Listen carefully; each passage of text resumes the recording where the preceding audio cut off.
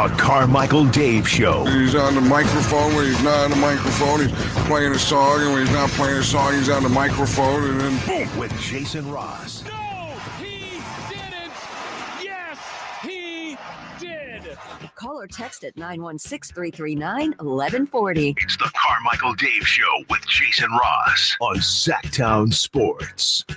Yes. On a Tuesday, the Carmichael Dave Show with Jason Ross, Alan Stiles still filling in for the guys, along with Kyle Ledbetter, taking you up to Friday, or should I say through Friday. Stiles and Watkins, 10 a.m., 2 p.m. That's my home, just like Noah Lyles says. The 200 is his home. He was talking big trash because that's what he does, but he had some fun with the 100, and that's what I'm doing this week, having some fun during the morning show. And Chris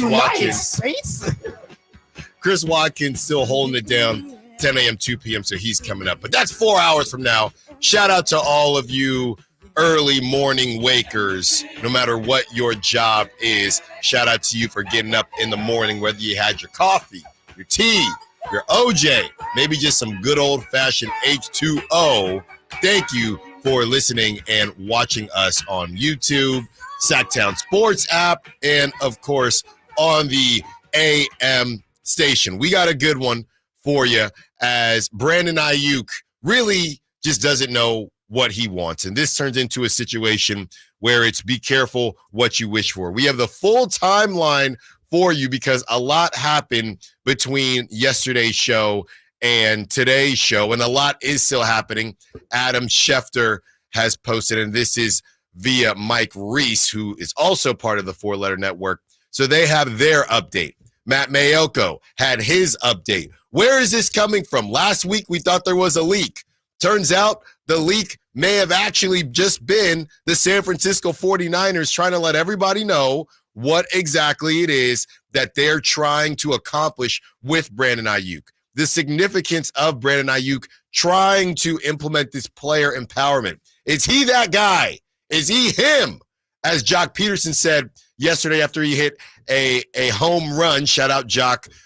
He is a Bay Area guy, Northern California, now with the Diamondbacks, but we love to see it. And speaking of home runs, we'll get into Tyler Fitzgerald during our shot of Styles Espresso because he's basically Barry Bonds. But we continue with whether or not Brock Purdy can get it done without Brandon Aiyuk. If Brandon Aiyuk actually does leave, you got Lauri Markkanen, his extension, whether he signs it or not, he's in a power position as we get back to player empowerment. The NBA, we know that that's what they live for. So what happens today if he does not sign? It's over. The trade conversations, they're done. All right, at least for this year. If he does not sign today and signs tomorrow, it is over. USA versus Brazil, they get it going today. I won't be on, but that will be on during Styles and Watkins, and USA trying to figure out who they're going to face if they do take care of business, as Serbia and Australia are getting it popping right now, 46-24. So seems like Australia is doing their thing. And Kyle, I don't know if you remember, you said I'm not going against Jokic. I did say that yesterday. I did say that, and it's not going great for me right now. But it's okay. It's okay. You know, it was Jokic and the crew and Australia and a lot of guys who have either been in the league, on their last leg in the league, still very much so in the league, from Dante Exum to Josh Giddey. You still rolling Patty Mills out there. I mean, the guy he's a bit of a vampire. Patty Mills is cooking. I mean, now. he just doesn't go away. He is Olympic basketball. So that is going on. You also had Germany take care of business earlier this morning, as well, as they defeat Giannis. And, you know, really what happened there is you can't expect Greece to win without Antetokounmpo. But I'm not talking about Giannis. Thanasis was in the building but not playing, and maybe that's part of the reason the Olympic dream is no longer with us for Greece. Got a couple guests today that we are very excited about. Jason Aponte, Niners Nation Sprint Right Option podcast. Jason will be joining us at 8 to break down this whole Brandon Aiyuk thing. And there was a little bit of drama, I would say, yesterday with really NFL Network and their guys, Tom Pelissero, a couple different guys kind of taking shots at content creators and this whole journalist versus non-journalist thing. And he said something to the effect of, and Mike Garofalo, they were both speaking together. If you don't have a blue check, or if you just bought a blue check and now you're trying to put out information, you got to be careful who you pay attention to, yada, yada, yada. So some shots being fired there, and I'm just sitting there eating my popcorn from afar. So we'll get some information from Jason Aponte. And who knows, 8 o'clock, that's 2 hours from now. A lot could change. A lot could change between now and then. Maybe Brandon Aiyuk isn't even a 49er by then. That's why you have to stick with us, because anything is possible, just like Kevin Garnett said and what Jason Tatum tried to say in a different, weird way. We did it! We did it! We also have Jake Gaden of CBS. He is going to join us at 8:30, and we're going to take a trip all around Northern California and specifically Sacramento, those sports and what's going on there, his thoughts on the Kings offseason, what Aiyuk is doing. I also want to have a conversation with Jake about this A's Heat situation. So basically, if you live in Sacramento, you know it gets hot. And the word is that the A's and Sutter Health, they're going to change the field into turf. Right, and if you've played on turf, you know that turf can get hotter than grass, or even if you've just been out there. And a lot of things have been said as far as if you're more so on the side of, oh, I don't really support what the A's are doing going to Sacramento and this, that, and the third. When that happens, now you have people saying it's going to be 3,000 degrees. Nobody's going to be able to play. How are they even doing this? So you have that side of the spectrum. Then you have the other side where everybody is very pro-Sacramento. And on that side, this is a non-story. This is not a big deal. Who cares? People play football, or kids play football on the turf out here in Sacramento. It's never been an issue before. The Sacramento River Cats currently play. And what's the problem? There's no problem. This is all being overblown because people want to hate on Sacramento. Well, just like most things happen throughout life, we're somewhere in the middle. That's where we should be. It's not that it's not an issue. It's not that nobody should think that you should play there, but the idea that it's not a big deal, incorrect. The idea that it is the biggest deal in the world and you shouldn't be able to play there or do whatever it is that the A's want to do, that's also incorrect. So hopefully, just like Mayor Moore said, we can meet somewhere in the middle and figure out what is going on there. All right, Kyle, it's time for the shot of style espresso. That's a long one today. That was longer than yesterday. And you know why? Because Tyler Fitzgerald, his streak is still going on. Talking about a long streak. 11 homers in the last 17 games. This guy is literally turning into Barry Bonds right in front of our face. And Kyle, we got the call. Let's hear how it sounded. Especially lately. Hits that one high and deep to left field. James Wood back. It is gone. Fitzgerald starts the game with another home run. His 12th of the year. And man, is this guy on a home run tear. He is absolutely on fire. The Giants love to see it. This is from the Giants, shortstops in the ALNL history since 1901 to hit 11 or more homers in a 17-game span. Alex Rodriguez, Troy Tulowitzki, Trey Turner, and Tyler Fitzgerald. Wow. That's the end of the list. That's the end of the list. Wow. And so much can be said, Kyle, and don't get me started when you talk about a crapshoot, all right, as far as the MLB draft. A lot of these guys, that's not to say that they're just guessing. There's obviously ideas and there's obviously tools that all these players possess. But a lot of times you miss, and you just hope that you hit with somebody else. We're going to spend a lot of time talking about the Niners situation. Well, I don't know if you want to call Jimmy Garoppolo a miss, but Trey Lance was definitely a miss. All-timer of a miss. But then you hit with Brock Purdy. I'm not saying Marco Luciano is a miss because the kid can hit the baseball. You can watch right here in Sacramento when he was out here. Now he's up with the big club. But he can't play shortstop, at least not right now. And we talked yesterday about it. You don't just learn how to play shortstop. That's one of the last premium positions left in baseball. So I'm not particularly confident that Marco Luciano is going to figure out the shortstop position. But you know what? Right now it doesn't matter because you may have missed as far as Marco Luciano as a shortstop, but you get Tyler Fitzgerald. And maybe this is a wild Jeremy Lin streak. Maybe. But I'm enjoying it right now, Kyle. And there's something to be said. When you go on a streak like this, it's just like boxing, okay? And that's why they call it a sophomore slump. And obviously, he's not a sophomore yet. He's still taking care of business here with the Giants in the same year.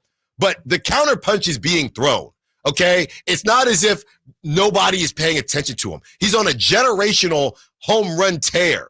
So pitchers are saying, okay, well, he likes the curveball. Let's go here. Tyler Fitzgerald, I don't care. Okay, he likes the fastball here. Let's go curveball. Tyler Fitzgerald, I don't care. So I'm not saying that he's going to continue this streak. What I am saying is that on the scouting report every single day, and I know the competition that they're facing right now is not top tier, but at the same time, it's still Major League Baseball competition, and they do have some tough games mixed in there. So there's one guy that is being highlighted on the Giants lineup each and every day right now. If I'm the Nationals, if I'm whoever's facing the Giants, who is not going to beat us today? Tyler Fitzgerald. But you know what continues to happen? He continues to beat you. Again, 11 homers or more in a 17-game span. 4 dudes. Alex Rodriguez, Troy Tulowitzki, Trey Turner, and your own, if you're a Giants fan, Tyler Fitzgerald. That's how it is done. That is your shot of South Espresso. We hope it's not a Jeremy Lin run, but even if it is, just enjoy it, because as much as Giants fans like to complain about Farhan and hashtag fire Farhan, all this stuff, sometimes it's just easier to enjoy things. And Tyler Fitzgerald is something to enjoy right now. Leading off is coming up next, Carmichael Dave Show with Jason Ross, Alan Stiles filling in.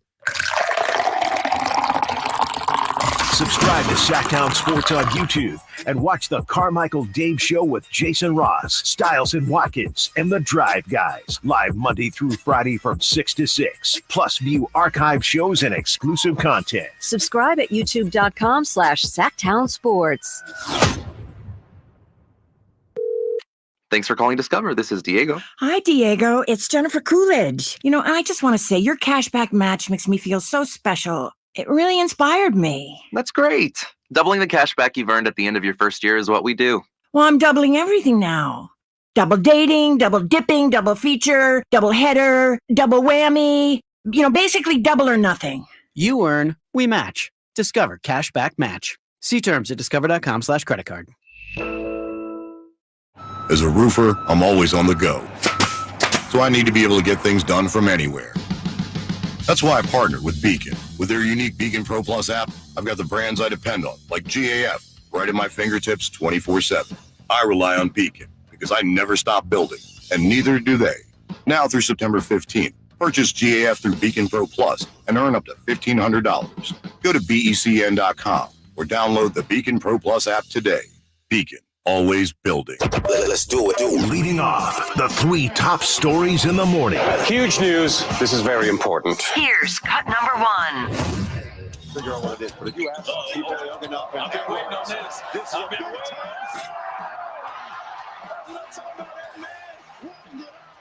Anthony Edwards with some style. We're getting ready. 12:30, Brazil versus the United States, the Olympic quarterfinals. And I'm telling you this much. I'm not trying to be the old head or whatever it is, because there were multiple players there that I saw, but there was not a report. There was essentially video. Anthony Edwards' birthday was yesterday. Yep, he was on Celebrity Birthday. He was on Celebrity Birthdays, and there was a surprise party being thrown for Anthony Edwards. Now, that's not to say they were having beverages or anything like that. Maybe they were just enjoying themselves. If you are a parent, maybe you know who this rapper is, or if you're a younger statesman, maybe you do too. But Gunna was there, and Gunna was, I don't know if he was performing, but he was previewing new music, and Anthony Edwards and LeBron James, those were the only two I saw. And Kyle, I do think this goes to the conversation of, so Devin Booker, there's this whole argument going back and forth, which I honestly think it's stupid, because honestly, I think it's apples and oranges. So Devin Booker, who has played with the Olympic team before and medaled, he says, I disagree with Noah Lyles. It is harder to win an NBA championship than a gold medal. I think the issue here, and again, I defended Noah Lyles all yesterday, and I'm going to continue to do it. But the issue is, this is apples and oranges. Yeah. Right? It's not the same thing. Noah Lyles, there is no, I know there's the Diamond League, but there's no, even everything you do in track has other runners from other countries, right? So even if there is a league that there's just no comparison to the NBA. So that's why this whole thing is completely useless. So Devin Booker, neither of them are necessarily wrong per se. Devin Booker is not wrong, because I do think it's harder to win an NBA championship than a gold medal. But I don't think Noah Lyles is wrong, because in his sport, what he's doing, the Olympics is the hardest competition to win it in. So neither of them are wrong. This whole thing makes no sense. So I don't want to say I'll blame Noah Lyles, but I will say that we're here because of what he said. Now, I don't think it should have ever been to the point where people are saying, I know I saw somebody on the Colts say he's my least favorite American. I mean, this is getting kind of crazy now, but don't disrespect these American sports leagues, and that's what they feel like they did. But ultimately, this whole conversation doesn't make sense, because it's just not, they're not two comparable things. Like, I could give a legitimate case for why Noah Lyles is correct and a legitimate case for why Devin Booker is correct. That winning a gold medal is harder than winning an NBA championship, because, I mean, you're talking about, even fastest man alive, if you want to take that one specifically, that is a competition that is literally who runs the fastest. And everyone on earth is capable of running. Right. But in the case of like a broader gold medal, like, yeah, there's some events that are, I won't say easier than others, but ones that are more exclusive than others because of the sports that are played, weather, things of those sorts. In the case of Devin Booker, like, basketball is arguably the second most popular sport in the world. Hundreds of millions of people play basketball, and it's impossible to get to the league in the first place, but then to go from there to being the best player on a team that wins a championship, like Devin Booker was 2 games away from a few years ago, is really impossible to fathom when you talk about just how many people actually play basketball, and the fact that you're the one or one of the 5 standing at the end is also ridiculously hard to fathom. Yeah, basically Noah Lyles undersold the global footprint that the NBA has and the academies that are everywhere. I mean, it as somebody who just kind of shoots from the hip, and that's what you have to do when you're on the radio for 4 hours or whatever the case is, I understand that you just want to go down with your shield, and that's essentially what Noah Lyles did. If you gave him truth serum, he'd probably tell you, yeah, I probably could have worded it differently, but we're here now. Yeah, and honestly, it's very silly, because at the heart of his conversation, he is correct, which is like, think about the World Series, because he was kind of broadening sports around. Like, sometime in the early 1900s, America decided, you know what, our championship, that's the world. Yes, I think that self-righteousness idea that he was talking about. It's like, why are you calling yourself a world champion when you're just an American league or whatever? Well, there was nowhere for him to go, right? Because the NBA is extremely global. Major League Baseball, I would say, is global in a different way, because you have so many Latin players, you have so many players from overseas. the kicker is that it's honestly the NFL. The NFL has the least, ability, right? Or you should say it makes the least sense for the NFL to call themselves world champions, because the NFL and American, it's literally called American football. Yeah. It's the most Americanized sport. But I'll tell you what, I'm not coming at the NFL. I'm not touching the NFL, because that is you if you think the NBA roasted him, you try to talk about American football in a negative light to Americans, not going to work. I mean, globally, they probably would have loved him, but that Colts player and everybody else, he would have got crucified even worse. You don't mess with American. Do not, even if you're right. Just don't touch it. It's about to merge together, these 2 points, because remember, we got flag football coming to the Olympics in 2028. I saw. Did you see the commercial with Jalen Hurts? I have not, but he basically throws the football, turns into fire, and he lights he chucks it on top of, I think it's the LA Coliseum, and the torch goes off. So yeah, that'll be interesting. Look, if there's any debate about how easy or hard it is to win a gold medal, like these other countries are about to mess around and find out with the Olympics in 2028. I don't even know if what other countries even want to be a part of it. Germany's got some dudes in the NFL. They got any quarterbacks? Not that I'm aware of. All right, Kyle, what's cut number 2? Cut number 2. First and 10 Niners, and they're 24. Purdy going to can the play here as 3 receivers right, Aiyuk and Juszczyk left, going deep down the sideline for Aiyuk. He's got it, and he's gone. 20, 10, 5, touchdown! San Francisco! Aiyuk is on fire! There it is, Brandon Aiyuk, the trade rumors. In about 5 minutes, we're really going to dive deep into what in the world is going on, who is being pettier, and if Brandon Aiyuk actually does get traded, who will regret it more. So stick around for that. All right, Kyle, what is number 3? Cut number 3. Down by 4, trying to avoid loss number 21 in a row. Down to the final strike. Swing and a miss. The losing streak is now 21 games as the White Sox etch their name on the wrong side of history. It's bad. It's bad. And you were all over this yesterday, Kyle, as the White Sox continue their losing streak. And it's just pretty embarrassing. Like I said, if you have a White Sox jersey, good luck. I don't know where you're going to wear that, and there's, of course, a lot of people trying to figure out just where they went so dang wrong. The White Sox have now lost 21 straight games. This is just the 3rd time in MLB history a team has lost that many consecutive games. I mean, what do you I'm gonna be honest with you, right? I played on some bad teams.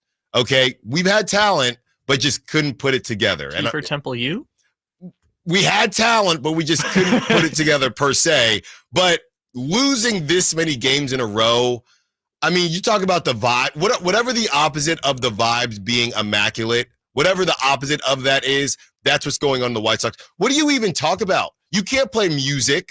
You can't do anything. You can't be dancing on the table like in Moneyball. No, unless that's the goal to lose and get out of here. I mean, it reminds me of Major League almost, because it's almost as if they're losing on purpose, and obviously they're not. But this is really bad. It's really bad, and it just happened so quickly. I was reading quotes from the White Sox manager, who honestly, I forgot what his name is now, so I have to look it up again. But he was talking about, like, yeah, we talk about it. It's not like one of those unspoken things that we're just like we talk about it every night. You have no choice. And isn't it was Ozzie Guillen who's always going off on them on the broadcast?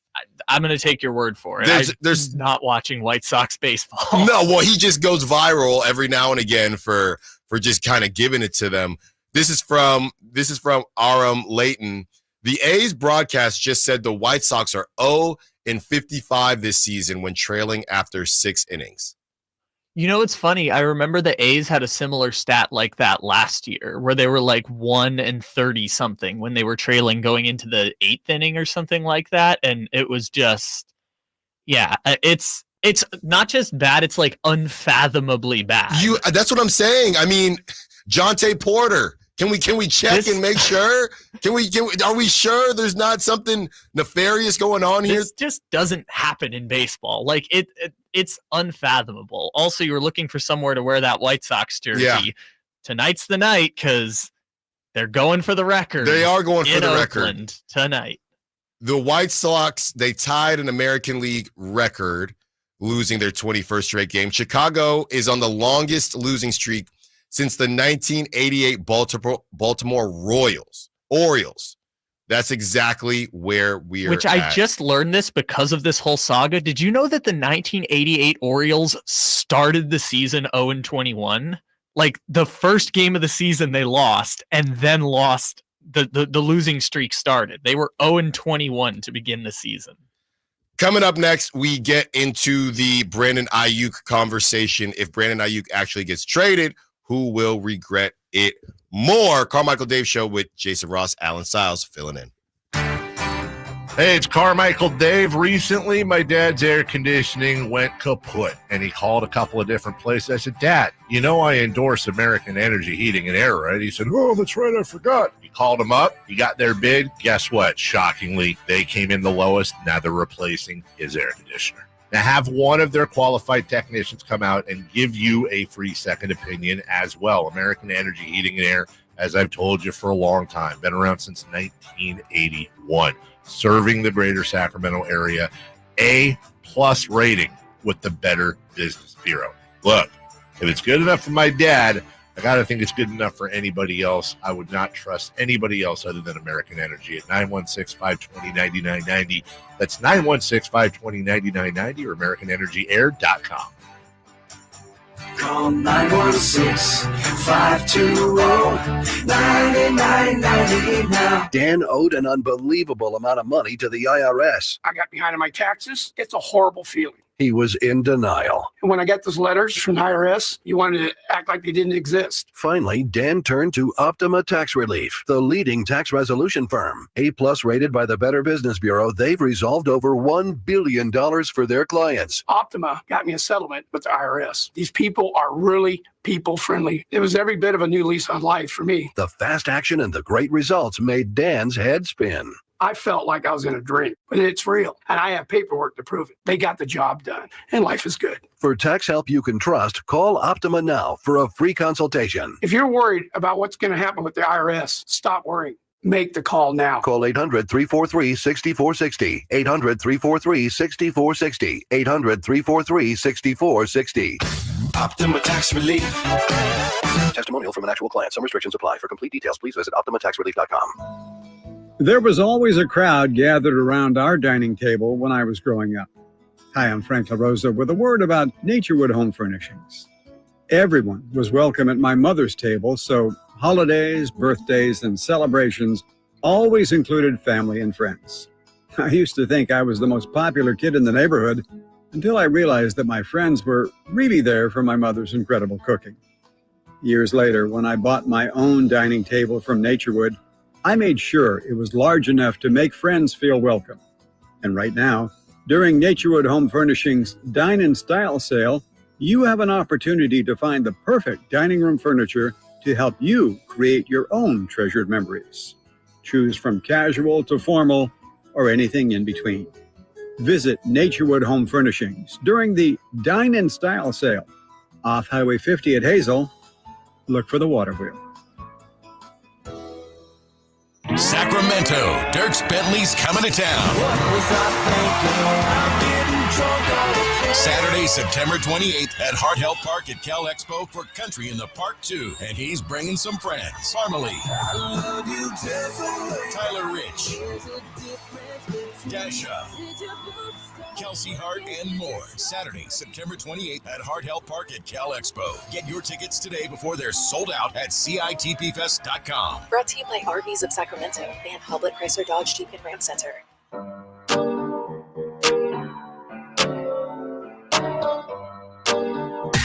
Carmichael Dave. He has very good sources, and he just kind of tells it as it is and gets to the point. Jason Ross. He has a lot of pretty smart things to say. He's good at what he does. On Sacktown Sports. Yes, they are good at what they do. That's why they deserve some much needed time off. Vacation for Dave, vacation for Jason Ross, Alan Stiles filling in with you.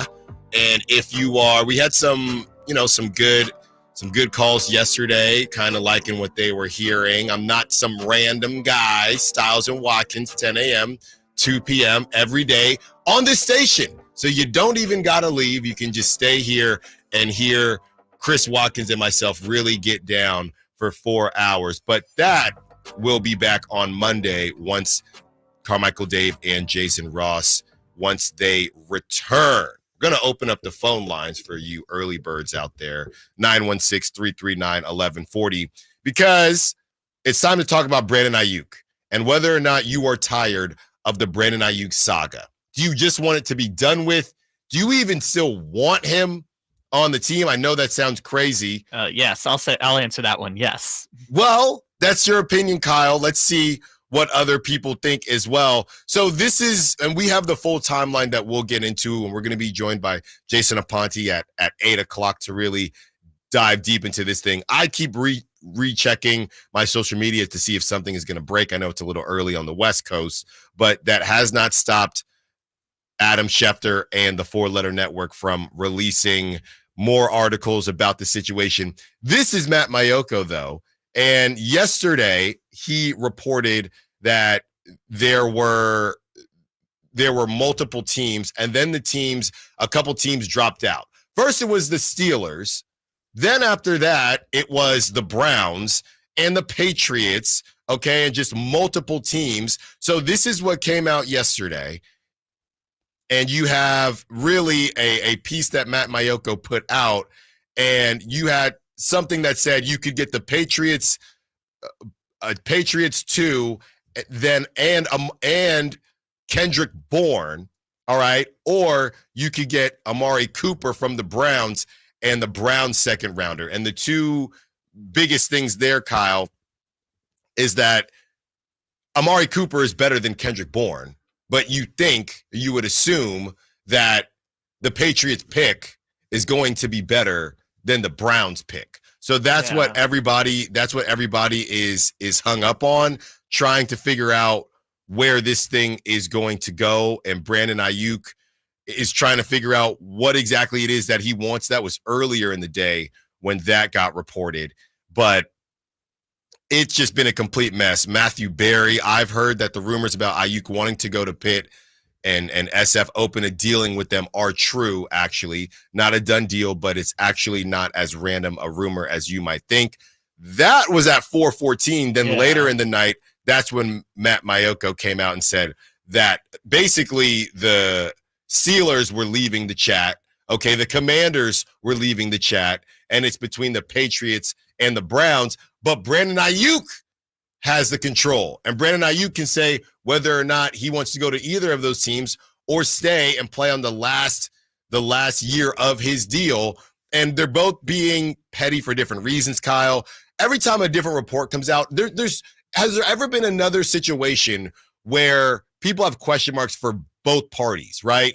People are mad at the Niners for letting it get this far. And I should say fans. Some fans are mad at the Niners for letting it get this far. Some fans are mad at Brandon Aiyuk for just doing this in general. And it's one of those things where I feel like when it was the Debo situation, it was similar, but at the same time, I don't know how many people were actually upset with the Niners. I think it was, hey, this is what teams do, or this is what players do, and Debo is going to do his thing and scrub social media, and they're going to figure. It was very much cookie cutter. Yeah. This one is not cookie cutter. So with the Niners, I agree with you in the case of I can't think of a scenario with this Niners regime where there's been a contract negotiation quite like this. Because even when it was Nick Bosa, it was always, we're going to get a deal done. And Nick Bosa was like, we're going to get a deal done. It just, there was a mutually agreeable circumstance there. In terms of the league at large, this isn't as uncommon, I think, as we're making it out to be. Like, I'm old enough to remember the Lamar Jackson saga of last summer, or last spring, where everyone was like, Baltimore, what are you doing? And everyone was like, Lamar Jackson, what are you doing? So I guess it's not that uncommon because of how the NFL structures are set up with the franchise tag and everything, and it takes a lot of the leverage away from the player, so the player kind of has to make a public stink or leak out information to try and create leverage. But I'm very surprised about everything that happened yesterday, to your point, because it does sound like both people are being petty because the mutually beneficial outcome is for the Niners to just extend Brandon Aiyuk. I don't understand why it's now gotten to a place where there might be a trade, there might not be a trade, or why the Niners want to get another player in return for a Brandon Aiyuk trade, because what they should have done was just make the trade back at the draft and pick your guy so that you have a cost-controlled rookie contract. But that's Ricky Pearsall.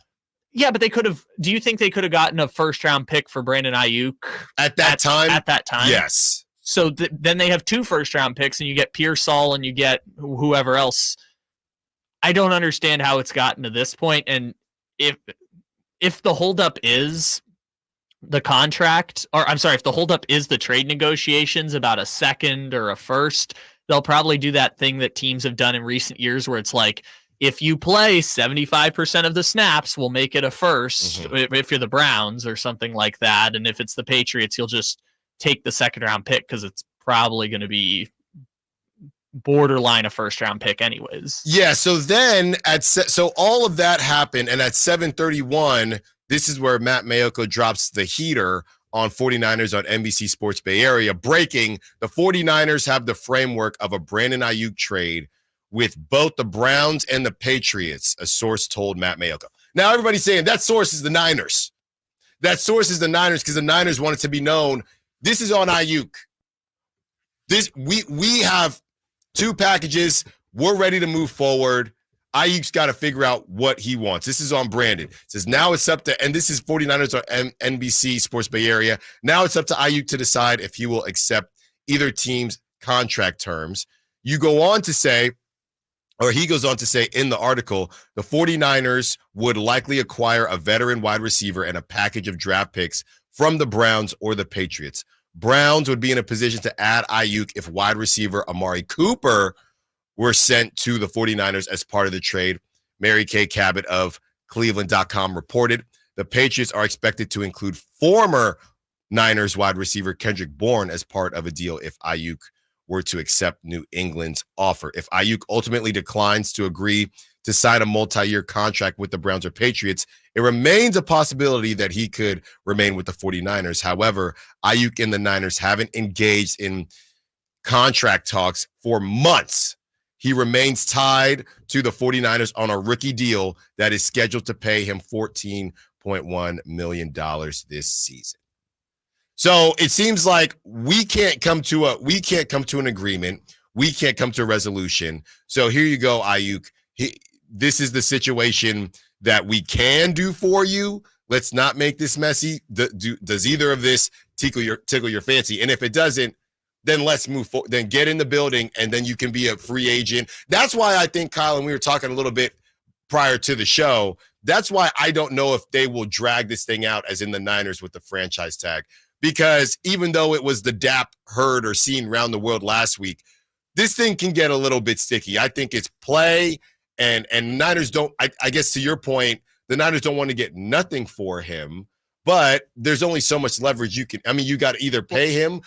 Now they're saying, well, we want to trade him or we can trade him, but he's got to agree to it. The Niners don't want to lose him for nothing, but at the same time, this season ends. Do you really want to franchise tag him and go through this all over again? Well, you can always tag and trade him. That's the thing. They will not get nothing for him. The NFL is just set up so that Aiyuk simply cannot walk without having to negotiate a trade and go through the tag and trade. But is whatever they're going to get now so much substantially better that you're not willing to take maybe 70% of that offer later just to have one more run with Aiyuk? It's a good point. That's where I'm confused with this whole process. Is I thought after there wasn't a trade at the draft that they were just going to run it back with the same group next year. The fact that this came up yesterday is really strange.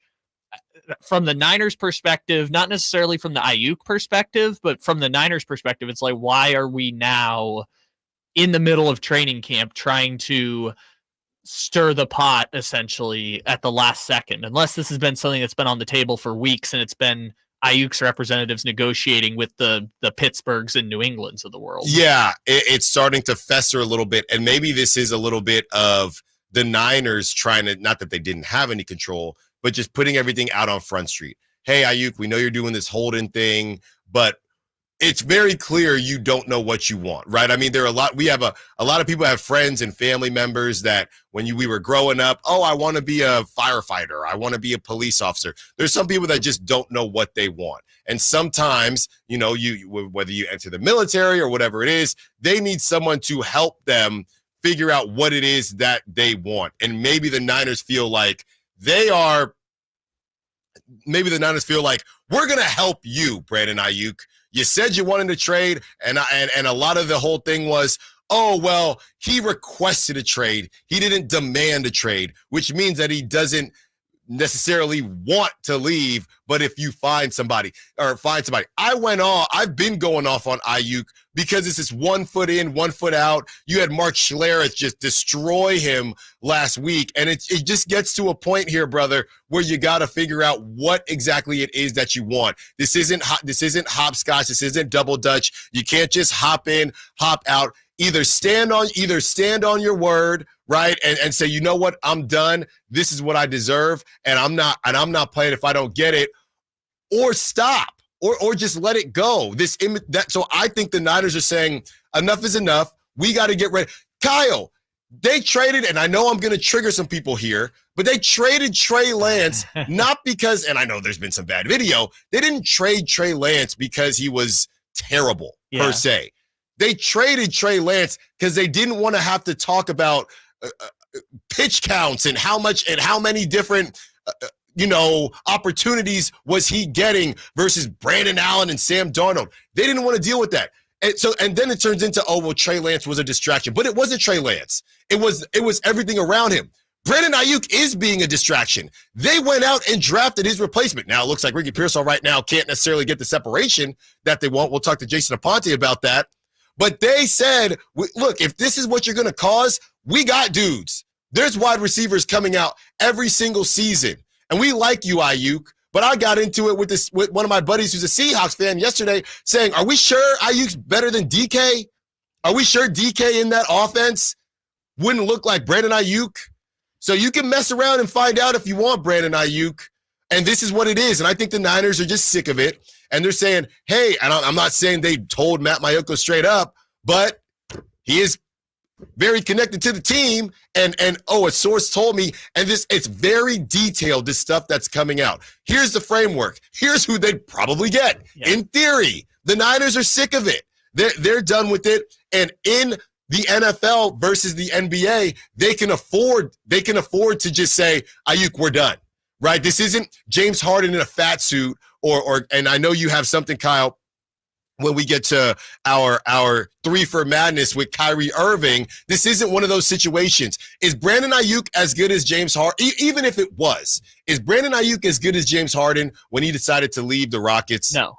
Is Brandon Aiyuk as good as Kyrie Irving when he wanted out of Boston? No. So not only do you not have the same type of player empowerment as you do in the NBA, you're not as good as those guys. When everybody was worried about even the NBA and, people are just going to leave their contract, it's not an issue because those guys don't just fall off trees, okay? You're not going to find a Kyrie Irving every day or a Kevin Durant every day. That's why they have that leverage. And I think Aiyuk, and look, somebody is willing to pay him. But what Adam Schefter is also reporting, along with Mike Reese, is that this isn't just a one situation thing.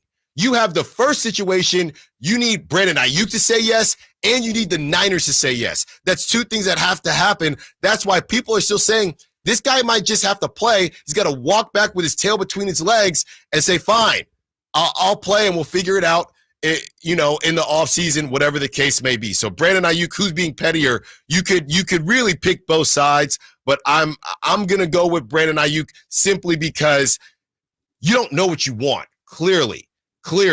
You gotta ask your significant other, hey, what do you want for dinner? Right? You know what I personally do, Kyle? I go by elimination. You know what I mean? I do process of elimination. Do you want pizza? No. Okay. Do you want a burger? No. Okay. Do you want Chinese? No. Okay. Then we just keep going down the list. Okay. But I feel like we do. Brandon Aiyuk knows what he wants for dinner. It's a 4-year contract with $84 million guaranteed. But does he? But now there are teams that want to pay him. Now the word on the street is that allegedly that he didn't want to go to some of these teams. So I want my money. And I want it now. Now I sound like one of those infomercials, but I don't want it on this team. I don't want it on that team.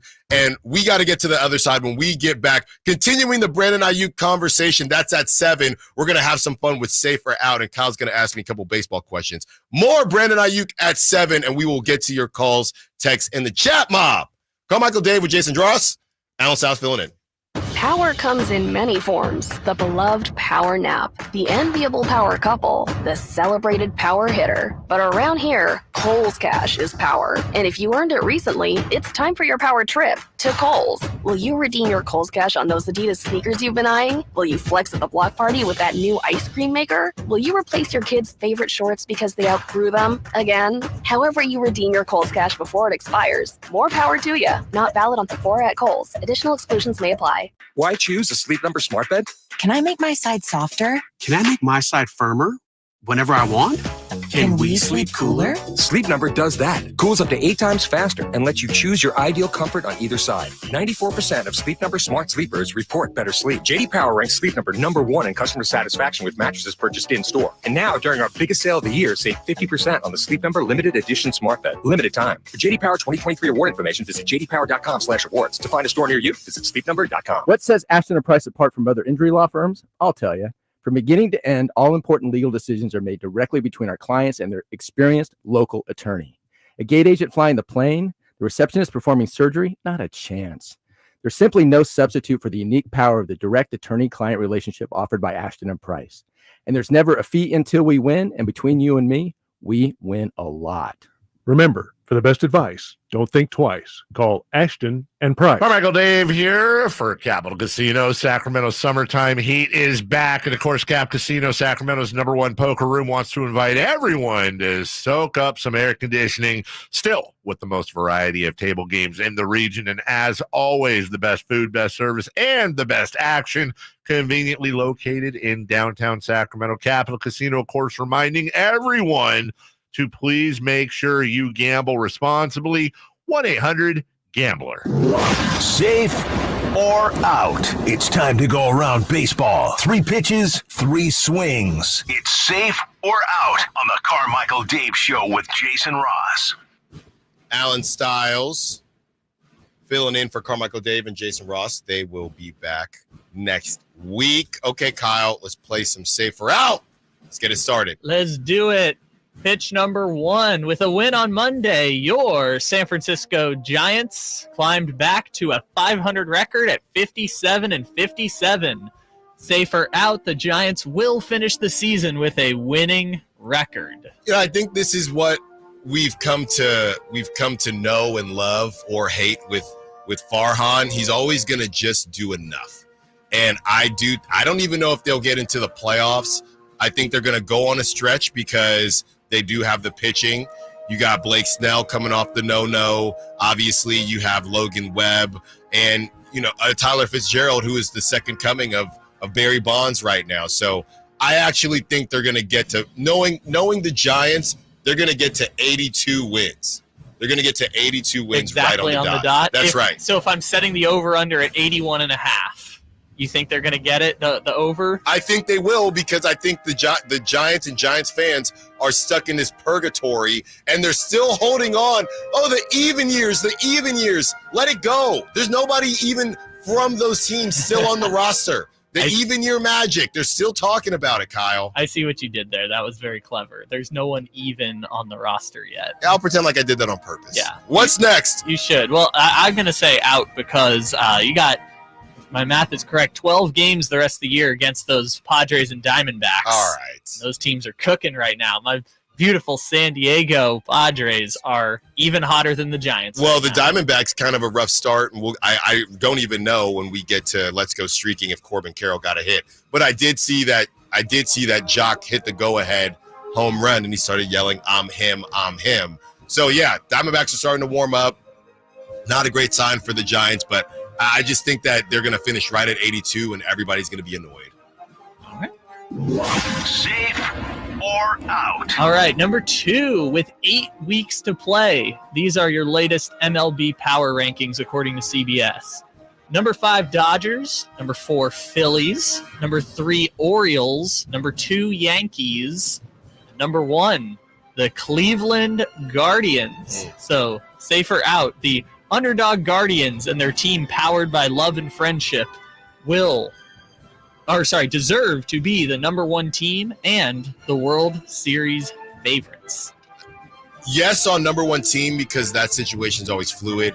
World Series favorites, absolutely not. I mean, I think we're on a collision course with the Dodgers and the Phillies in the NL. As far as the AL is concerned, and I know it's pretty chalk, but I do like the Yankees, and I do like the Orioles as well. The Orioles are young. Thought they would do more at the deadline, but they're already. And Kyle, the Orioles, they pull someone up every other week. Yeah. Every other week they're pulling someone else up from the minors. My favorite story of the trade deadline was that they traded for Christian Pache and then released Christian Pache like 2 days later because they just have so many players. They have so many players, and it's either the Yankees are going to figure out how to hit a curveball in the fall, which they haven't been able to do for the last 5 to 6 years. We go through this with the Yankees every season, or the Orioles are going to take care of business. I don't think the Guardians are there yet as far as the NL is concerned. I think the Phillies have unfinished business. I think that you could always put the Dodgers there. The Dodgers just riddled with injuries. Maybe they get healthy at the right time. But the Phillies, I mean, you got to get that bad taste out of your mouth in losing to the Diamondbacks when nobody expected it. And me personally, Kyle, I think I told you, Bryce Harper has got a place in my heart. I played him back in the day. I think I was 17 and he was probably 14 or 15, something like that. He hit a ball, Kyle, that I don't know has landed yet. We had a little our soft lefty was trying to get to work for us, and he gets up first at bat and he hits a single up the middle. I'm thinking, okay, whatever, you know what I mean? Nice piece of hitting. The second ball, I was in center field. And when you know those, and we'll talk about the 480-foot bomb yesterday as well. Nobody moved.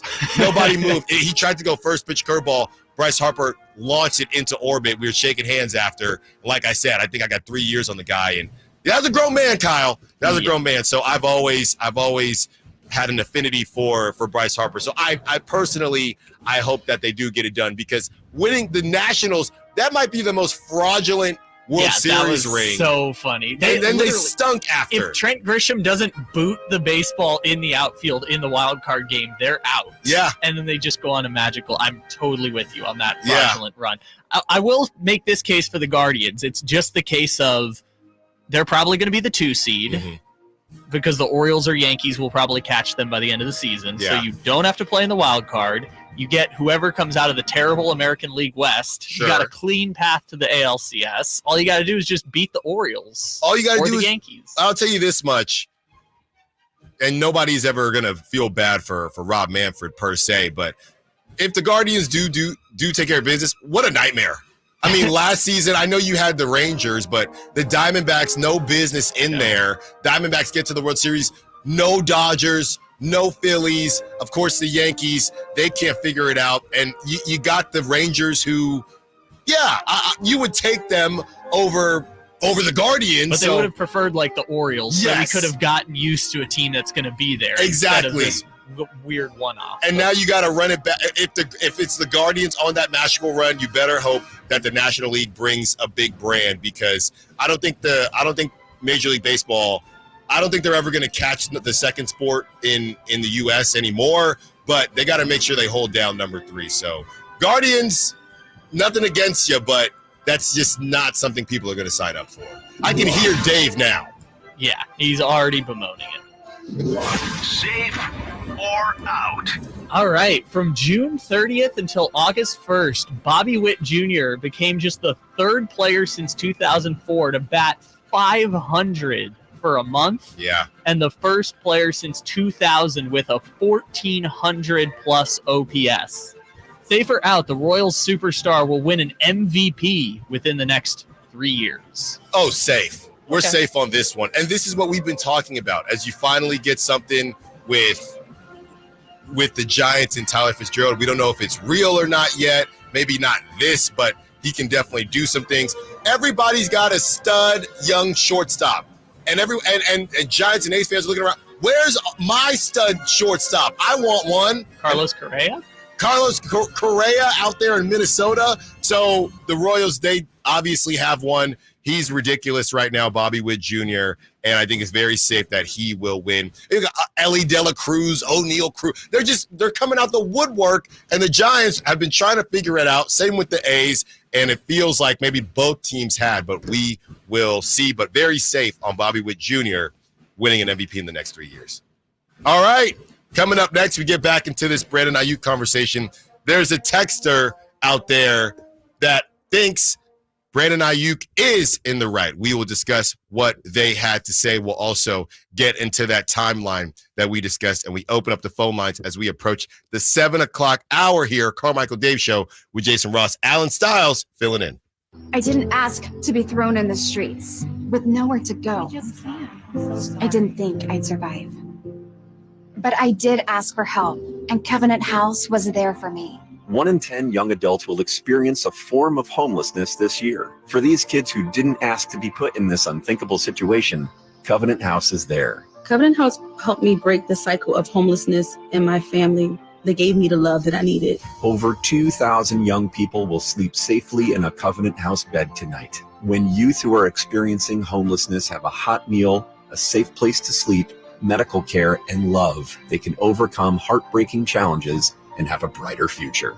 They just really genuinely just wanted to help me succeed, and I'm succeeding. I'm a speaker, I'm an author. Covenant House really helped me and really helped mold me into the woman I am today. If you or someone you love is asking for help, go to safeplacetosleep.org today.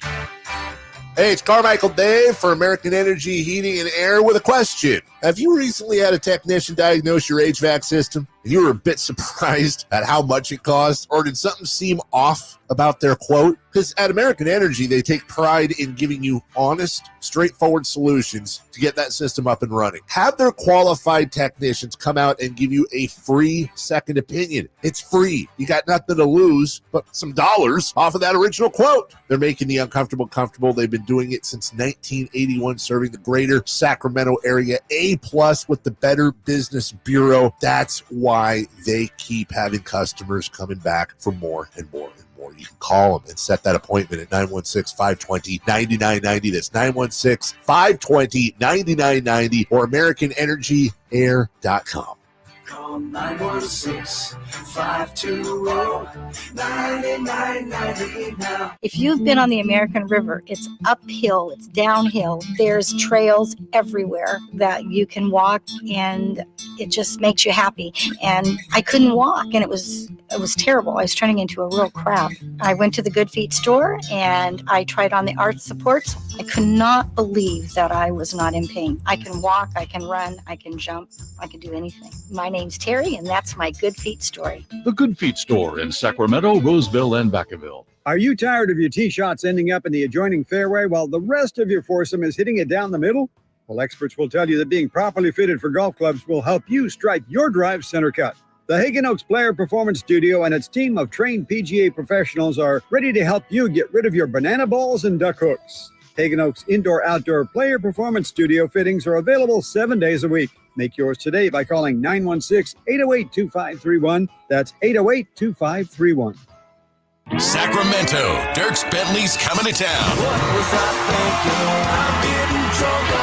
Saturday, September 28th at Hart Health Park at Cal Expo for Country in the Park 2. And he's bringing some friends. Parmalee, Tyler Rich, Dasha, Kelsey Hart, and more. Saturday, September 28th at Hart Health Park at Cal Expo. Get your tickets today before they're sold out at CITPFest.com. Brought to you by RVs of Sacramento and Hoblet Chrysler Dodge Jeep and Ram Center. I'm Ken Korak with your Green and Gold Report, brought to you by Xfinity Mobile. Connect to the most reliable 5G network nationwide. Well, July was very good to the A's as they put together their best month since they were 17-9 back in June of 21. And they took advantage of a real quirk in the schedule, playing the Angels 10 times in July, and they went 8-2. And also good series against the Astros and the Phillies, going 2-1 against those two ball clubs as well.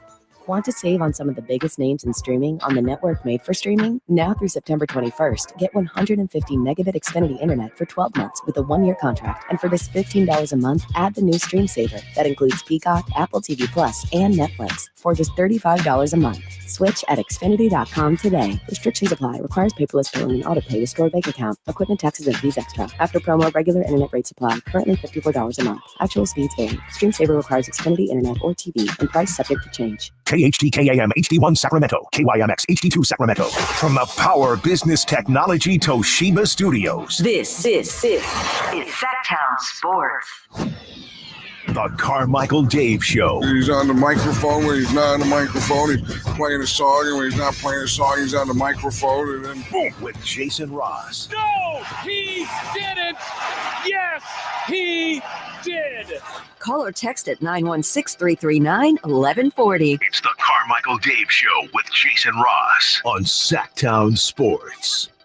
Alan Stiles filling in for Carmichael Dave and Jason Ross. They'll be back on Monday. And we have a text here, Kyle, getting back into the Brandon Aiyuk conversation, as we will be joined by Jason Aponte, Niners Nation Sprint Right Option Podcast, in an hour to continue the Brandon Aiyuk conversation. This is what they have to say. From the 279, receivers come out every year, yes, but the catching ability, the blocking ability, and the grit that Brandon Aiyuk has, there are not a lot of complete receivers like him either. Know your value, and he does, in all caps and an exclamation point. He's one of the best complete receivers in the league, more caps there. And all you Niner fans will find out when he's gone. Again, this isn't simply about knowing your value. Okay, I think that is just you're just oversimplifying it, and that's fine. But this is from Adam Schefter, okay, and this is what he had to say initially, and this is from really this morning as the new piece came out from Mike Reese. Adam Schefter says the San Francisco 49ers are now willing to listen to trade offers for Brandon Aiyuk and have given the star receiver permission to negotiate a contract with other teams. And then he tags Mike Reese in his story. Adam Schefter then quote tweets it, this is an hour ago, and says, "This is not a simple trade to execute. Any interested team would have to meet the asking price of Brandon Aiyuk and the 49ers. It's easy to meet one of those conditions, but considerably more complicated to meet both. So far, no one has been able to do it." So you can know your value and know your worth. Trust me. I got a baby girl. I definitely want her to know her value when she grows up, but it's just not that simple either, right? And it was never about, to me, whether Brandon Aiyuk holds out or holds in or holds within or whatever you want to call it. It was about Brandon Aiyuk not know. Does Brandon Aiyuk, let me ask you the question, 279, does Brandon Aiyuk know his value? Because if you know your value, then why are you not going all in and doing a hold in and not necessarily putting your stamp on it? So he knows his value. If you're mad at a company and you're trying to prove a point, are you going to go to the practices? Are you going to be dapping up the coaches and dapping up the GMs? That makes me feel like I still got you under my finger. I still got you wrapped around my finger. If you really are trying to stand on business like the kids say, then you would hold out. Yeah, you're going to lose 50 grand and nobody wants to do that. I'm not pocket watching. But the issue isn't that Brandon Aiyuk is holding out or holding in. The issue is that Brandon Aiyuk kind of wants to stay on the Niners. Yeah. That's what this is. Brandon Aiyuk requested, and I'm air quoting here, requested a trade, didn't demand a trade because it wasn't straight up, give me my money or move me. It was, well, give me my money, but I kind of want to stay on this team, or I want to go to this team, or give me my money and I kind of want to stay with the Niners. So it's not about Brandon Aiyuk and knowing your worth. It's about Brandon Aiyuk has been 1 foot in, 1 foot out this whole time, and he's gotten destroyed for it. And ultimately, you need two things to happen. It's not as simple as just one thing happening. All right? You need a team to really value you because they've got to be willing to pay the contract the 49ers are not willing to pay and part with something in a trade. It's not huge, but they have to part with something in a trade. And I think it makes it easier that the 49ers want according to the reports, the 49ers want a ready-made receiver already in the bag, whether it's Amari Cooper or Kendrick Bourne. That makes the trade easier, but someone's got to really value you at that and be willing to sign a 4-year, $124 million contract with $84 million guaranteed. Well, and I would say this as well. I think Amari Cooper, I'm not going to sit here and say Amari Cooper is as good as Brandon Aiyuk. I'm not going to disrespect him there. But I do think in this offense, you could make an argument that Amari Cooper could definitely be a good receiver for. He's not going to make how much worse will the offense be, the Niners offense be with Amari Cooper than Brandon Aiyuk? About a conditional second-round pick's worse. Well, there you go. And the question is, do you still think you can get it done? The Niners are in a situation. Brandon Aiyuk is in a situation. And the other thing is, and I'm going to sound like a company man here, and like I said, I don't work for the Niners, but knowing your worth is one thing. This brother ain't about to play for free. I mean, he is going to get paid this season. Yeah, he thinks that it's time for me to get my bag now. But he is under contract. Nobody is asking him to play for free. He's getting paid. So there's just not a lot of ways you can spin this to make Brandon Aiyuk look like, and I've said this before, I think he's been getting bad. I think he's been getting bad information and really just bad judgment calls from, I don't know if it's from his camp, from the initial TikTok where he said, we're leaving. This is our last time in Santa Clara, to the weird stuff with Jade. How did the stuff with Jaden Daniels turn out? The Commanders, according to Matt, he's out now. Yeah. They're out. Which I kind of felt like they were out from the beginning because they're going to pay top money to two receivers that we're not quite sure are top 10 guys in the league. That seems like a strange choice. Well, and then according to Niner fans, then just give us Terry McLaurin. It's a rookie receiver. Don't you think that the Commanders would have wanted both? Yeah, that's the deal, which that's why, we don't have to get bogged down in the weeds of the report necessarily. That's why I was confused. I was like, why the hell is Amari Cooper I don't know in the conversation, but that I'm going to trust Matt Mayoko because what I understand now is that the Browns don't see him as part of their long-term future because after this year he's a free agent, right? So they just I assume don't see him as part of their long-term plan, even on a shorter-term deal or a less expensive deal.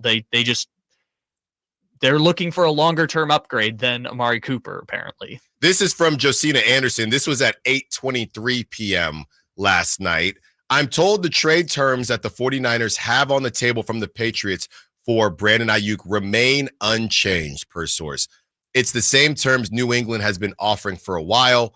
The Patriots have been pursuing Aiyuk for months. So the question there is it Aiyuk saying no to that one, going back to Adam Schefter? Is that Aiyuk saying no, or is that the Niners saying no? But the Patriots clearly want him. My guess, I guess you could take the guess either way.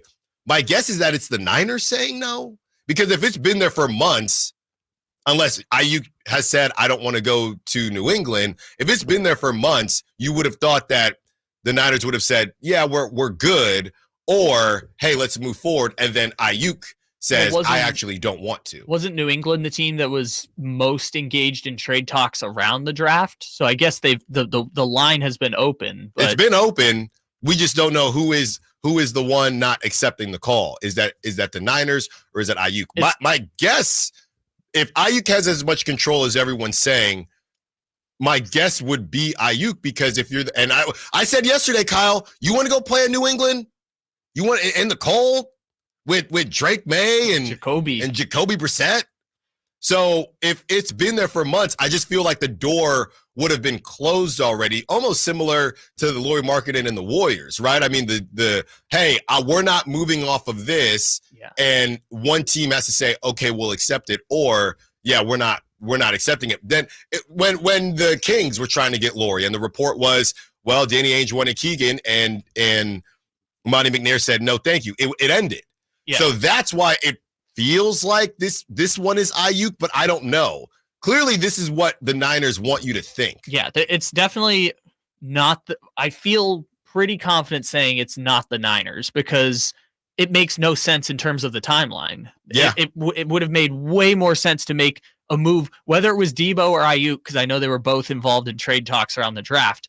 It makes way more sense to do that in May, when everyone hasn't made their draft picks and hasn't formalized their rosters, because it just opens up the parties that are willing to engage in a trade, and then you can have them bid against each other and the price goes up. At this point, most of these teams are already set, or teams that maybe would have been willing to trade for Aiyuk at the draft have already drafted their guys and are going to roll with the receivers that they have in their room, and then maybe come back next March and see if everything worked out.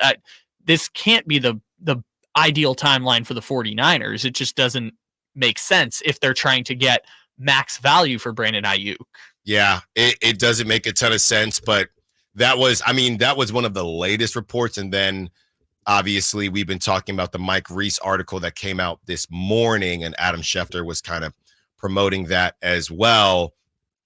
Just getting into it a little bit, the Patriots have been attempting to acquire Aiyuk for months, and it has been a slow process from their side, according to sources. It's still a fluid situation that could lead to several outcomes, including Aiyuk staying with the 49ers and playing out the fifth-year option on his rookie deal that would pay him $14 million. Other teams are willing to pay Aiyuk more than twice as much, but he has balked so far at multiple offers, according to sources. So as this comes out, and I'm not picking on the 279, but again, clearly Aiyuk knows his worth, but there are also teams that have been interested.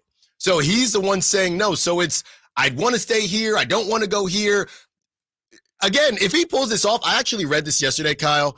If he does pull this off, this could change how players approach things, because he would be one of the first players off the top of my head. It's a short list. We got Le'Veon Bell and Devontae Adams. He would be on a short list of NFL players that got, if he gets exactly what he wants. If he goes back to the Niners, then I wouldn't count that. But if he pulls this off, this is something that we rarely see in the NFL. Yeah, there was a willingness for the Niners to trade him that wouldn't have existed with other players. Like, whether it's the Justin Jeffersons or the T. Higgins or the whoever, there was, for some reason, a desire for the Niners to be like, we just don't want the headache, or whatever it's going to look like.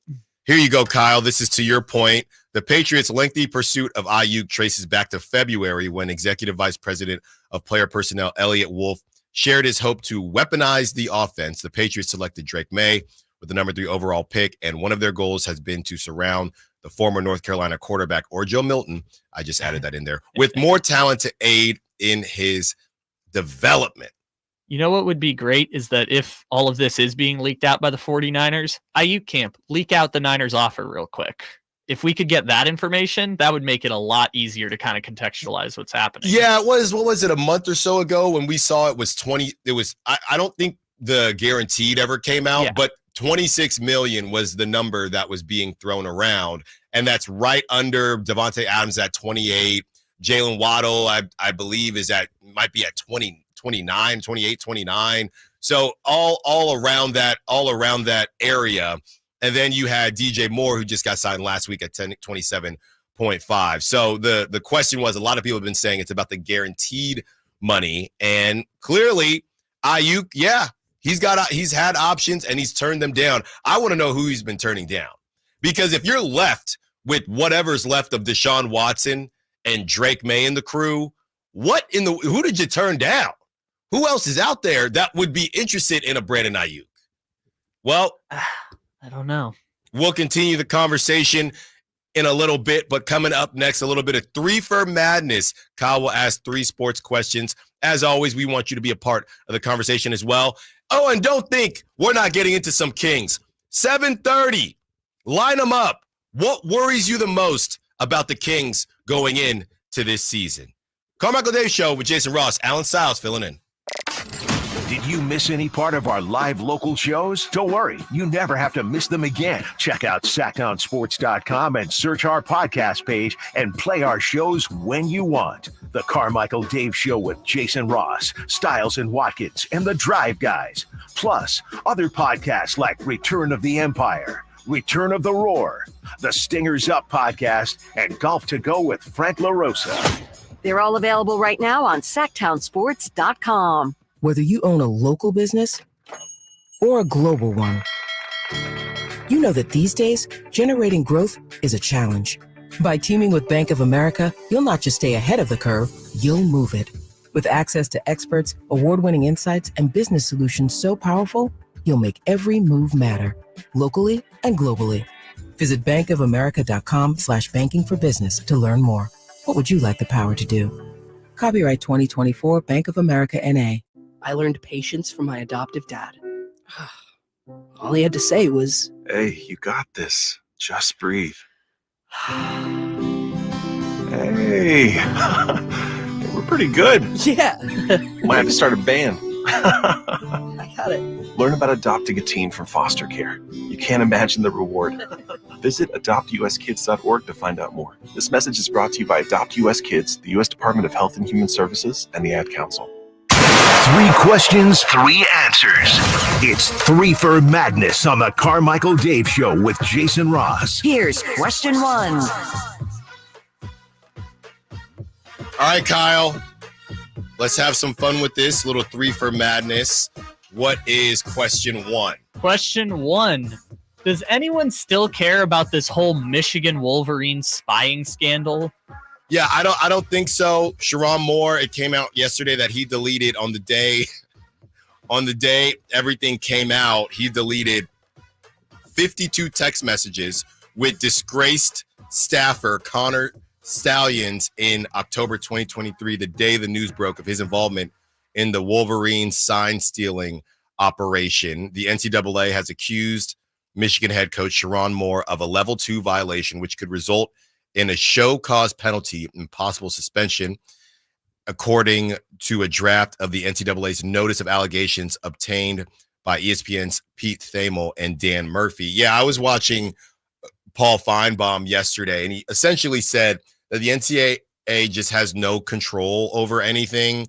Yeah. And last season, they tried to take Tennessee to task, and these schools just have so much money and are willing to pay these lawyers whatever they want to, that Michigan, he said at worst, Sharon Moore might sit out an early game against a team that they have no business playing anyway, besides giving that smaller team some money. I think they play Fresno State early in the season. Maybe it'll be Fresno State that he doesn't coach against, but I don't think anybody cares. I think when I first read this, or the idea when all this came out, was that everybody does it to some level. But I'll tell you this much, Kyle, you delete 52 text messages. That's a problem. Especially when they find the 52 text messages later.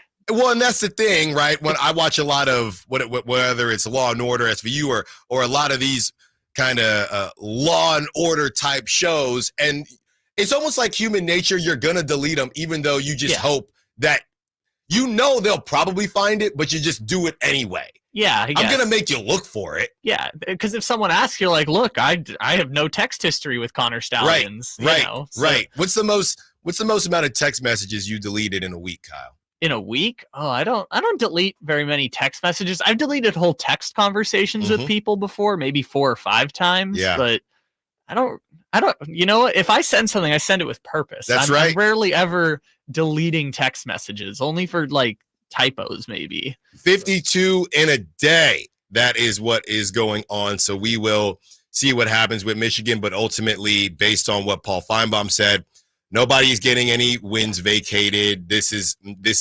essentially the NCAA feels like they have to do this, but it won't really be an issue for Michigan. Yeah, the NCAA is basically just fake police, in case people That's right. don't know. Like, literally, if the NCAA offers your school, like, reaches out, like, we want to investigate. If you don't cooperate with the NCAA, that's it. They don't have subpoena power. They can't make you cooperate. Just don't say anything, and they can't do anything. Yeah, all right. They have no power. What's number 2? Question 2. So 7 years ago today, Kyrie Irving officially requested a trade from the Cleveland Cavaliers. A couple weeks later, he got traded to the Boston Celtics. It broke up him and LeBron after 3 straight conference championships.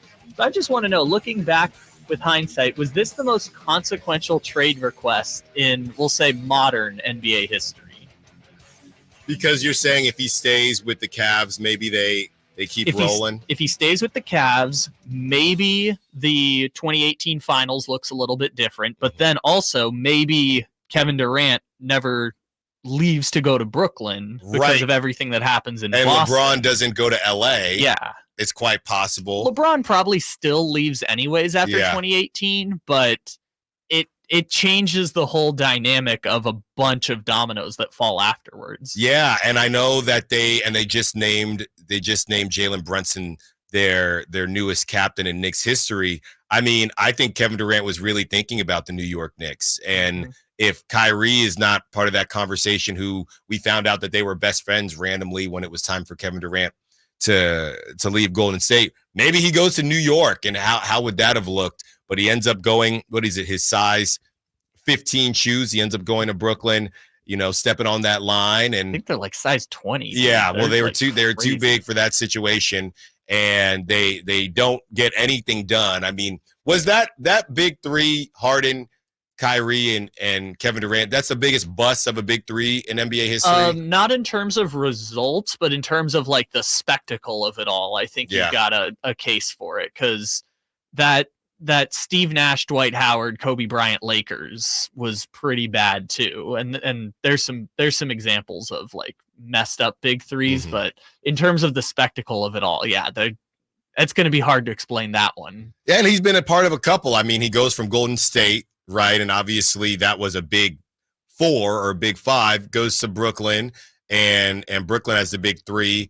And then he's with the Phoenix Suns right now, and that's a different version of, I don't think Bradley Beal is one of those names the same way, but Devin Booker, 70-point game, and obviously Kevin Durant. So yeah, Kevin Durant, and I know this is more so about Kyrie Irving, but Kevin Durant, and he's getting ready to play today. I think I read he's not going to start. Steve Kerr will not start him. But when you look back on Kevin Durant, you see 2 rings.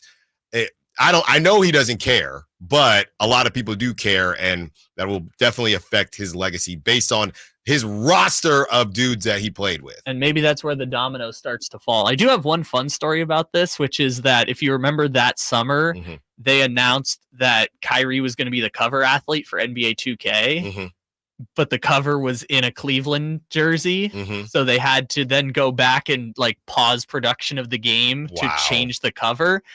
But there were still some copies that exist with a Kyrie Irving Cleveland jersey instead of a Kyrie Irving Boston jersey.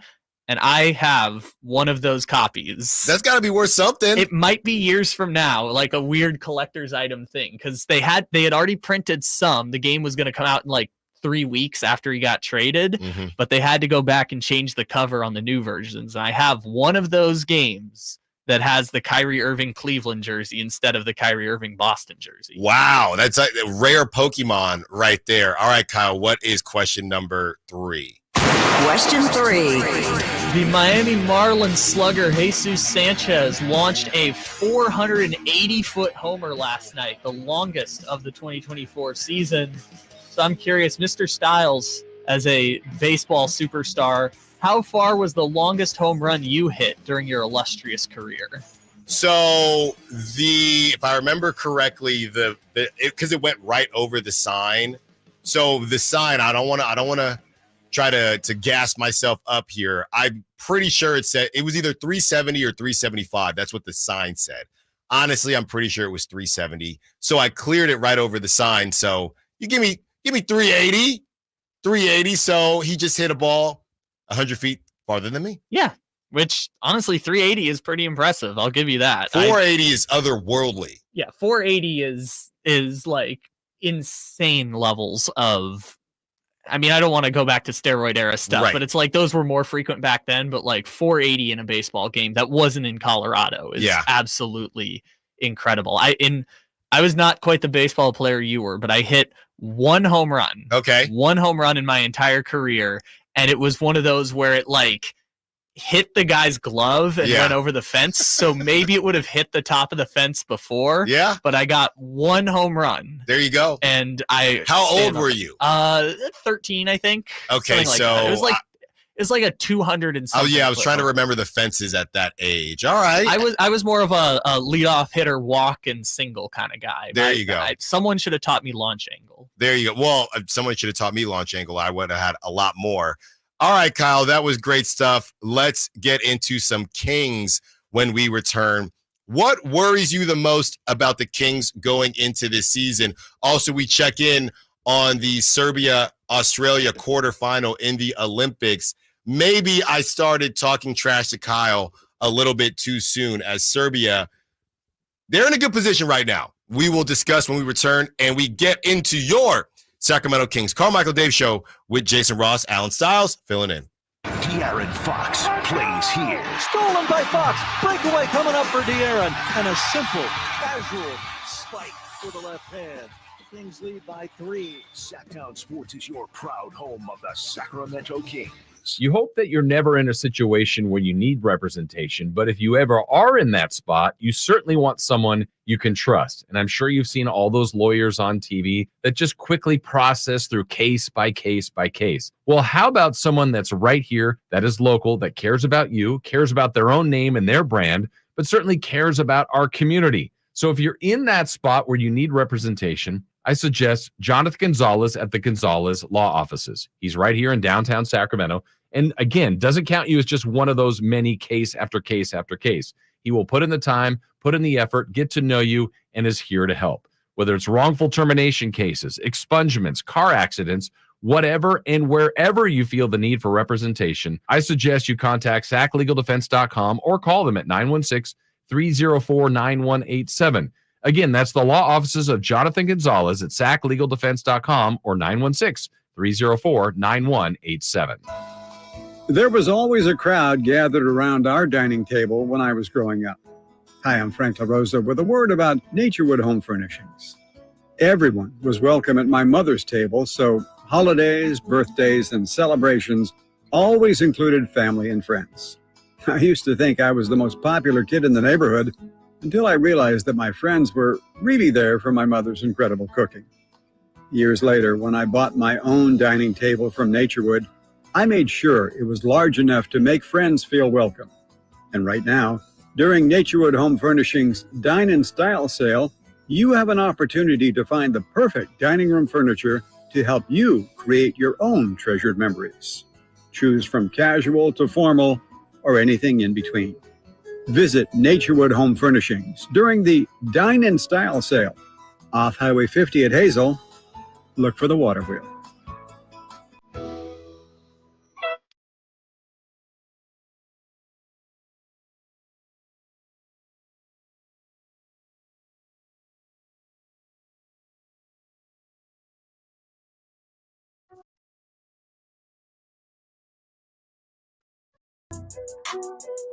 The Carmichael Dave Show with Jason Ross. Call or text at 916-339-1140. On Sacktown Sports. Halfway through the 7 o'clock hour, Alan Stiles filling in for Carmichael Dave and Jason Ross. 9.8 seconds left in this Serbia-Australia quarterfinal matchup for the Olympic Games. The winner goes on to play the winner of Brazil and USA. Serbia was down. Kyle, were they down almost 20 at one least point? 24. Yeah. I kind of stopped watching at a certain point, but it was 44-20 at one point. And then I think at one point, Patty Mills and Josh Giddey were outscoring the Serbian team in the first half. And then by the end of the third quarter, Serbia had just completely erased the lead, and it was basically tied. There you go. So we will see, trying to see who has the ball here. Australia has the ball. Australia has the ball. So it was a 1-point game. They fouled Serbia. Serbia hit 1 of 2 free throws. So will it be Patty Mills? Will it be Dante Exum? Speaking of the Kings, Dante Exum, we've seen that movie before. Nobody was around him when he was on the Mavericks, and really not a bad defensive approach, but he made it when it mattered. And the Mavericks, that was during that 2-game sweep when Malik Monk got flopped on, and Patty Mills for 2. And Patty Mills ties it up. No foul call, but Patty Mills ties it up. 1.4 seconds left, and you have Jokic taking the ball out. Great pass there to Bogdanovic to win it. Not going to get it done. They are headed to overtime. Kyle, we got to figure out what's going on. We got to figure out what's going on with the overtime. Any interesting overtime rules, or it's just...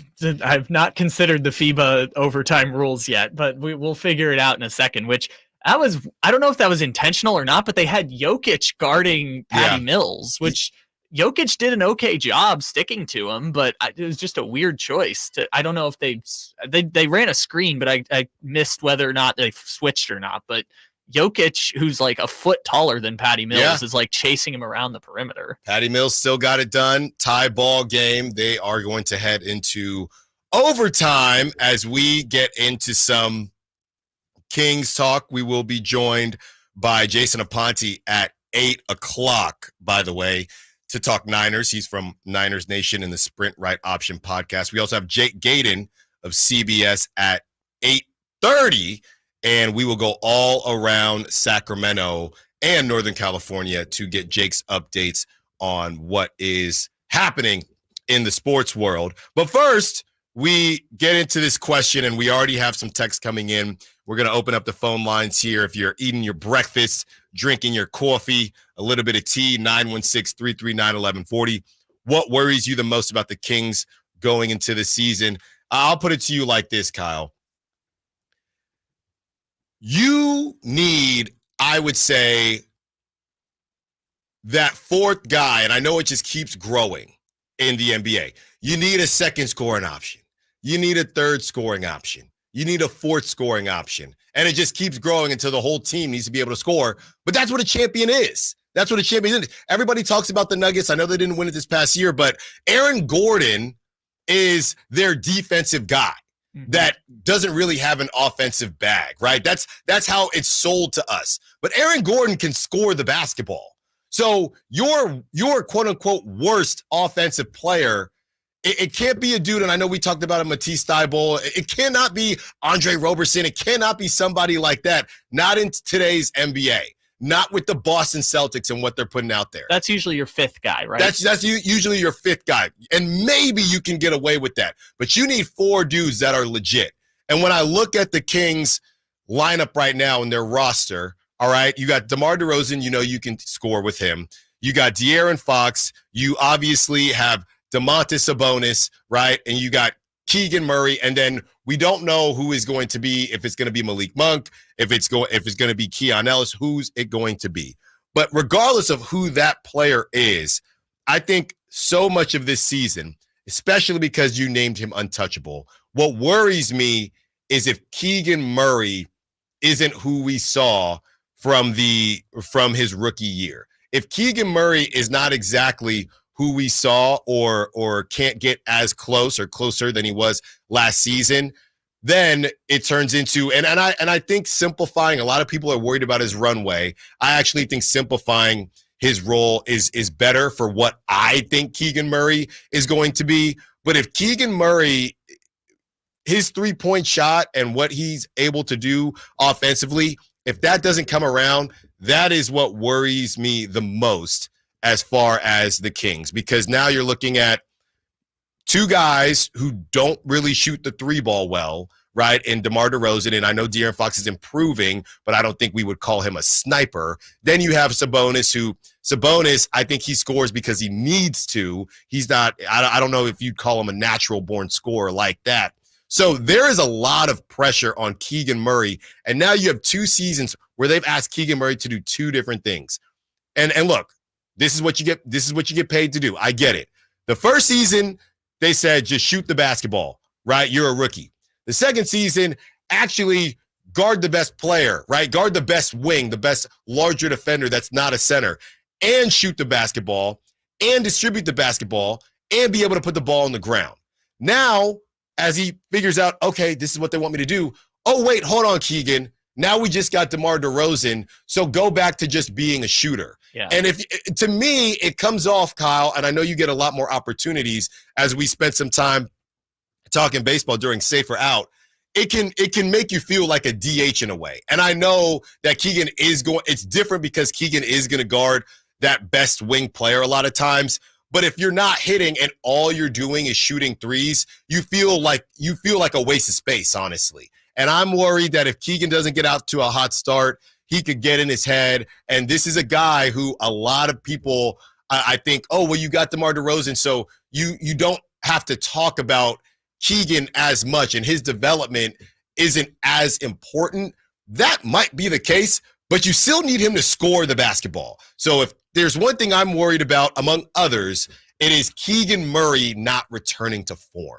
I think those are fair concerns because in my mind, the signing of DeMar DeRozan elevates the floor for the Sacramento Kings. But if the Sacramento Kings are ever going to take that next step that people are talking about, it's going to have to come with Keegan being a number 3 or even a number 2 scoring option for this team that they signed to a long-term extension at the end of next year. And we don't need to jump the gun on extension talk, but that's part of the longer-term plan, was that this former number 4 pick was eventually going to be a foundational part of the team, or he would be the trade piece that would eventually acquire that foundational piece. And obviously it's not going to be Lauri Markkanen. It's probably not going to be a player traded for in the next year. I don't foresee that player coming available anytime in the next season or up to the trade deadline. But I think that's totally fair, especially now that you move Harrison Barnes off the team, who was last year filling that role of sit in the corner and shoot guy a lot of the time. Now the rotations are going to look a little funky. And I think if you want to maximize spacing, like the Kings have been talking about for so many years, and obviously the offense is going to change a little with Jordy Fernandez gone, but if you want that to be what you're doing, you do need those guys that shoot from the corner. And obviously Herter is going to be that guy next year, but he's not going to be playing as many minutes as Keegan. So just kind of like you said, by default, it falls to Keegan. And I know a lot of people, I'm seeing Tay here on the chat mob saying Kings just need 16 and 19 points from Keegan. Well, I think that just is a little bit maybe understated, but you're not wrong. What I don't want, Kyle, is for Keegan Murray to become, hey, we have 2 seconds, we've passed it around, 2 seconds left on the shot clock, and Keegan ends up with a grenade, and now he's just got to chuck it up. Keegan has to find a way, and we've talked about this, and Mike Brown has talked about it in post games and pre games, where Keegan has to make sure that his presence is known. I think that was a lot easier on the previous iteration of this team with the Harrison Barnes than it will be with DeMar DeRozan. So to that point, with what Tay said on the chat mob, Tay said between 16 and 19. Okay, so Tay, just so you know, you're asking Keegan to have scoring wise the best season of his career. I mean, he averaged 15.2 last season, and he averaged 15.2 with the Harrison Barnes that would go Casper the Friendly Ghost and would disappear. And after the Malik Monk injury, his volume went up. Yeah, exactly. So I don't think it's as I think you're not wrong, but I also don't think it's as easy as just score more. Just keep scoring more. And the underlying point, I think, is kind of the broader concern that I would have for this year is that for the last 2 years, we've had conversations about rotations, like should Kevin Herter start versus Keon Ellis and stuff like that, or why is Malik Monk not starting all the time, even though it made sense why he was the 6th man. Yeah. These rotations are going to be dramatically different because this roster looks dramatically different going into next year. And so I remember back in December and January where people were saying around the trade deadline, well, what if we went out and got DeRozan? And I remember the consensus was, well, DeRozan makes sense if Malik Monk isn't going to be back long term. Now, the two of them are here together, and that's kind of an interesting rotation to figure out, because I assume the closing lineup is going to be Fox, Monk, DeRozan, Keegan, and Sabonis. Maybe that's the starting lineup, but that's what you would think. I mean, I think it has to be dynamic to where if you're leading, maybe you go with Keon instead of Malik. But Malik is the closer guy, I know, right? You just paid him. But DeRozan's also one of the best closers in the league, and Fox is one of the best closers in the league. And are you saying there's too many cooks in the same kitchen? I'm not saying there's too many cooks. I'm saying that guys like Keegan and maybe to a certain extent Sabonis, even though he facilitates a lot of the offense, are going to get squeezed, because when push comes to shove, what does DeMar DeRozan do great? ISO basketball in the clutch. What does De'Aaron Fox do? ISO basketball in the clutch. And those are skill sets that are great to have, and it's going to help the Kings win a lot of games, but it just means you got to figure out what rotations work best if you're prioritizing Fox, DeRozan, and potentially Malik Monk as part of your closing rotation. This is from the 916, our guy Jeff. Morning, guys. It's the roster imbalance. This is kind of what Kyle is speaking to. It's the roster imbalance that's got me worried. 8 to 9 guards and 3 to 4 forwards, ? We have 4 positions locked down, but we are missing a quality 4. Come on, Monty. Make it happen. That is from Jeff. And we have that free agent list, and I'm still going to talk about Jay Crowder just because I think it's low risk. Maybe I'm not going to say low reward, but not the highest reward, but again, that's a vet minimum. It's a vet minimum deal, right? And I don't think I don't know if that would make Jeff any happier, but as we discussed, Lauri Markkanen, who's going to have an opportunity to assuming that the Jazz offer him an extension, today is the day, and we'll have those details a little bit later in the show. But this is what we've been saying, Kyle. I mean, you were there for my draft party at Public House as I was stuffing my face with that pretzel. And when Devin Carter got picked, I'm not going to lie, I was confused, right? They still had Davion Mitchell at the time, which they do not anymore. But you're looking around, and we talked to Kristen Peak yesterday, NBA draft analyst for Yahoo, and she's making me feel better about it. I'll tell you this much. Chris and I did the show, 10 a.m., 2 p.m., as we always do, Styles and Watkins. We had Providence Friar fans all throughout the YouTube chat and calling.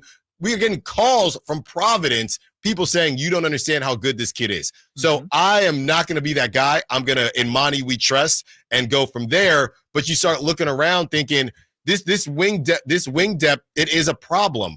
And I am not, look, Trey Lyles had a down year. Honestly, you could have went in multiple directions with this question as far as what you're worried about the most. But Trey Lyles is another situation because he's your backup 4, and this is the depth, and he's supposed to be your small ball 5 at times. He was really hard for him to even stay on the floor last season. So when you watch him on Team Canada, I mean, obviously he's playing his role, and that's a good team. They're going to battle, but how much do you think you are going to get from him? And Kyle is pumping his fist. The game is over, and Serbia got it done. Serbia got it done. Like I said. Kyle was right. I was wrong. Coming up next, bottom of the hour. What are we doing? You hear one of the most terrible takes on Olympic track and field that I think I've ever heard. We will play that sound for you. And then at the top of the hour, Jason Aponte, Niners Nation Sprint Right Option Podcast. We figure out what's going on with Brandon Aiyuk. 15 more minutes. Will he still be a Niner when Jason joins us? Carmichael Dave Show with Jason Ross, Alan Styles filling in. On the move? Got somewhere to be? Take Sacramento Kings basketball with you. The Sacktown Sports app will let you stay connected to your passion. Never miss a moment of Sacramento Kings basketball with the Sacktown Sports app. Hey, it's Carmichael Dave inviting you to make the switch to electric this spring and save big with American Energy. Stay ahead of those spiking energy bills this summer with up to $9,000 in rebates on a new ultra-high efficiency comfort system. American Energy is providing huge rebates from SMUD as well as spring specials by installing one of many incredibly efficient AC options available to you right now. Get rid of those fluctuating gas bills in the winter and switch to year-round all-electric with American Energy. Let them perform a free in-home energy efficiency analysis and see where they can help you save for the warmer months ahead. These guys are the best. Been serving the greater Sacramento area since 1981. A+ from the Better Business Bureau. Learn more by calling 916-520-9990. That's 916-520-9990. Call 916-520-9990 now. Hello, Sacramento. I'm Emran Pilati, owner of True Sports Cards and Collectible Store here in Rockland, California, and the host of the True Sports Cards Show that airs right here on Sacktown Sports 1140 every Saturday from 10 to 11 a.m., where we discuss the latest trends, hottest products, and deliver exclusive interviews with other industry leaders. And don't forget to visit our shop, True Sports Cards, at 6661 Stanford Ranch Road in Rockland and see what we have for all your sports card and memorabilia needs. Jason Mraz and the Super Band. Live. The mystical, magical, rhythmical, radical ride. Friday, August 9th, the venue at Thunder Valley. Jason Mraz and the Super Band with special guest Molly Miller Trio. For tickets, visit ThunderValleyResort.com. Jason Mraz and the Super Band in concert. Pick up the new album, Mystical, Magical, Rhythmical, Radical Ride.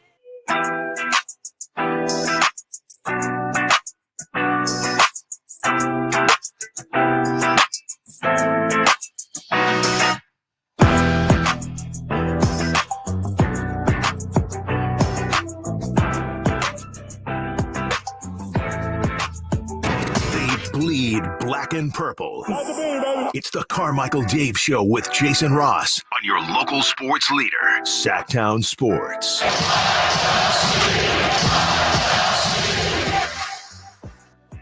Alan Stiles filling in for Carmichael Dave and Jason Ross. And speaking of Stiles and Watkins, who Chris Watkins will be on holding it down 10 a.m., 2 p.m., our normal slot.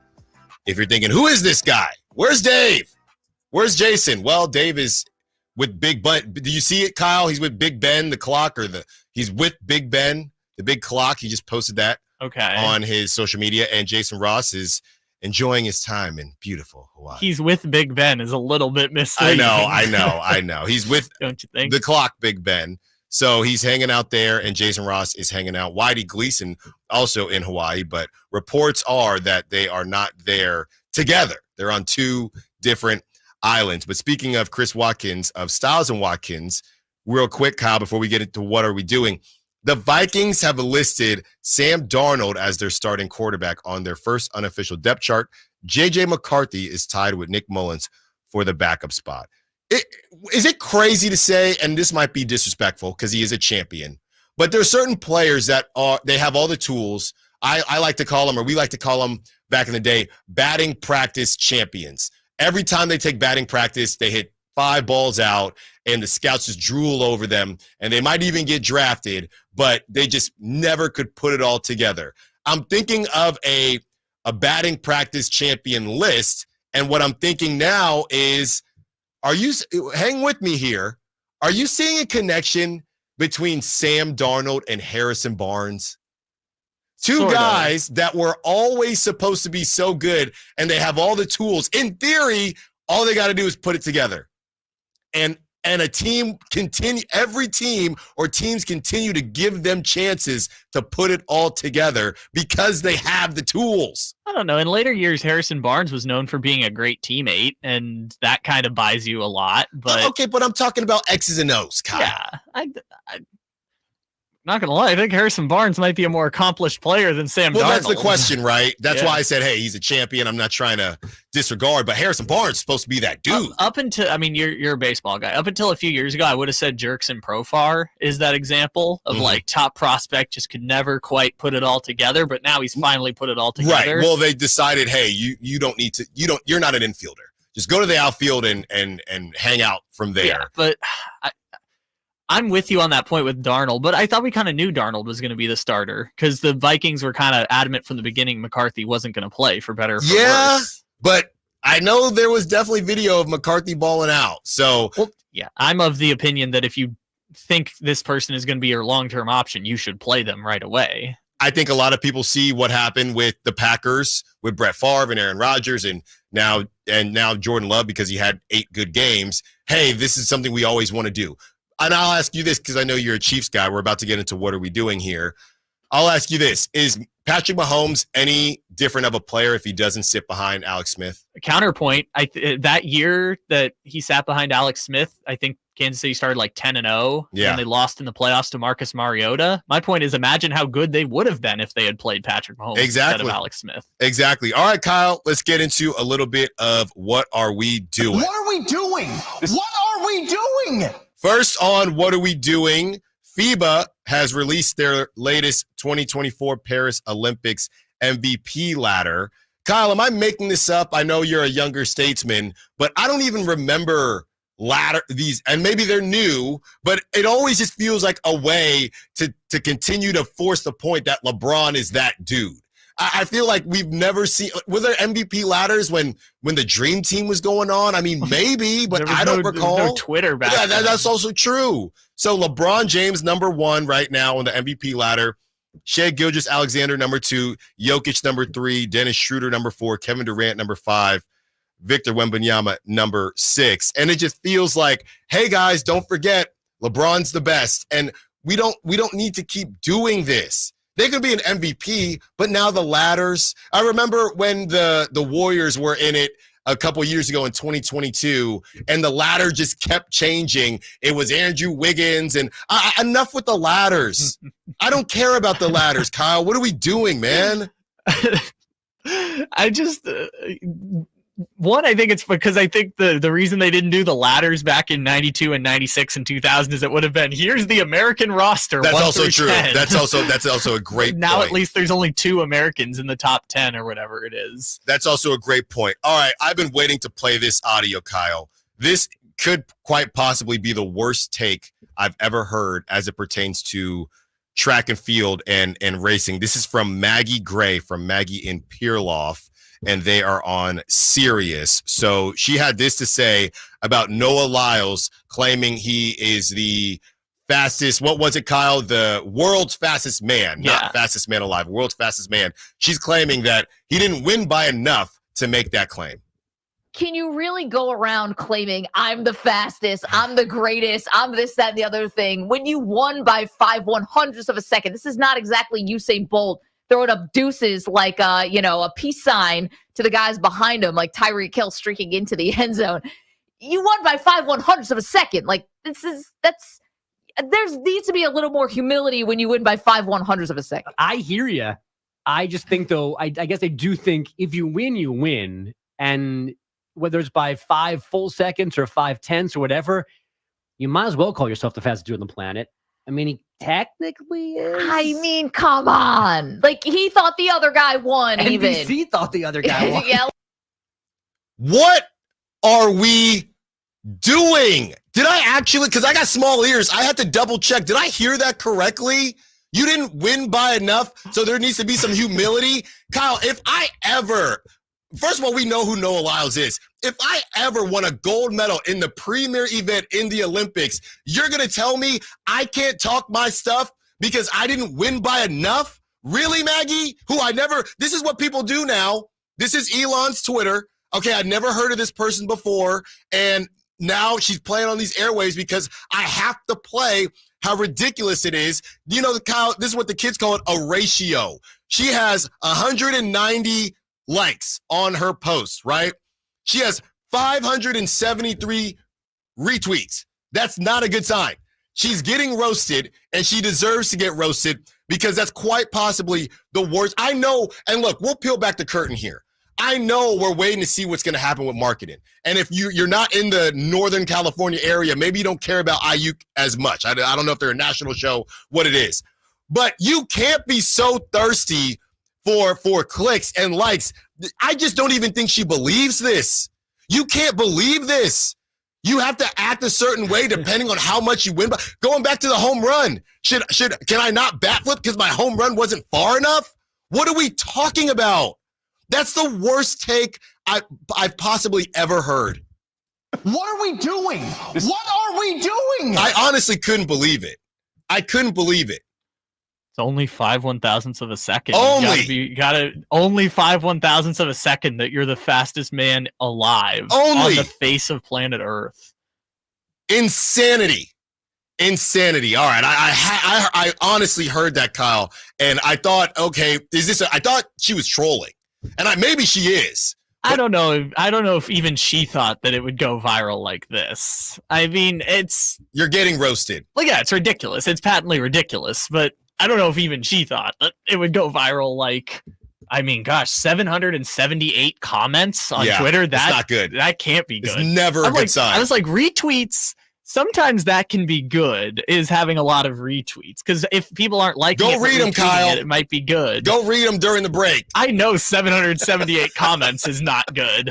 Well, shout out Maggie and possibly the worst take I've ever heard. And that's saying something in this day and age. All right, let's get to Ice Cube. Ice Cube, the marketing genius himself, is calling out the winner of the Olympic 3-on-3 to face the Big Three champion and see who's the best in the 3-on-3 world. Way Ice Cube, whatever country wins the gold medal, y'all need to come to Boston. We're gonna pay for y'all trip to Boston, hotels, give y'all a little cash, and let's see who's the best in the world. You know what I'm saying? We believe that our all-stars will take you down. And if you don't believe it, we'll see you in Boston August 18th, baby. I mean, I love that. Well, I put it in What Are We Doing, but I definitely don't have a problem with it. I don't think there's any way it happens. My favorite part of that is whoever wins the gold medal. He doesn't even name a country. No. Not even a contender. He's just like, whoever wins the gold medal. Yeah, come to Boston. We're going to put you up real nice. We're going to give you a little bit of cash. A little bit of cash. Like it's like an AAU underground circuit. That's kind of what it is, Yeah. right? It's like, just come play an exhibition game and we will pay you and put you up in a hotel. And like, it's kind of an AAU circuit, right? That's kind of the same idea. I'm looking here, and it from what I'm seeing, the Netherlands, they won. So they won the gold medal on, I think it was a buzzer beater. So if you're the Netherlands, do you head out to Boston, take a little bit of cash, and then he already had a date. Well, yeah, because the league, the date is in 2 weeks.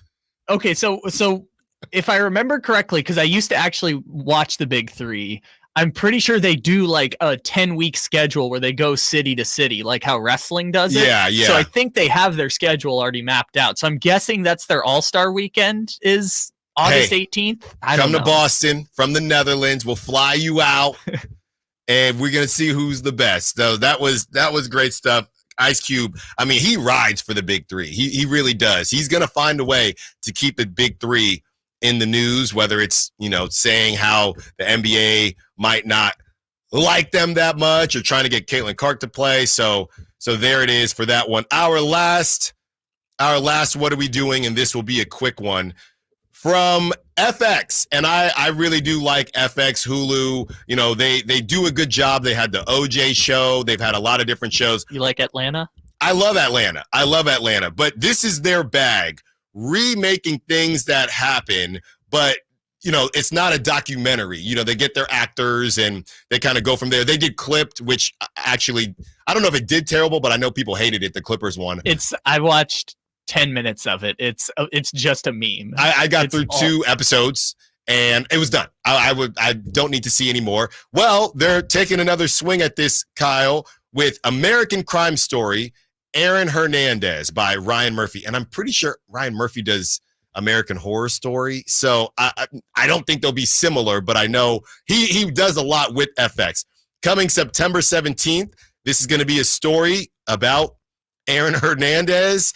And again, it won't be one of those straight up documentaries. They will have actors playing the different roles. And this is either going to go one of two ways. I mean, it's either going to be good or it's going to be completely awful. So what are we doing? Do we necessarily need to keep that going? as well. I think that story has been told. We all know how it ends. I mean, I'm not trying to. That just is what it is. People want to do true crime for sports, but there's not enough true crimes, so they just keep rehashing. They just keep recycling stories. the same thing. Coming up next, Jason Aponte joins us of Niners Nation and the Sprint Right Option podcast. How does he feel about Brandon Aiyuk, that situation, and how could this affect Brock Purdy? Carmichael Dave Show with Jason Ross, Alan Stiles filling in. Sacramento weather is brought to you by Bonnie. I'm Tamara Berg in the KCRA 3 Weather Center. Your Tuesday forecast will include hazy sunshine and a comfortable morning start thanks to the Delta breeze, but by the afternoon, it's going to feel hotter today. Expect highs in the range of 100 to 105. Get the latest forecast on the KCRA 3 News and the KCRA 3 app. It's been said an ounce of prevention is worth a pound of cure. And when it comes to a nice, cool summer, it's so true. Right now, get a complete air conditioner tune-up for just $59. Bonnie, plumbing, sewer, electrical, heating, and air. Bonnie.com. Some restrictions apply. License 696-355. Hi, this is Greg Papa. Disasters hit every day. If your home, business, or building has suffered from any disaster, SunPoint Public Adjusters can help. SunPoint prepares, presents, and negotiates your claim with the insurance company, working only for you, making sure you get everything you're entitled to and letting your focus be on what's most important, your family or your business. Call SunPoint today at 888-247-7865 or contact us at sunpoint.us. SunPoint Public Adjusters, the gold standard in public adjusting. License number 2N14884. Sacramento, Dirks Bentley's coming to town.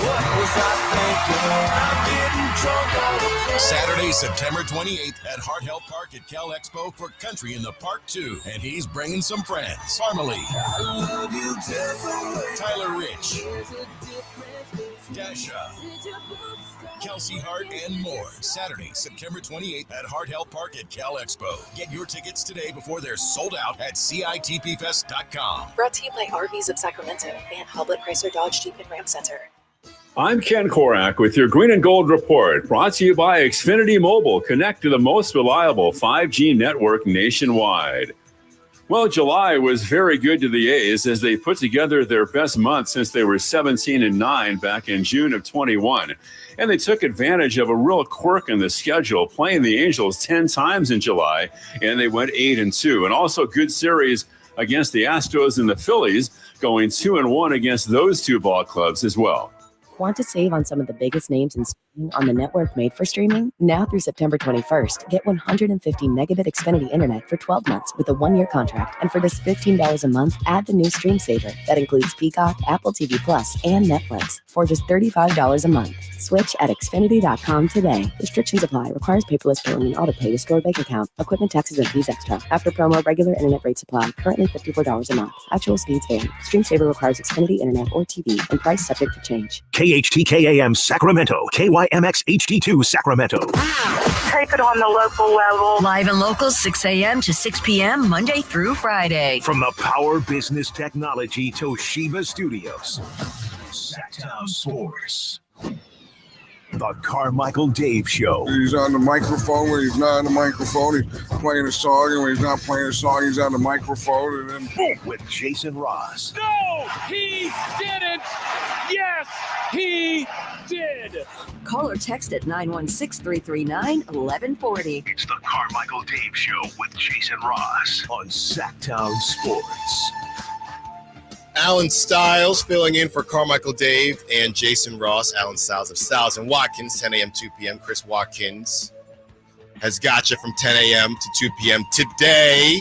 That is in a couple hours. But right now, we are joined by Jason Aponte, Niners Nation Sprint Right Option podcast. Jason, we've had you on Stiles and Watkins before. Thank you for joining here on the Carmichael Dave Show with Jason Ross. How you doing, my guy? Great. Living the dream. It's good to talk with you guys. It's been a little while, but football is back in full swing when you look up and you see Hard Knocks is on tonight. And of course, no offseason is complete without some 49ers drama. I'm just going to give you the floor here because I don't even know what the first question would be for the Brandon Aiyuk situation. Let me ask you this quick one, then we'll get into it. Not even just yesterday, from Friday to now, have you ever seen anything like this? There was a leak that the deal was done. Then he was going to the Steelers. Then the Steelers left the chat. Then the Browns and the Patriots entered the chat. I think that's where we're at now. There's another rumor every 2 seconds. Have you ever seen anything like this? No, and I understand situations remain fluid, but this might be the most fluid of all the situations at this point because moment to moment, who knows? And again, this is all boiling down to people who have sources, but these sources are all telling you one of the 3 possibilities, which is 1, he might be traded, 2, he might sign an extension, or 3, he might just play on his 5th-year option. So this is the most strange part, I believe, of all this. No matter who you ask, you get 3 different answers. Right. No one has a definitive lock on what they believe is going on. Someone will tell you there's no way he's coming back. Someone will say there's no way he's leaving. Someone will say that he's on his way out.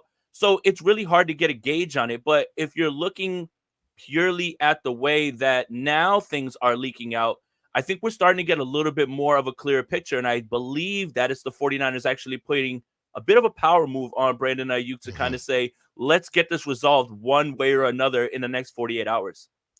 You know, a lot of people are big on player empowerment. And every time you bring up, oh, well, why doesn't he just take less? There's always somebody that's going to come into your mentions and say, would you take less at your job? What if you were thought you were worth this? So I'm not necessarily saying that Aiyuk should take less, but how would you diagnose how Brandon Aiyuk went about this? Do you have any question marks as to how he went about his business? Do you think he went about this the right way, all things considered?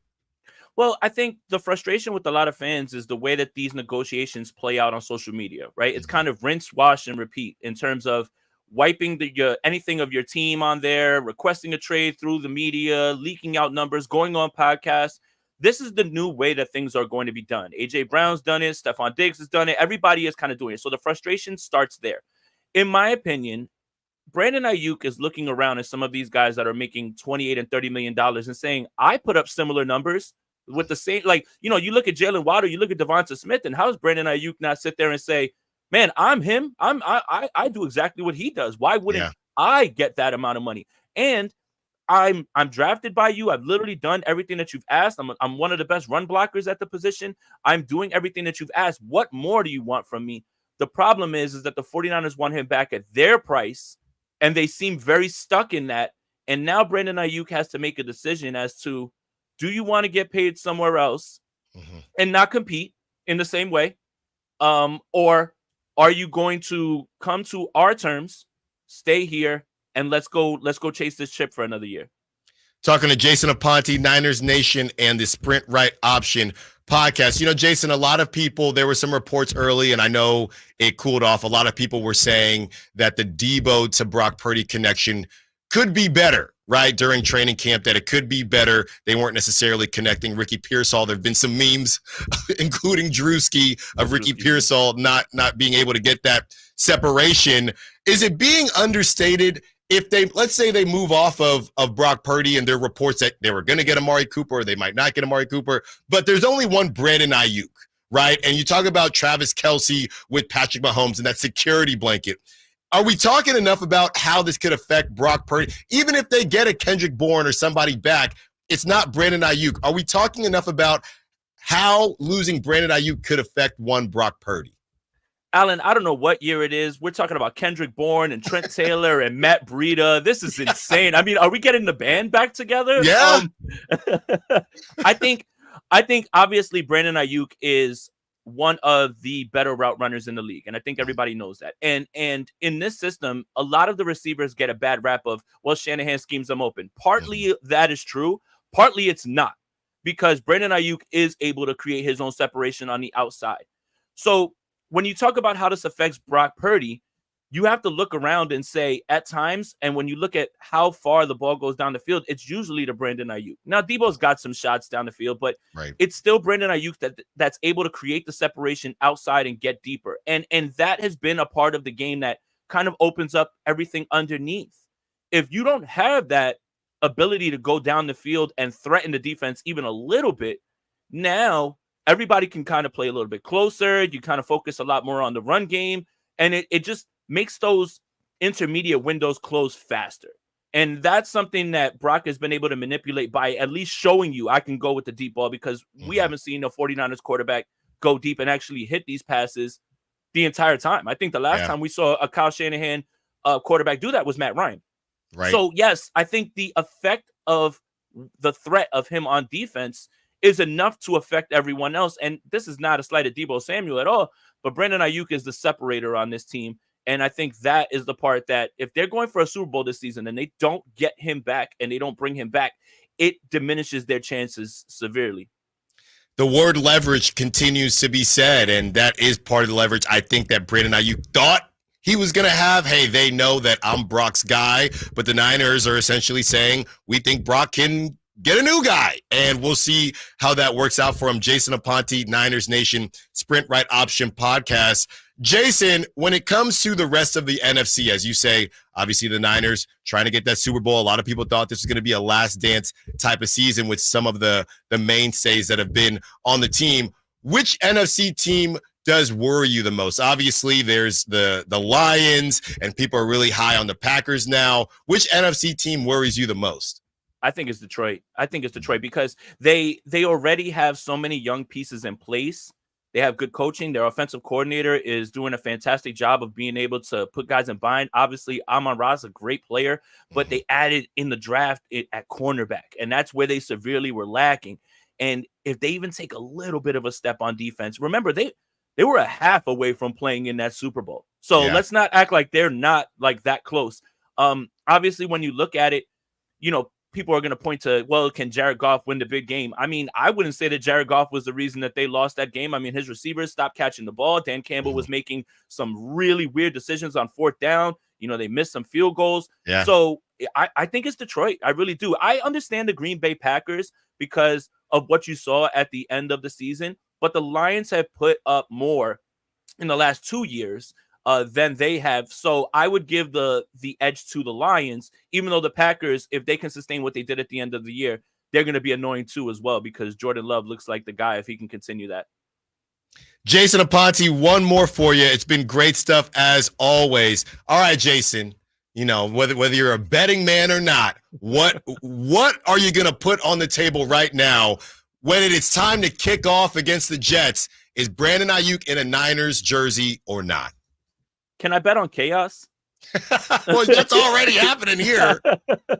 I mean, that seems to be the only constant. Yeah. I guess, look, if I have to jump out on a bridge, I'm just going to say this. If the 49ers have trade framework, however they want to phrase it, with the Cleveland Browns and the New England Patriots, to me, that screams that Brandon Aiyuk's going to have to make a decision and most likely come back and either play on the fifth-year option or just take the deal that's in front of him. Because I don't think he wants to go to either place. It's already been reported that he said no. Now, what the 49ers are kind of doing right now by putting it out there that they have framework with the other two teams is probably telling Pittsburgh, hey, up that offer. Yeah. Up that offer and send something else. And two things have to work right here in a trade. The 49ers have to like the terms, and Brandon Aiyuk has to want to go there. He doesn't want to go to Cleveland and New England as far as we know.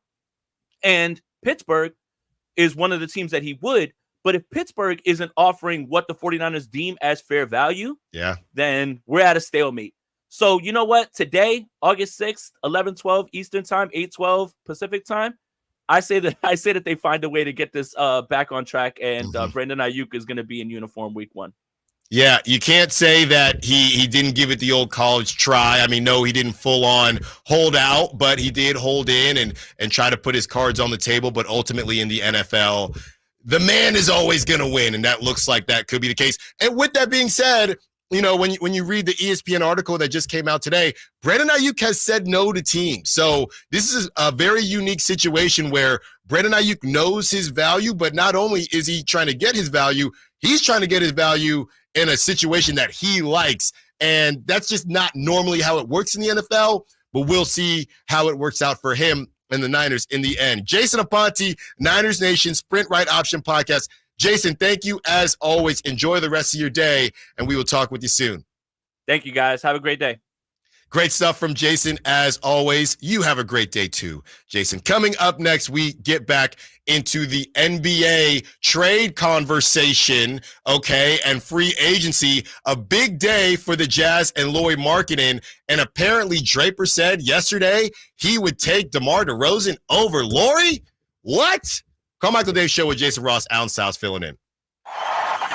Trying to find out where to catch your favorite team's games? Are you a fan of the Kings, Niners, and the NFL? Well, Sacktown Sports has you covered. Touchdown!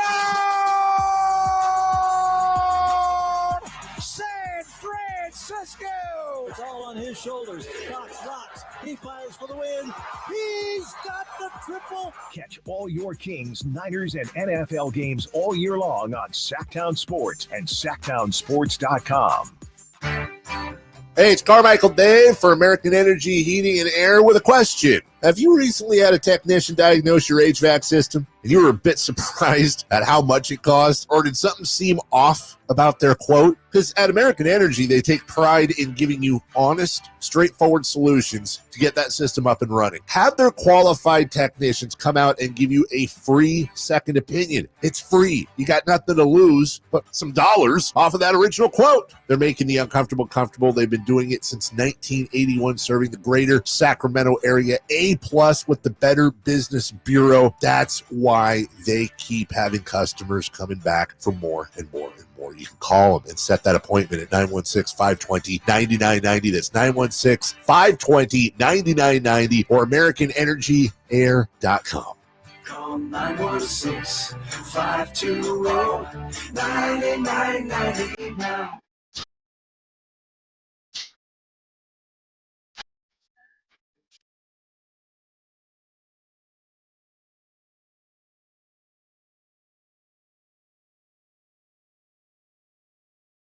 Carmichael Dave. He has very good sources, and he just kind of tells it as it is and gets to the point. Jason Ross. He has a lot of pretty smart things to say. He's good at what he does. On Sacktown Sports. Shout out to Jason Aponte, who just joined us, had some great stuff, great tidbits that will be up on YouTube and, of course, the Sacktown Sports app. If you're just hopping in your car, welcome to the Carmichael Dave Show with Jason Ross, Alan Stiles of Stiles and Watkins, filling in as we make it through the 8 o'clock hour. We will be joined by Jake Gaden of CBS. That's at 8:30. And we're going to go all around Northern California, talk about the Kings, talk about Aiyuk, and talk about the A's. And a lot of people have things to say as far as the A's are concerned, and I'll say more specifically with the ballpark and that turf being added in. Is it being overblown? Will they be able to play? Will it be safe? So we will talk to Jake Gaden about all of that in about 15 minutes. But it is a big day for the Jazz and Lauri Markkanen. As Kyle, I haven't seen official word. Kyle Ledbetter behind the glass doing a great job as always. Kyle, I haven't seen anything as far as, and I don't know how it would come out. Lauri Markkanen has officially received or been extended the extension. Haven't seen that yet, but it sounds like from what we've read yesterday, and if you're just now joining us today, Lauri Markkanen, basically after you sign a contract, you can't be traded for 6 months, right? So based on that math, Lauri Markkanen would have to sign his extension today, and that would leave 1 day for him to possibly be traded at the trade deadline in February. What we've been hearing from Yahoo Sports and also Clutch Point is that he is basically going to purposely not sign because Lauri Markkanen has bounced around a lot of different places these last couple years. He wants to stay in Utah. He wants to build in Utah. So even if he gets offered the extension, he's purposely not going to sign it. As a lot of people like Jarrett Allen. Jarrett Allen signed his contract extension August 2nd. So there'll be about 4 days, if anybody's interested in Jarrett Allen, that he would be available at the trade deadline or before the trade deadline. Lauri Markkanen doesn't want that to happen. So Lauri Markkanen, the reports are that he's going to, if he gets this contract extension offered to him, he's going to purposely wait until tomorrow to sign it or later at that point if he decides to sign it, and then he can't get traded. Yes. And that was kind of the report with Jarrett Allen was like, the Cavs kind of told him, you need to sign this now because we still want to have that option to trade you at the deadline potentially. And he ultimately obliged. With Markkanen, obviously he has more leverage than Jarrett Allen because he's going to get offered that contract by the Jazz very likely, I won't say with certainty, but it seems very likely the Jazz are going to offer him that contract extension. And if they do, it's not going to be to trade him, at least not right away, right? Because even if he gets traded to another team, that team can still sign him to an extension as part of the trade. So yeah, it doesn't preclude him from being traded. It just makes it so that if he signs that extension with the Jazz, they can't trade him until next summer. Right. Which is something I guess Markkanen values. Exactly. Or, he wants to go into free agency, which we've heard those reports as well. This is from Brett Siegel of Clutch Points. He says, it is certainly possible that the Jazz, who want to maintain flexibility with all of their players during their rebuild, will adjust their offer to Markkanen if he is unwilling to accept a new deal on Tuesday. Essentially, if Markkanen is unwilling to negotiate or renegotiate and sign out of fear of being traded at the trade deadline, then Utah may have second thoughts about giving him the money and long-term contract he's seeking. Overall, from an organizational standpoint, this would make the Jazz look bad due to them not working with their star player on a deal that would benefit both sides. Especially a star player that wants to be there. That's exactly. Even now, the idea of trading Markkanen looms large for the Jazz. Yeah, so essentially, it would look bad for the Jazz because even if you kind of want to tank and capture the flag for Cooper Flag, even if you want to do that, you still have to, life is about optics, right? And you have to, that's why what the Cavs did was perfect, but Markkanen has to play ball. And Markkanen, who's been on the Bulls, the Cavs. Now in Utah, he's saying, hey, I don't want to play ball. Like Fresh Prince of Bel-Air, why don't you want me? Right? And they're just saying, we just want the ability to move off of you if this thing goes south, which it's going, here's the spoiler alert. It's going to go south. Well, because they're not very good. It's not that it's going to go south. It's that in order for the Jazz to be a legitimate contender, they need a number one better than Lauri Markkanen. How are you going to be able to acquire a number one better than Lauri Markkanen? Right. The answer is with your draft capital and the young players that they've already gotten. But when you say we're going to build around you, you don't normally build around when you say that, you know what I mean? You're making it sound like, is Lauri the franchise guy or not? Well, so with the Jazz, it's an interesting conversation because franchise guy used to mean something different. When it was Rudy Gobert and Donovan Mitchell was probably their best player, but Rudy Gobert was the franchise guy. So who's the franchise guy for the Kings? It's got to be De'Aaron Fox. It is, in my opinion, it's De'Aaron Fox. I would say it's De'Aaron Fox, and the best player is Domantas Sabonis. Well, he was a finalist for the MVP. I mean, come on, but besides the point. Now we're getting to a different point. A two-time All-NBA, Let's pocket that. We got a long week. Yeah, okay. Let's pocket that one. Back to Lauri. With the Jazz, it's interesting because you talked about the reputation of a player who wants to be there and how you do business. They already did that to two stars not that long ago. And so this kind of reaffirms that they're on that trajectory still where they're still trying to bottom out further, which I guess I'll preface it with this. Do you think there's a player on the Jazz right now who they've picked over the last 2 to 3 years that is going to one day be better than Lauri Markkanen? Whether it's Keontae George or Walker Kessler. So then they don't have a current player who will be better than Markkanen. If that's the case, I think there's a ceiling they're going to hit trying to build around Markkanen. I think they acknowledge that. Right. I think the Jazz can get out of this and move Markkanen without it looking bad. I think the issue is you're not here. You're hearing this, and we got into this a bit yesterday, Kyle. When you're looking at life-changing money, we don't know how much these guys truly, in their heart of hearts, if they had to take a lie detector test, I don't know if you've ever taken one before, but I have. They're pretty fun. Truly, how much do you care about winning a championship versus just being comfortable? If Lauri Markkanen says, I want to win, but I also want to make whatever, $30-40 million a year and be in a situation where me and my family can just chill, right? And you can't say that out loud. So what they say is, I want to build a winner here. Well, I think with Markkanen, and it's to that exact point, it's that he wants to win in Utah. Right. if push came to shove, Utah's going to maybe win over the winning, but he wants both. He wants to be able to win and win in Utah is what it sounds like. Obviously, we don't know for sure, but it sounds like that's what he wants to do. I think it's like we talked about yesterday. It's the Jazz making the call of, can we build a winner around Lauri Markkanen making $40 million a year? Or is this like the Mikal Bridges situation where it's like, we inherited him as part of a larger package. Markkanen was damaged goods when he got to Utah, and we've built up his value, and maybe this is the max and it's time to cash out on it so that we can capture the flag or go for whoever the 2026 top picks are. And that's how we're going to find players better than Markkanen. It's a tough situation because it depends how you feel about Lauri Markkanen and doing that evaluation of his future. Yeah, I think the most interesting part of the Lauri Markkanen situation is that his age is also a really tough age. I mean, he's 27. So to me, that's Lauri Markkanen.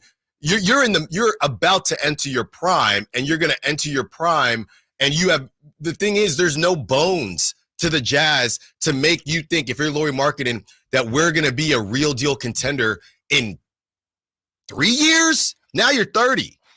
It depends how quickly they can get a number two, which, like I said, if they're the team that eventually prize Darius Garland free of the Cavs, maybe we're having a different conversation. But right now, I just don't see the path to the Jazz getting that number two. And I don't even think Darius Garland, I mean, that gets you, Darius Garland, he's just a better Colin Sexton to me. Well, yeah, I mean, Colin Sexton got traded to make room for Darius Garland. Yeah. But it's like, yeah, they could find a player better than Markkanen through the draft who like is a developmental project, but then the timelines are all messy because Markkanen is a decade older than whoever Cooper Flagg or whatever guy you end up picking at the top of the draft. That's the Jazz have this real dilemma that they're working through, and I think it's why it's even on the table that he's being traded in the first place, because you have a all-star caliber player who wants to play in Utah, and they're hesitant to sign him to an extension. That just has to be the Jazz doing the player evaluation. Also, a note from an anonymous Western Conference scout, Joe Cronin asking for 2 first-rounders for Jeremy Grant is hilarious, said the same scout. This is from a Lakers Daily article. Portland traded 1 first for him and then gave him that terrible contract. Why would he be more valuable now than he was when they landed him 2 years ago? But it's what you can do when you feel like other teams are desperate. But I don't think anybody's desperate enough. The Drive guys had. Oh, Chicago Bulls still exist. Well, yeah, and that's another team that's flip Levine for Jeremy Grant. That's hashtag what are we doing? Coming up next, Jake Gaden joins us to talk all things sports, Sacramento and Northern California from CBS. We will be right back. Carmichael Dave Show with Jason Ross, Alan Styles filling in. What's the missing piece for the 49ers? Which names will they add during free agency? Whether it's in season or off season, the coverage never stops. Get the latest 49ers news on Sacktown Sports at sacktownsports.com. School is almost here, and if there's 2 things I can count on, it's my kids needing new outfits because they grow like weeds, and Kohl's stocking their favorite styles. With the back-to-school customer appreciation event going on, I scored 30% off tees, jeans, sneakers, and more when I shopped with a Kohl's card. No card? No problem. Rewards members save 20%, and everyone else saves 15%. Plus earn Kohl's Cash. When it comes to back to school, you gotta go back to Kohl's.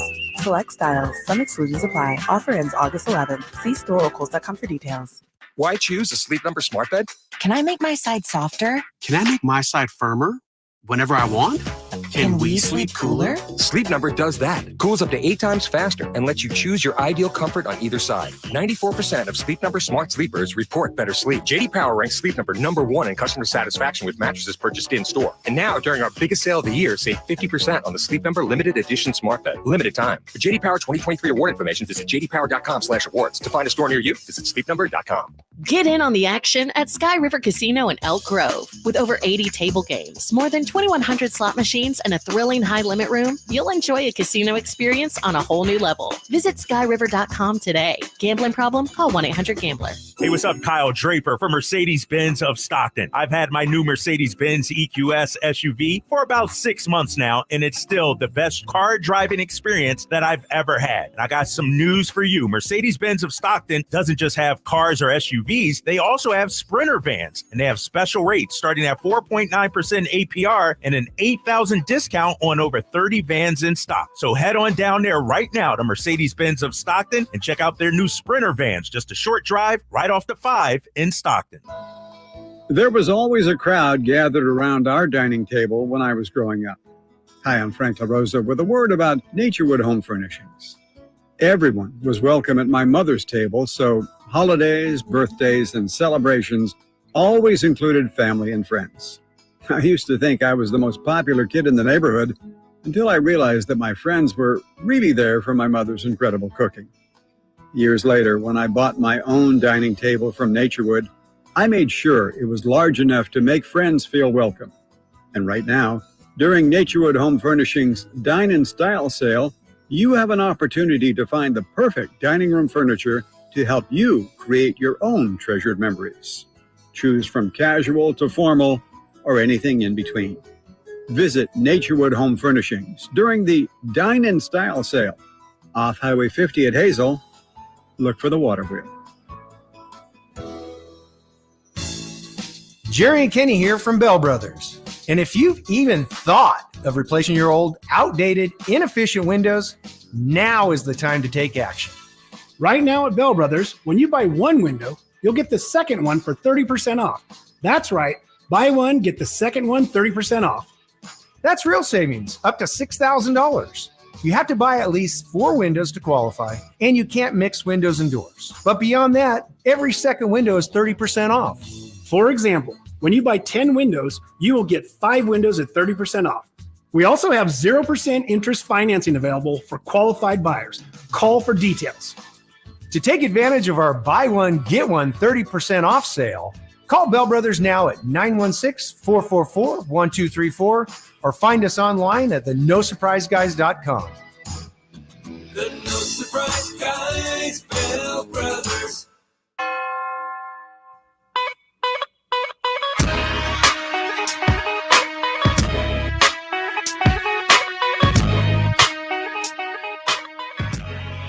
The only place in the morning to get your sports fix. Live and local. The Carmichael Dave Show with Jason Ross.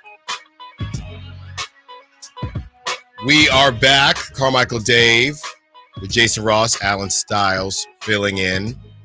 Don't worry, they'll be back. I feel like this has happened, Kyle. So back in my day, I was a fill-in at my previous station, so I'm used to this. It's like the 5 stages of grief. Mm-hmm. There's also the 5 stages of fill-in. Okay, so at the very beginning, people are confused, and then they are a little bit excited because it's a bit refreshing. And then you start to hit that 3rd, 4th, 5th day, and the humans, being creatures of habit, they start fiending. Hey, where's Dave? Where's our guy? Where's our guy? Hey, I didn't tell him to go to the UK. He'll be back. And same with Jason Ross, but you got me for the rest of the week, and then I will be back to my home 10 a.m. to 2 p.m. And we are joined now by Jake Gaden, my guy from CBS. Jake Gaden, sports guy, CBS Sacramento. Cronkite ASU. I know he wants to talk about that, but we don't have time for it. Jake, how you doing? Styles, I got up just for you. I'm not a morning person, but because you called in the reliever, you called in the closer this week, we're making it happen, my guy. Easy stuff. There you go. There you go. Well, you sound bright-eyed and bushy-tailed, so I couldn't even tell that you may not be a morning person. Jake, let's start here. What were your initial thoughts on the Kings offseason? Not that it's over yet, but from Devin Carter to getting DeMar DeRozan, if you gave it a grade, what would it be so far? I'm giving it a B+. I like the moves that they made in terms of bringing in, Devin Carter, like you said, as a draftee. I think he'll be great in that backup point guard position. I'm really excited about him and see what he has to do. But DeMar DeRozan is by far one of the biggest pickups that's happened in the Sacramento Kings era. of being in Sacramento. I love the pickup. I love the idea of having a third guy that they can go to, and another guy they can go to down the stretch, especially with Malik out last year. At the end of the season, you saw that they had trouble closing games and trouble keeping leads and being able to be sustainable when it came to that third and fourth quarter. And sometimes De'Aaron Fox just ran out of gas.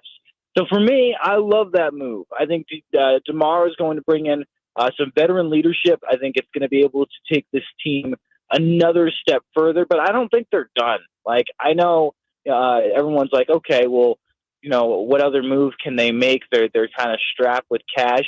I still think there's another move in terms of a forward position that they can go out and do. I'm a big Cam Johnson proponent. I think he'd fit perfectly well. Send Kevin Huerter and a pick over to Brooklyn. Send Kevin back home too. Everyone forgets Kevin's from the East Coast like myself, so he's a guy that wouldn't be upset by playing in Brooklyn, playing for Jordy Fernandez. But again, I would say give it a B+, but I don't think it's a finished grade. I think let's give it to October, and when they have that roster ready to go for training camp, then we'll give it a full grade. Talking to Jake Gaden of CBS Sacramento. And Jake, let's take it to the gridiron here. What are your thoughts? I mean, you deal in the business of getting stories and trying to break stories and things like that. Have you ever seen something like this, like what we saw starting on Friday, where there were reports that a deal is done with Brandon Aiyuk and the Niners? Then it went to, he's going to the Steelers, and now the Steelers have left the conversation, and it's the Patriots and the Browns. Have you ever seen something like this change so much? And you have Matt Mayoko coming out with, it's from a quote-unquote source, but everything was so detailed. People are saying that it's straight up from the Niners trying to get their side out. Have you ever seen anything like this? No, I haven't. But this is the new NFL, though, Alan. Like you look at it and say these guys want to make as much money as they possibly can, especially with guaranteed money. And you look at Brandon Aiyuk and you look at the wide receiver market and how much it's changed just in this offseason. I just don't know if Brandon and his team know how to handle what they're going through right now. If I was Brandon, I would have never requested a trade. I don't think that was a smart move on his end. I think if you played the waiting game like Bosa did last year, like Debo did 2 years ago, I think you might be in a different situation where you might be able to get some money this year and then more of your guaranteed next year. But this whole thing is played out in the news, and that's, I don't think, what the 49ers wanted to do or Aiyuk wanted to do, especially the past 2 weeks. We've made so much about, the bro hug between him and Kyle Shanahan last week, to him showing up to practice 2 weeks ago, to the video with his girlfriend talking to Jaden Daniels saying, hey, they don't want me. Like, I don't know if Aiyuk is handling this in the best way possible. This guy, remember, he's a young kid. He's still looking for his first major contract in the NFL. I think for him and the NFL, if this happened between closed doors and it wasn't completely out there, it might have a different outcome. But I'm not surprised. This is the NFL. Everything's out in the open. Adam Schefter's breaking things every left and right. And I think this is something where you got to look at it and say, Brandon, what do you want? Do you want to be with the 49ers and have a chance of playing in a Super Bowl this year again? Or do you want to go to a Browns team or a Patriots team that might not have all the pieces there, but you're going to get paid, buddy, and you'll be the number one wide receiver, but your playoff chances, not even your Super Bowl chances, drop dramatically. So you got to ask him as a player, what do you want? What do you value more, winning or getting paid next year? Talking to Jake Gaden of CBS Sacramento. Jake, one more for you.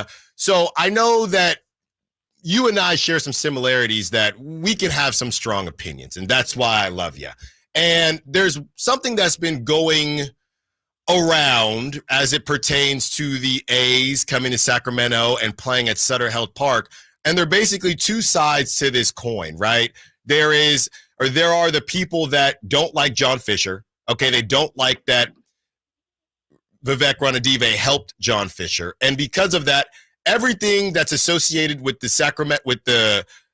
Sacramento River Cats and the A's, it's all bad. So now when we're talking about even the weather, Okay, it's how are they going to put turf in there? People are going to be frying. There's no shade. This is going to be terrible. This is a terrible decision, and there's all of that. Then there's the other side who they're basically Sacramento till I die. Okay, I bleed Sacramento. So everything, there is nothing wrong with this plan, and everything that is being said about it is just something to make Sacramento look bad. I'm not worried about the weather. I'm not worried about the turf. It's fine. Where do you fall on this spectrum? Because for me, it's somewhere in the middle, but it feels like we have one side saying this is going to be terrible because this side just doesn't like the idea in general. Then you have another side who's essentially trying to ride for Sacramento saying, well, it's all fine and the whole thing is overblown, and neither side is really willing to see the middle. I'd like to say that I can see it objectively because I have no ties to the Bay Area or Sacramento. I want to see both sides, both areas do well. The way I look at it is this. I think a lot of it's overblown when it comes to the negative outlook of what the A's will do in Sacramento. A lot of people just want to badmouth Vivek Ranadive and badmouth John Fisher. I'm not saying John Fisher's a good owner. I really do not think he's a great owner. But you can't keep on badmouthing people without like actual factual evidence behind it. They have played in Sacramento in 100-degree heat for the past decade. That's nothing new. Now, adding a turf there, how does that change? I don't know. But do you know what turf it's going to be there? Do you know if it's the Bermuda bluegrass turf? Do you know if it's this new high-tech turf that lowers the degrees on the field? You don't. So if you don't have that factual data of what turf is being used, you really can't talk of, it's going to be too hot for these players to play out there. On the flip side of things, I'm a little surprised that we haven't heard more of what's happening next year there. I think from everything that I've gathered from my sources and from my conversations, the holdup of what's going to happen at Sutter Health Park next year is really on the A side. They don't have their stuff fully together and how this plan is going to happen. They've slowly kind of unraveled some of their plans for Sutter Health Park and how to update it. But there's nothing factual yet. And I've been on my sources about trying to figure out, hey, when are they going to release like the renderings of what this place is really going to look like? When are they going to announce a new, maybe a new locker room that's going to be in left field? So to answer your question, Alan, I think for me, I fall right in the middle with you. I think this is going to be a great thing for the city of Sacramento if it comes through for 3 years to show that that the city can have another professional sports team in. But on top of that, shows that it's also a baseball town. And I think that's an underrated value of Sacramento. It is a really great baseball town. It has great youth high school football. It has great basketball with the Kings. On the other flip side of things, though, again, you're taking a team out of an area that really loves baseball in Oakland, and there's a lot of question marks of how this thing is going to work in Sacramento. But the dust hasn't settled, and until we have facts and they're playing on the field and we know exactly what's happening, I'm going to reserve my judgment until that happens because you don't know how it's all going to work out. You really don't, and I think that's what's frustrating right now. In terms of the media and how everything's being talked about, is people are assuming a lot of things. Don't assume until you have the factual information. I'm not going to make a stance on how I feel about this until I have everything in front of me. I think it's the same thing that a doctor would do. A doctor's not going to go in and do an operation until he has every test done on that patient. Let's treat that the same way with the A's coming to Sacramento from Oakland. Let's not make a judgment on this move and how this is going to happen until we have all the factual information of how this is going to work out when it comes to tickets, when it comes to the field, when it comes to the facilities within Sutter Health Park. And then once that happens, and then if it's a failure, then go for it. But right now, we don't have that information, and I'm waiting to still get it. Jake Gaden, great stuff as always. We'll have to have you on Styles and Watkins in the coming weeks here when I'm back to my normal slot. But thanks, Jake, for getting up with us, and you can catch Jake on CBS Sacramento. Jake, thank you so much. Enjoy the rest of your day. We will talk to you soon. Appreciate you guys. Have a great day. Coming up next, who's hot, who's not, and we go streaking. Will I finally get my first hit? Carmichael Dave Show with Jason Ross, Alan Styles filling in. Did you miss any part of our live local shows? Don't worry, you never have to miss them again. Check out sackdownsports.com and search our podcast page and play our shows when you want. The Carmichael Dave Show with Jason Ross, Stiles and Watkins, and the Drive Guys. Plus, other podcasts like Return of the Empire, Return of the Roar, the Stingers Up podcast, and Golf to Go with Frank LaRosa. They're all available right now on sacktownsports.com. This is the story of the one.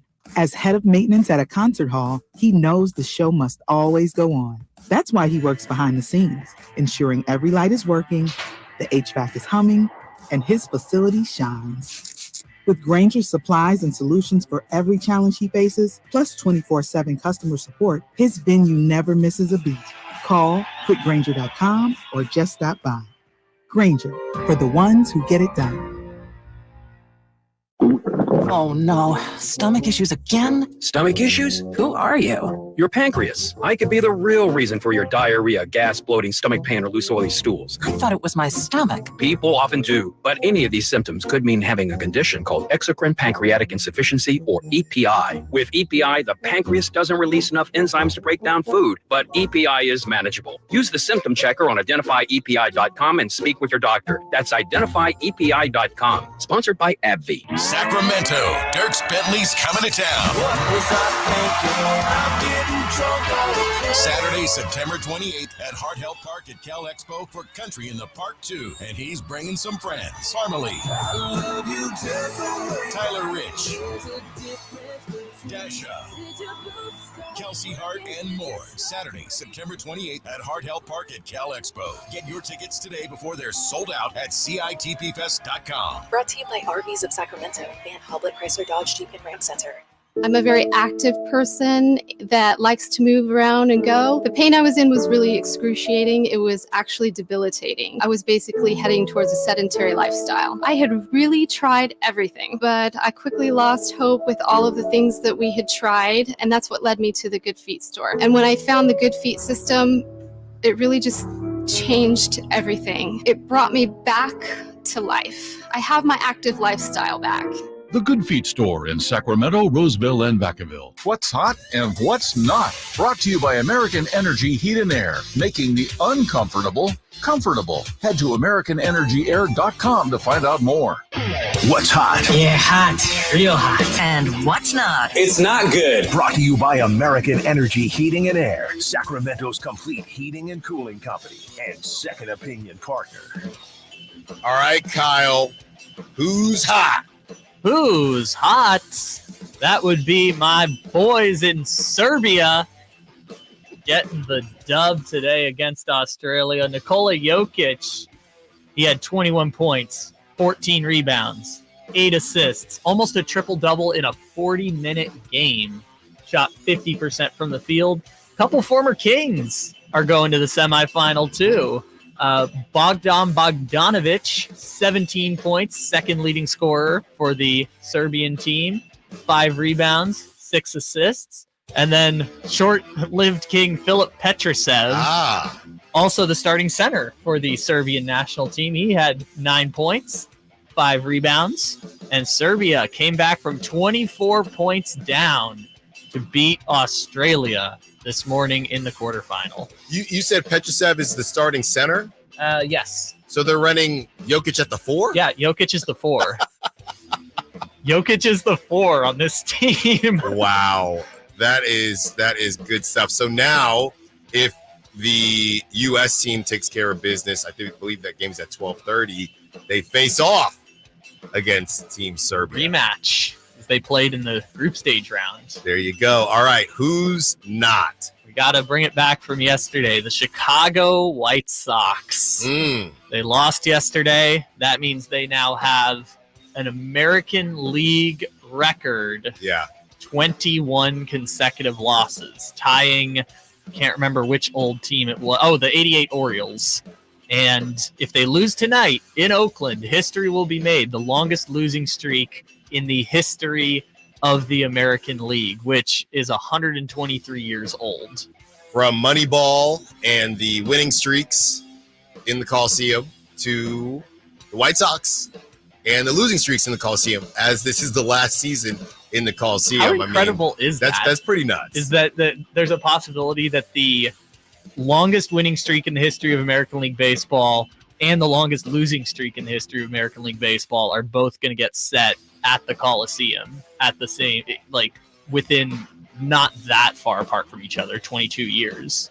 I'm trying to find this here, Kyle, and I'm trying to figure out who is. Here you go.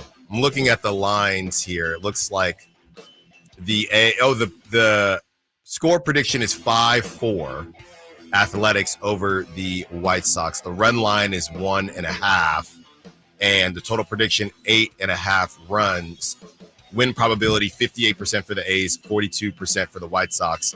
Yeah, we don't, I'm not saying I would, but if you do partake in that, if you are in Reno or anywhere near there, I might hammer the A's. I just think that or here's the argument, or the White Sox are going to finally find some level of dignity and say, hey, we're not letting it happen. I guess the argument on the other side is like, it's the A's. They could always beat them. The A's since July 1st, I think, are like 21-11 or something like that.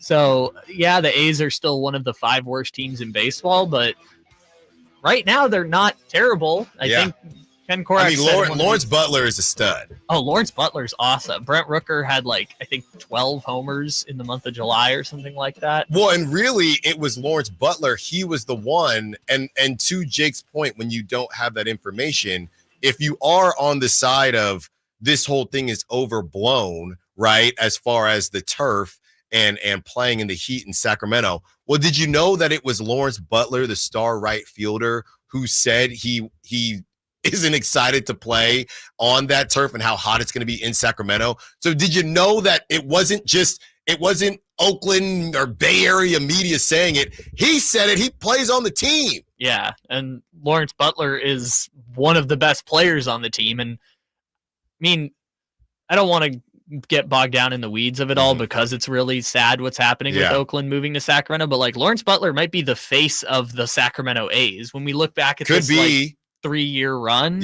Lawrence Butler might end up being the player that we associate with the Sacramento A's era. And to be honest, the big thing is, the A's said they weren't going to go out and do the normal thing where they sold. And to that point, they basically stuck to their word. I mean, they did with the Blackburn, they lost one of their starting pitchers, but besides that, they didn't move Mason Miller. They didn't move Brent Rooker. They traded their second best reliever in Lucas Erceg, but that's not right.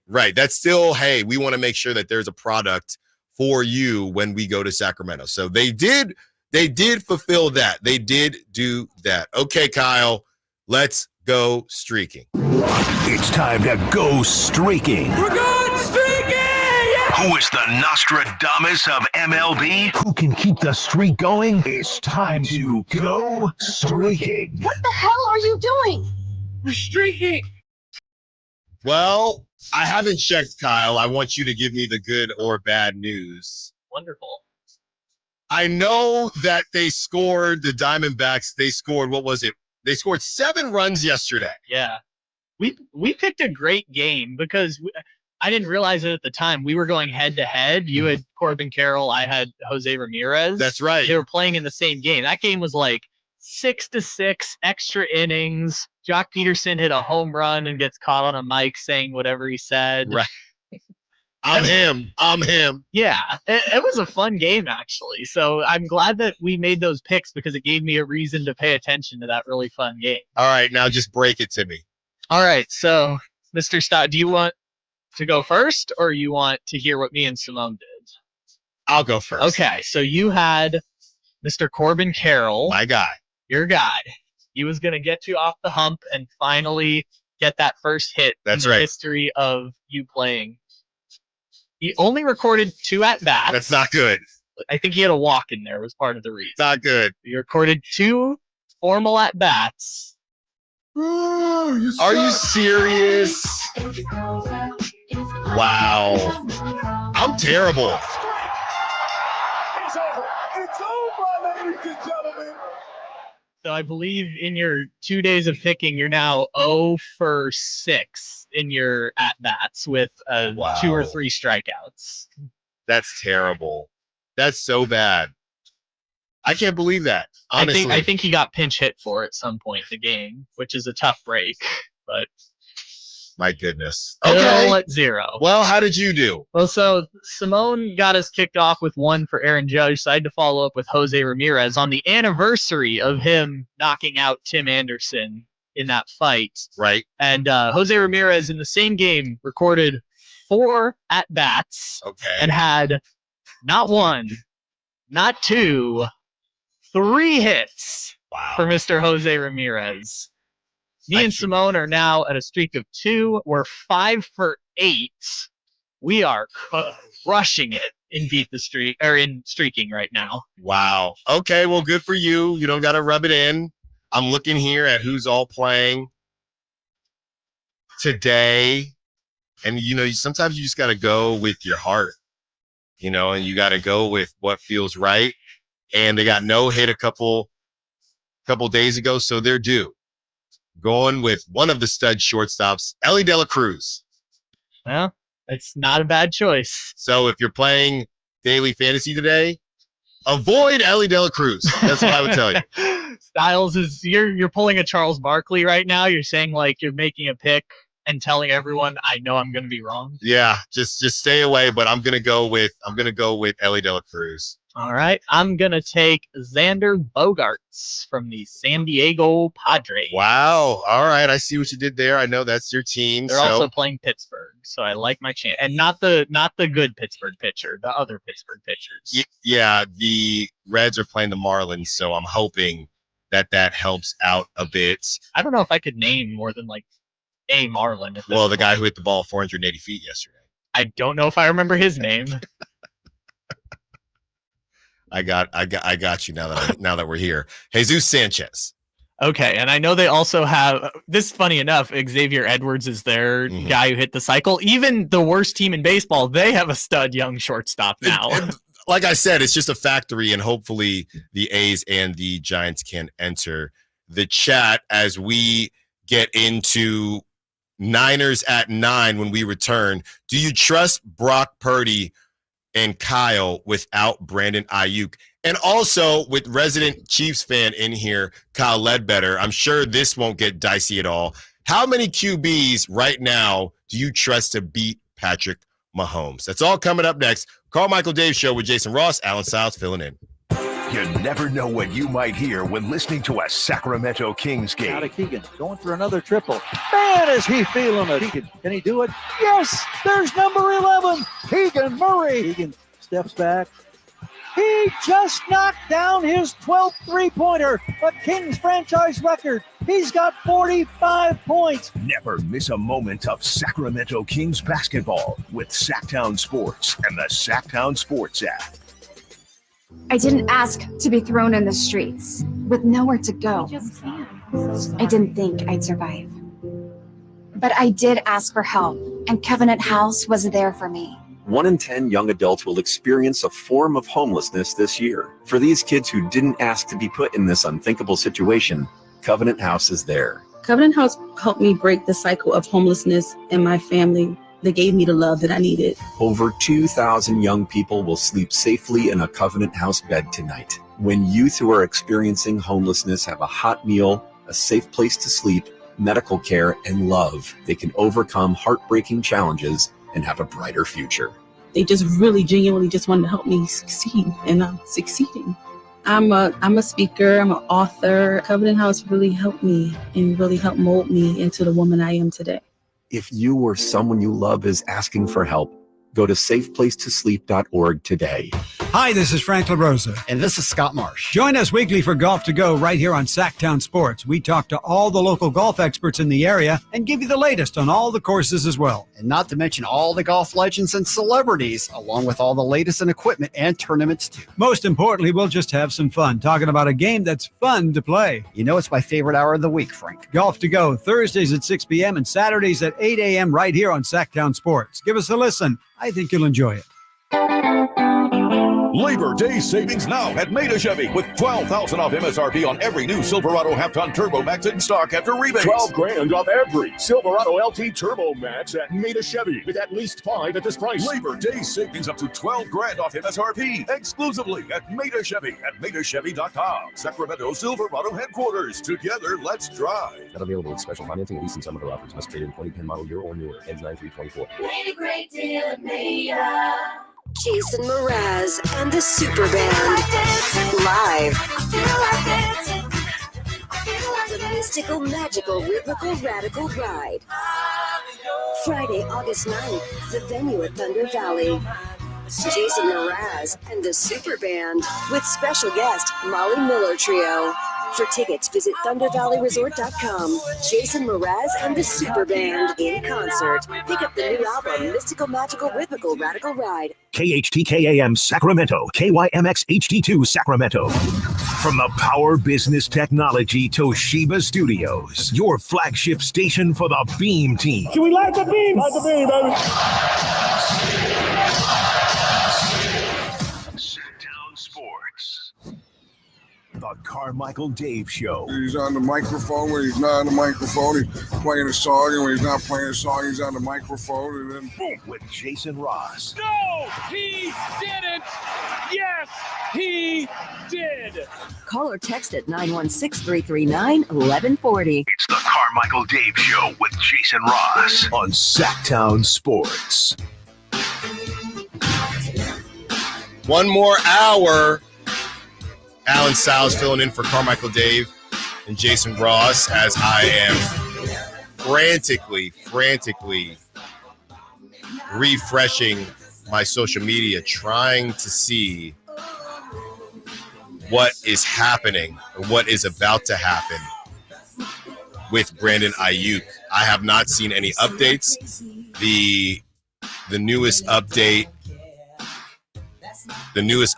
was that Brandon Aiyuk is interested in the Pats and the Browns, or they're interested in him, and we don't necessarily know what he wants back for that situation. And I've seen so much, Kyle, that I don't necessarily want to just make stuff up, but I saw that the Browns are offering less money than the Patriots, but the Patriots but the Browns are offering a better chance to win something. Depends on what you think about Deshaun Watson. So yeah, that's the situation here. Before we get into more Brandon Aiyuk stuff, I did have a bit of some bad news.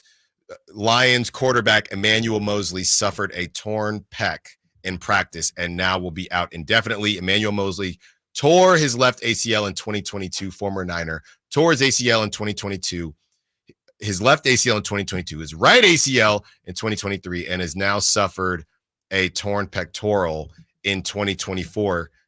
And Ari Barov goes on to say, tough to see a player go through this. So it really is, and we wish him all the best, obviously. And look, going back to the Brandon Aiyuk thing, this is why people want to get their money when they can. So we're wishing all the best to Emmanuel Moseley as we get into the Brandon Aiyuk situation. I did have this, Kyle, and we might have some more time before the show ends.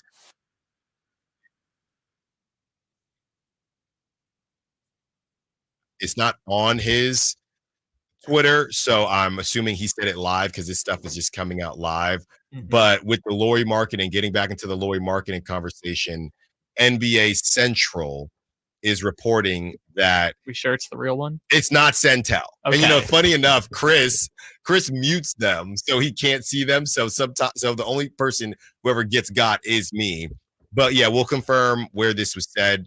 But they're tagging Shams as NBA Central, not Centel. Warriors' final offer for Lauri Markkanen, Moses Moody, multiple first-round picks, pick swaps, and second rounders. That is per Shams. Golden State refused to offer Brandon Pajemski.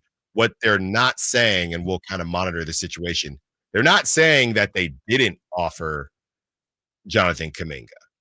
They purposely said they refused to offer Brandon Pajemski. That doesn't mean that they did or not. So we will monitor that. But it seems like the sun is setting for the Warriors and Lauri Markkanen. And I think it was already set with the Kings, but there were 3 other teams that were interested in Lauri Markkanen, but it seems like he's going to get what he wants, and he's going to get that extension and not be tradable for this upcoming season. Maybe he wants to settle in with his family and just hang out in Utah. So wanted to let you know about that. All right. And I think that's ultimately going to be best for everyone involved. I think the Jazz are probably going to be jazzed about having Lauri Markkanen back. I think Jazz fans really like having a player whose jersey is worth buying. I'm not going to say a star or face of franchise or anything like that, but I think it's just good for everyone involved. Markkanen wants it. The Jazz fans want it. The Jazz organization is only hesitating because they're thinking about long-term, can we build around Lauri Markkanen? But you can always go back and trade him later. So as we get back into the Brandon Aiyuk conversation, and we talked to Jason Aponte, Niners Nation Sprint Right Option podcast. We talked to him about an hour ago. Go check that out on YouTube during a break if you didn't catch that one. But Kyle, how much should we trust Brock Purdy and Kyle Shanahan without Brandon Aiyuk? And we can joke about some of the memes that we've been seeing with Ricky Pearsall not able to get separation. I know you saw from the Chiefs side of things, Xavier Worthy get knocked down, but he's also cooking people. So I know earlier on the show I said, and I went back and forth with one of the texters from the 279. I know I talked about how, hey, there's a new receiver every season, right? And these guys are coming out of the draft, and they can all do enough, or a lot of them can do enough, right? As far as the top receivers. And if we think Ricky Pearsall is that guy, maybe he still will be, but he's had some flashes to start the season. But when it comes to one Brock Purdy and Brandon Aiyuk, you had the fluke to Aiyuk where it bounces off the Lions defender. They clearly have a connection. The question is that a one and only connection? If you look at other quarterbacks in the league and their top guy, I think the difference is a lot of these other quarterbacks, they don't have this, because the Niners wide receiver room is better. They don't have this 1A, 1B situation.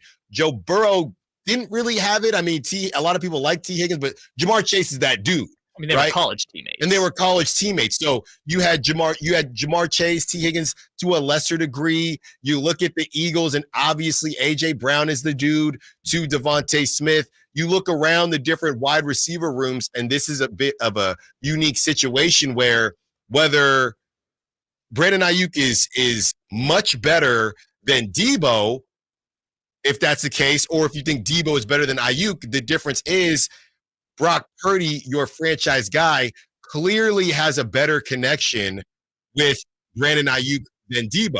Now, with that being said, the question then becomes, if you're about to pay this dude $60 million in Brock Purdy, if I'm paying you $60 million, you can find another security blanket. That's what I'm paying you for. Yeah. If you need a specific guy, then you're not worth $60 million to me. And I think that's how the Niners feel. The Niners feel like, Brock, we trust you, and we like Brandon Aiyuk. So either it's going to come out of your pocket in a different way, or we're going to have to move on from Brandon Aiyuk, because either way, there is a number that we don't want to hit. Because Brock Purdy's agent, and we talked about this yesterday, Brock Purdy's agent, he's not necessarily going to let Brock can do what he wants, but he's going to say, Brock, we really need to pay attention to what's going on. Let's make sure you can get this bag, man. We just told the story about Emmanuel Mosley. I saw that picture. I don't know if you did, Kyle, and I know he got his money, but that picture of Alex Smith's leg was insane. Okay, and I only bring that up because you have Dak Prescott, who's probably gonna enter free agency at the end of the season. You have different guys that are gonna be available, and Dak saw his career flash before his eyes when he broke his foot. Right, you saw Derek Carr. He broke his foot. I'm not saying Derek Carr was elite, but Derek Carr was never the same after he broke that foot. Brock Purdy has already stared that in the face with his UCL. Yeah. So if you're Brock and you're Brock's agent, dude, you got to get paid, right? And with that being said, the Niners, knowing that Brock's agent is going to want him to get paid, well, we can't pay Brandon Aiyuk what he wants, but Brock, If you're about to ask for this money, you can find another security blanket. We still got Debo. We just got Ricky Pearsall. We still got George Kittle.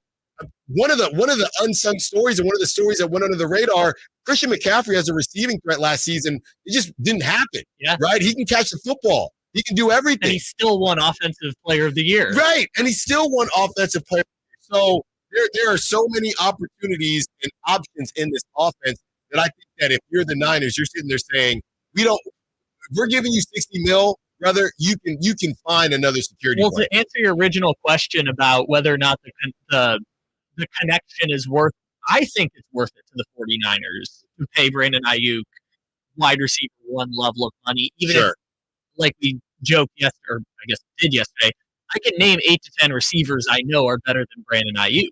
That doesn't mean the Niners shouldn't pay him because he isn't better than Justin Jefferson. Yeah. To that team, he is worth it being a number one receiver. But that's the question, though. Is he?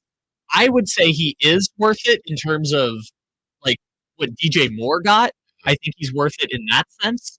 But the Niners have to ask themselves the question, if we can only pay 4 to 5 guys top of the league money, and we're in the generous position that we have 6 players who are top of their, like, that are best in the league at what they do. And you talk about Travarius Ward, Fred Warner, Nick Bosa, Trent Williams, Christian McCaffrey. Go to Brock Purdy if you want, and Brandon Aiyuk. Like, we have 6 to 7 guys who are worth top of the league money, and we can only pay 4 to 5 of them. Which ones are we prioritizing? And I think only in that context do you not say, yes, definitively, we will pay Brandon Aiyuk what Brandon Aiyuk is worth. It's just the plethora of riches that the Niners have that they want to keep around. I mean, it's essentially what I understand from this is it comes down to Brandon Aiyuk or Charvarius Ward. Which one do you want to prioritize long-term in terms of a financial commitment for the Niners? And that's a tough conversation to have. And there's pros and cons to both, values of positions, that connection that Brandon Aiyuk and Brock Purdy have seemed to develop over the last 3 years. It's interesting to figure out, but to your point, we know Brock Purdy's going to get the $55 million a year contract from the Niners. That's almost not a question at this point. The Niners can't afford to try and find another Brock Purdy, given how long Kyle Shanahan's been trying to find that quarterback that works for what he's trying to do. So I think your point is correct that at the value Brock Purdy's going to get, you can try and find another security blanket. And also, I think not a ton is being talked about Deebo Samuel in this whole equation, too. Yeah. 916-339-1140. TC wants to be a part of the conversation. What's up, TC? You're on Carmichael Dave Show with Jason Ross. What you got for us? Hey, Alan, look, man. Check it out. So, look, hey, before we get started, let me ask you a question. I know you're a Raiders fan, bro, but look, check it out. Hey, what do you like? What's your true stance, bro? Are you with, I mean, not trying to be with push aside, but are you more on BA or the team side? Because I'm hearing, like, you're like, oh, I'm with BA, and then now you turn around, it's like, oh, it's Brock, and then we got to, are you with BA? I'm with BA in this situation. I've done everything you guys asked me to do. I blocked. I was in the doghouse. I don't complain. I'm a leader. I come in camp every year in shape. You don't never have to tell me about losing 15 pounds. I'm looking chubby. I can't step. I don't do any of that, bro. So pay me, big dog. Yeah. I've been here. I've been through everything. I'm not just a new kid on the block that got lucky and went to the Super Bowl with y'all last year. Bro, I didn't miss the Super Bowl with y'all, and I didn't went to the Super Bowl with y'all. Why can I get my money, big dog? Plus, Kyle, I haven't forgot how you treated me, big dog. That's what this is about.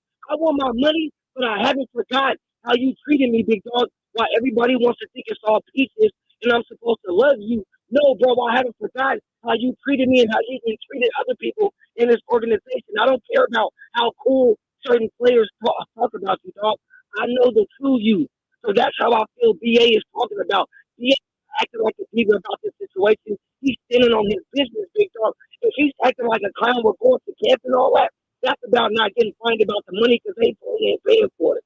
But I'm talking about BA from a standpoint, big dog. He's not feeling that, dog, and he's really not. This is towards Shanahan. Not so much John and Parag. This is more about Kyle, bro, because he hasn't forgot from day one how Kyle was acting. Am I wrong for that? But TC, if you're saying it like that, then that sounds like it would be too far gone anyway.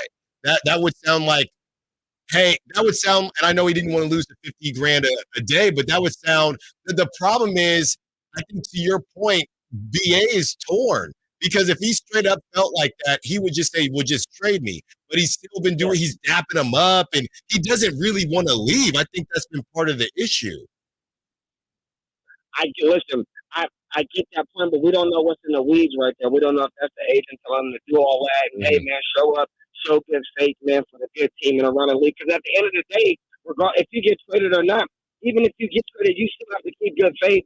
You can't just keep popping up and showing and screwing them and showing up and flipping people off and giving people the bird and all that. Bro, that's going to look better for you down the line. And people from ain't no team going to mess with you. Like, you know what? I'm cool on this dude. But if you show up, look, he's still dapping up Kyle John. He's a good dude and all that, bro. That's where I think that's coming from, Alan. I'm with BA on this, bro. I'm not with the team. And I'm a diehard Niner fan, dog. But I'm not with all the BS that the team has been doing, bro. And I'm talking about Kyle and John in particular. Really, Kyle, dude. I don't be feeling how that dude be moving. And everybody do want to give this dude his flowers like he's just some head honcho, bro. And dude be screwing up, man. Yeah. No, I feel you on that one. Thanks for the call, TC. To answer TC's question, whose side am I on? I would say that I don't have a problem with what Brandon Aiyuk did. I feel like he could have been more all in. I think the situation now is that when you got what you wanted, you've now turned down. How much do you want, right? I think Brandon Aiyuk, for everything that I've said, and I thought that he was going to lose out and not have this opportunity from the ESPN article that came out this morning.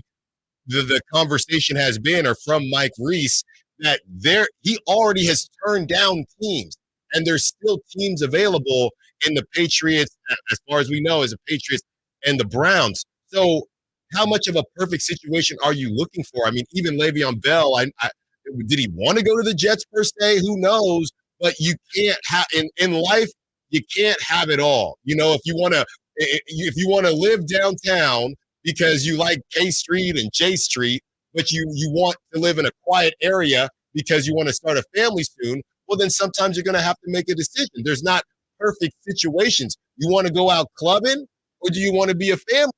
You know what I mean? And Brandon Aiyuk, he wants his money, but he also wants his money on a specific team. I don't have a problem with Brandon Aiyuk trying to get his money.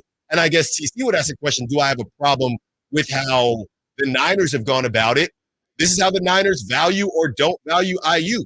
It really doesn't matter if I agree with them or not. I mean, like I said, what does DK Metcalf look like in this offense, right? There are a lot of receivers. Brandon Aiyuk is pretty close, Kyle, to getting kind of the Brock Purdy type of treatment, where he's schemed open. We talked to Jason Aponte. He's schemed open. There's so many other options that teams have to worry about. People can sit there and say, think about Brandon Aiyuk if he had Amon-Ra St. Brown's usage, and would say, well, his numbers would be off the charts. Couldn't somebody argue and say maybe he can't get as loose as Amon-Ra and he doesn't have the same numbers? We'll never know. We're living in a reality that, you know, the multi-dimension reality. The question, the problem is for the Niners, they can also say that.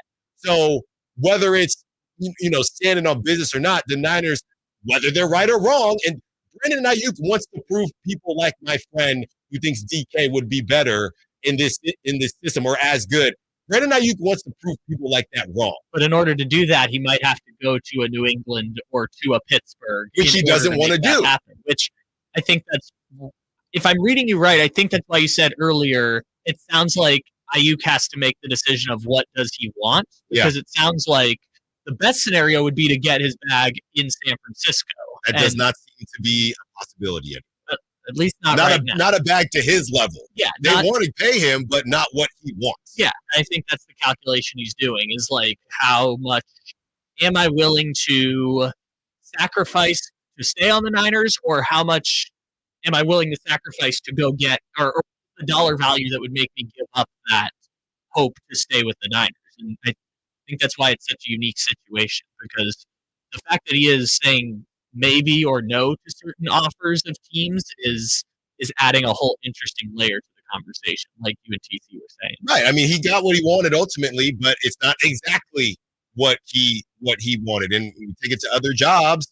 oh, well, I like their 401k, but the location isn't great. You're not normally going to get it all.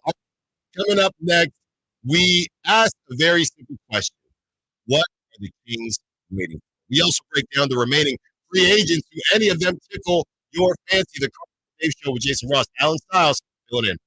Hey everybody, it's your boy Drapes, Kyle Draper from Mercedes-Benz of Stockton. I can't speak enough about my new Mercedes-Benz EQS SUV. I recently got back from a long trip. I was tired. My back was aching from being on the airplane. I was dragging. But once I hopped in my all-new electric SUV, all was good. The first thing I did was put on the seat massager.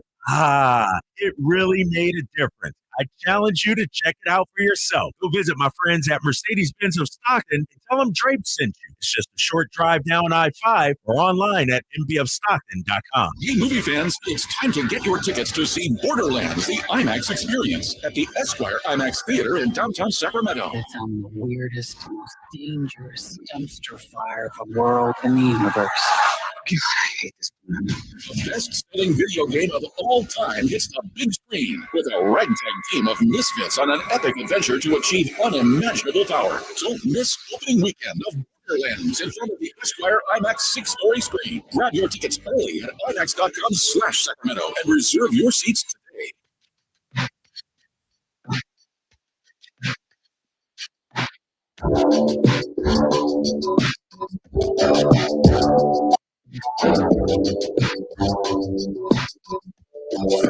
Waking you up with the best in local sports. They just make it interesting, you know? It's the Carmichael Dave Show with Jason Ross on Sacktown Sports.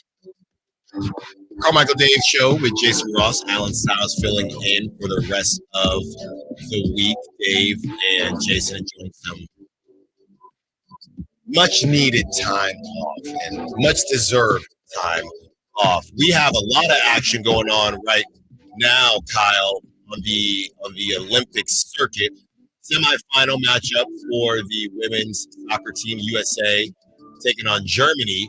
In quarterfinals of the women's volleyball with USA and Poland.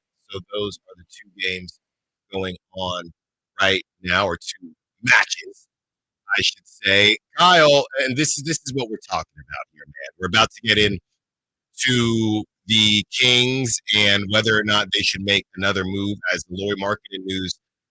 Really, it broke yesterday. Shout out to Yahoo Sports, but it is now officially coming from Anthony Slater and Shams and the whole crew. So it's official now. But Jake Fisher and others did have it yesterday, or it was all indications. Now it is basically official. And real quick, Kyle, and people are reporting from Patriots practice, and Emil, who also works for the station Sacktown Sports 49ers Insider, he came to me and he said, Emil Fergoso, take it for what it's worth. Matthew Judon and Kendrick Bourne are not practicing for the Patriots today. The Brian Windhorst meme. Now, why would that be a thing? Could be nothing, could be something. So we will continue to monitor that. As here is the Shams report getting back into the NBA. Just in, NBA All-Star Lauri Markkanen and the Utah Jazz are expected to agree to a massive long-term contract extension and sign Wednesday or later, making him untradeable for the entire 2024-2025 season. And Tony Jones had that, and Anthony Slater both worked for the Athletic. Tony Jones for the Jazz Nuggets, and obviously Anthony Slater for the Warriors. So it's over. After all that, it is over. Oh no, the most likely and predictable outcome came true. Yeah. That's so unfortunate. Yeah, it was. There was a point where I did think that the Warriors would get desperate. I really did, because the Brandon Pajemski thing to me, and Kyle, now you ask yourself the question: if Brandon Pajemski, and Joe Lacob said that he believes he's going to be an all-star, well, he better be. And even if he is one time, if Brandon Pajemski is a one-time all-star and Steph Curry goes off into the sunset and Chris Watkins very happy that eventually happens. And Brandon Podziemski, they go to the second round a couple times, and Brandon Podziemski is a one-time All-Star. Isn't that a complete failure? I wouldn't go so far with Podziemski. I remember when Keegan Murray first got drafted his rookie year, and everyone was trying to have this same conversation of like, if Keegan becomes this, will it be a success? If he becomes that, will it be a success? And I feel like it's not necessarily as black and white as making an all-star team or making an all-defensive team or something like that. But for Podziemski, I wouldn't necessarily say that would be a failure if you only make one all-star team. Now, the Warriors are putting their chips in the Podziemski basket. Yeah. But if I were a general manager, I wouldn't put my chips in the Podziemski basket. It's just the best option the Warriors have on the table right now until a better option comes available. And again, I am on the Athletic article right now from Shams. The Warriors made the most aggressive offer centered around Moses Moody, multiple first-round picks, pick swaps, and second-rounders. Team sources from both sides said Utah wanted Brandon Podziemski in any theoretical deal. The Warriors were protective of Podziemski in the market conversation and a few other league-wide trade proposals this summer, league sources said. So Jonathan Kuminga, I did Control F to find. Jonathan Kuminga shows up one time in this article. It's at the very bottom where Shams is just laying out what the Warriors have. So it doesn't even come up whether or not the Jazz were interested in Jonathan Kuminga. And we know that they wanted Keegan Murray, and now it's official or pretty close to official that Lauri Markkanen is off the table. I know Kyle Draper had a conversation yesterday where based on the numbers, right, and that's the operative words there, based on the numbers, he was more okay with DeRozan than Markkanen, for Markkanen, a bunch of picks, Keegan Murray. Because on his face, when I heard him say that, I thought, whoa, Kyle, what's going on here? Then before our show started, I went back and listened and said, yeah, DeRozan at that price point versus Lauri Markkanen at his price point. Yeah, I'm not giving, unless you found a way to not give up Keegan Murray. Yeah, I'm not giving up Keegan Murray and picks for Lauri Markkanen. Honestly, even the picks was a bit rich for my blood. It was kind of just the Harrison Barnes and pick situation. It's like you can make the trade and that's the eggs you're putting the basket in, but it's more of, like we talked about earlier, it's more of a floor raiser than it is a ceiling elevator for the Kings necessarily. Which I will say the same thing about DeRozan. I don't know how much greater DeRozan makes the Kings in terms of getting to that like top 2 territory in the West. But it keeps them from 8, 9. In theory, we got to see. That's why I think that's the thinking of the organization. I don't necessarily know for certain. DeRozan might come in and be an immediate all-star impact player. Now we have 3 all-stars, but I would imagine in this offense that's the case. It would have been the same with Markkanen. At the very least, they're saying we want to get away from the play-in, and we think adding DeRozan gets us away or lower. I mean, there's like the West goes 12 deep this year. Yeah. So it's trying to keep pace with everyone who is also, well, not everyone got better, but a lot of teams got better. Like even the Pelicans, who we lost to 6 times last year, even they got DeJounte Murray for essentially a bench player and 2 first-round picks. Yeah, so, that's probably the least talked about big trade that happened this offseason. And I only think that's because DeJounte is kind of their number 4. Well, they're still trying to get rid of Brandon Ingram. That's the only thing that changes it, is what do you get for Brandon Ingram? Which, bringing it back to teams that are in the mix, right, whether it's the Warriors or whoever, okay, you can want Brandon Ingram, and again, the market is the market. Brandon Ingram wants to get paid $50 million, but if nobody wants to pay him $50 million, then he's got to take what?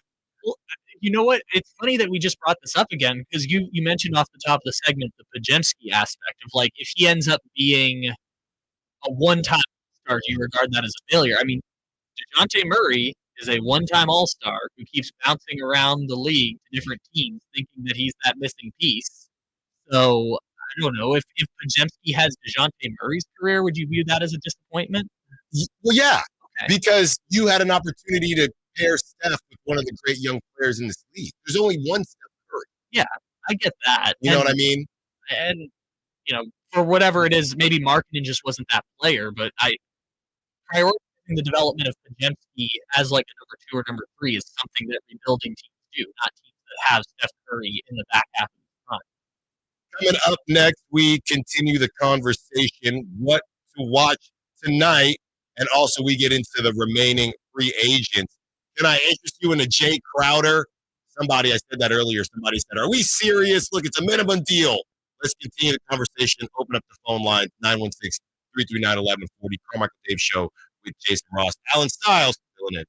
The Sacramento Kings play here. He's got the triple. Sacramento takes the lead. Get your Kings fix all season long right here on your home of the Sacramento Kings. Sacktown Sports and sacktownsports.com. This is the story of the one. As a maintenance engineer, he hears things differently.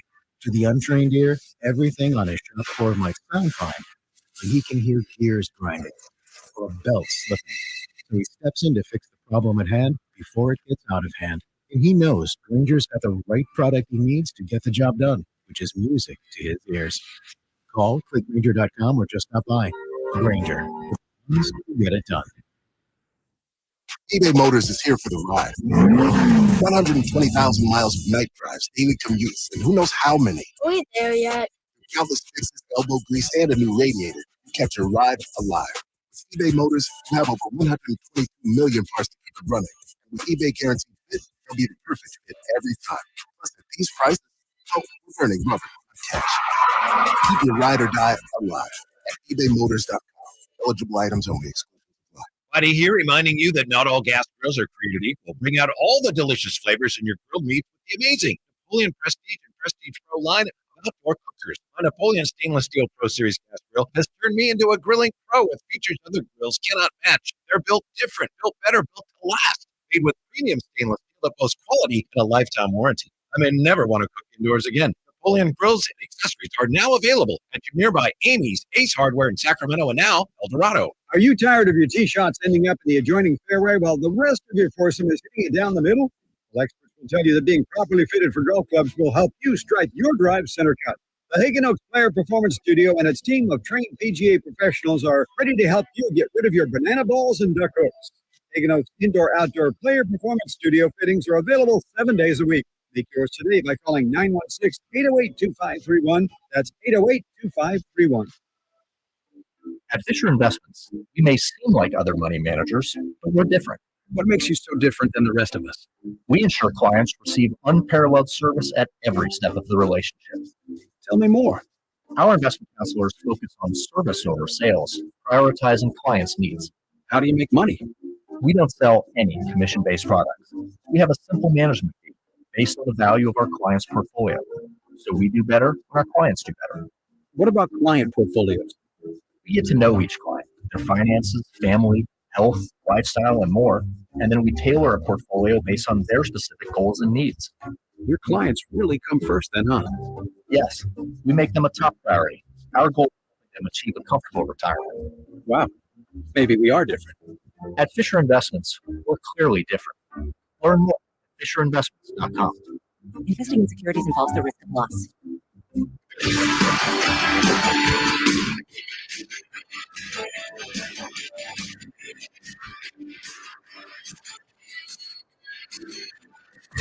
Carmichael Dave. He's got very good sources, and he just kind of tells it as it is and gets to the point. Jason Ross. He has a lot of pretty smart things to say. He's good at what he does. On Sacktown Sports. Still 0-0. Women's soccer semifinal, USA and Germany. Hopefully USA can get it done. That medal count, Kyle, I saw it last night. It was tied up now. In golds, you're saying? In golds.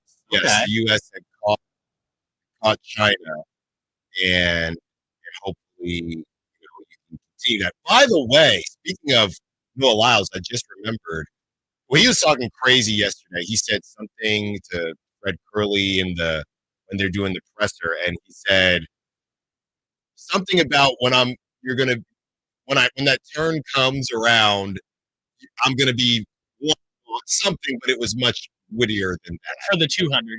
For the 200. Okay. So the 200, I know they said I know it's Tuesday, but when they say Tuesday night, I think it's probably soon. So I'm going to get that information in case everybody wants to watch Noah Lyles either win or lose. It's like maybe today, but maybe you can watch it in the evening or something. Exactly. And I know that personally, I know my wife she has been really just locked in at work. So she has not been seeing anything. So yesterday she didn't see any of the balance beam stuff. And by the way, I mean, that balance beam, that was a problem. I mean, everybody was falling off the balance beam yesterday. And hopefully USA can get back on the right track. Because it's the Olympic talk near the end of the show. Did you see that fun video of, I don't know who won the medals, but the two of the people like put the medals in their mouth to kind of pretend like they were like biting the medal. Yeah. And then the third person who is standing on the podium like glances over and sees them and is like, oh, what's that? And then kind of does the same thing. It's very wholesome if you guys want a fun Olympic video. There you go. It's like the person had no idea what this was, but they were just like, oh, I think I should do it too. So Noah Lyles is going to go for the double gold, obviously. And in theory, Kyle, he thinks this is his bag, right? The 200, that's what he does. So we're going to see if he's able to pull that off. And he goes on to say, I'm pretty confident right now. I can't lie.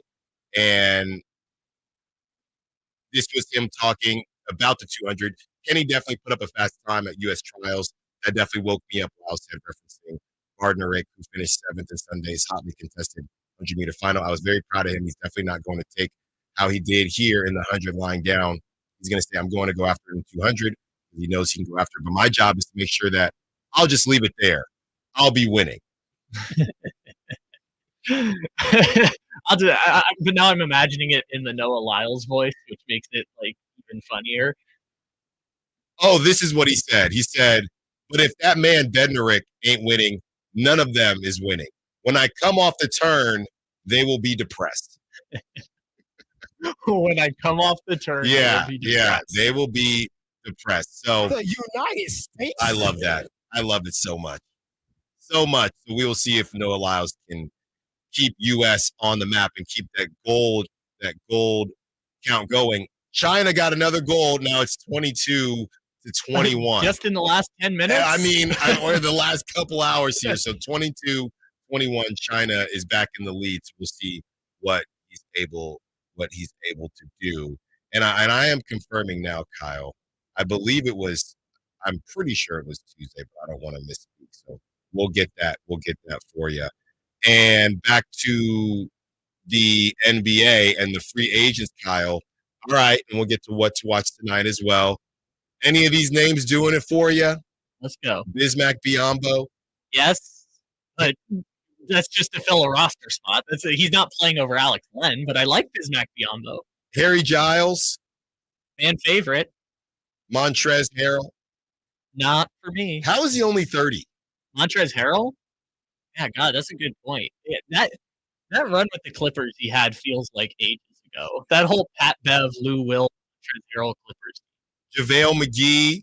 Yes, I'd love to have him back. Tristan Thompson? Not for me. The names that I see, Kyle, they're all big.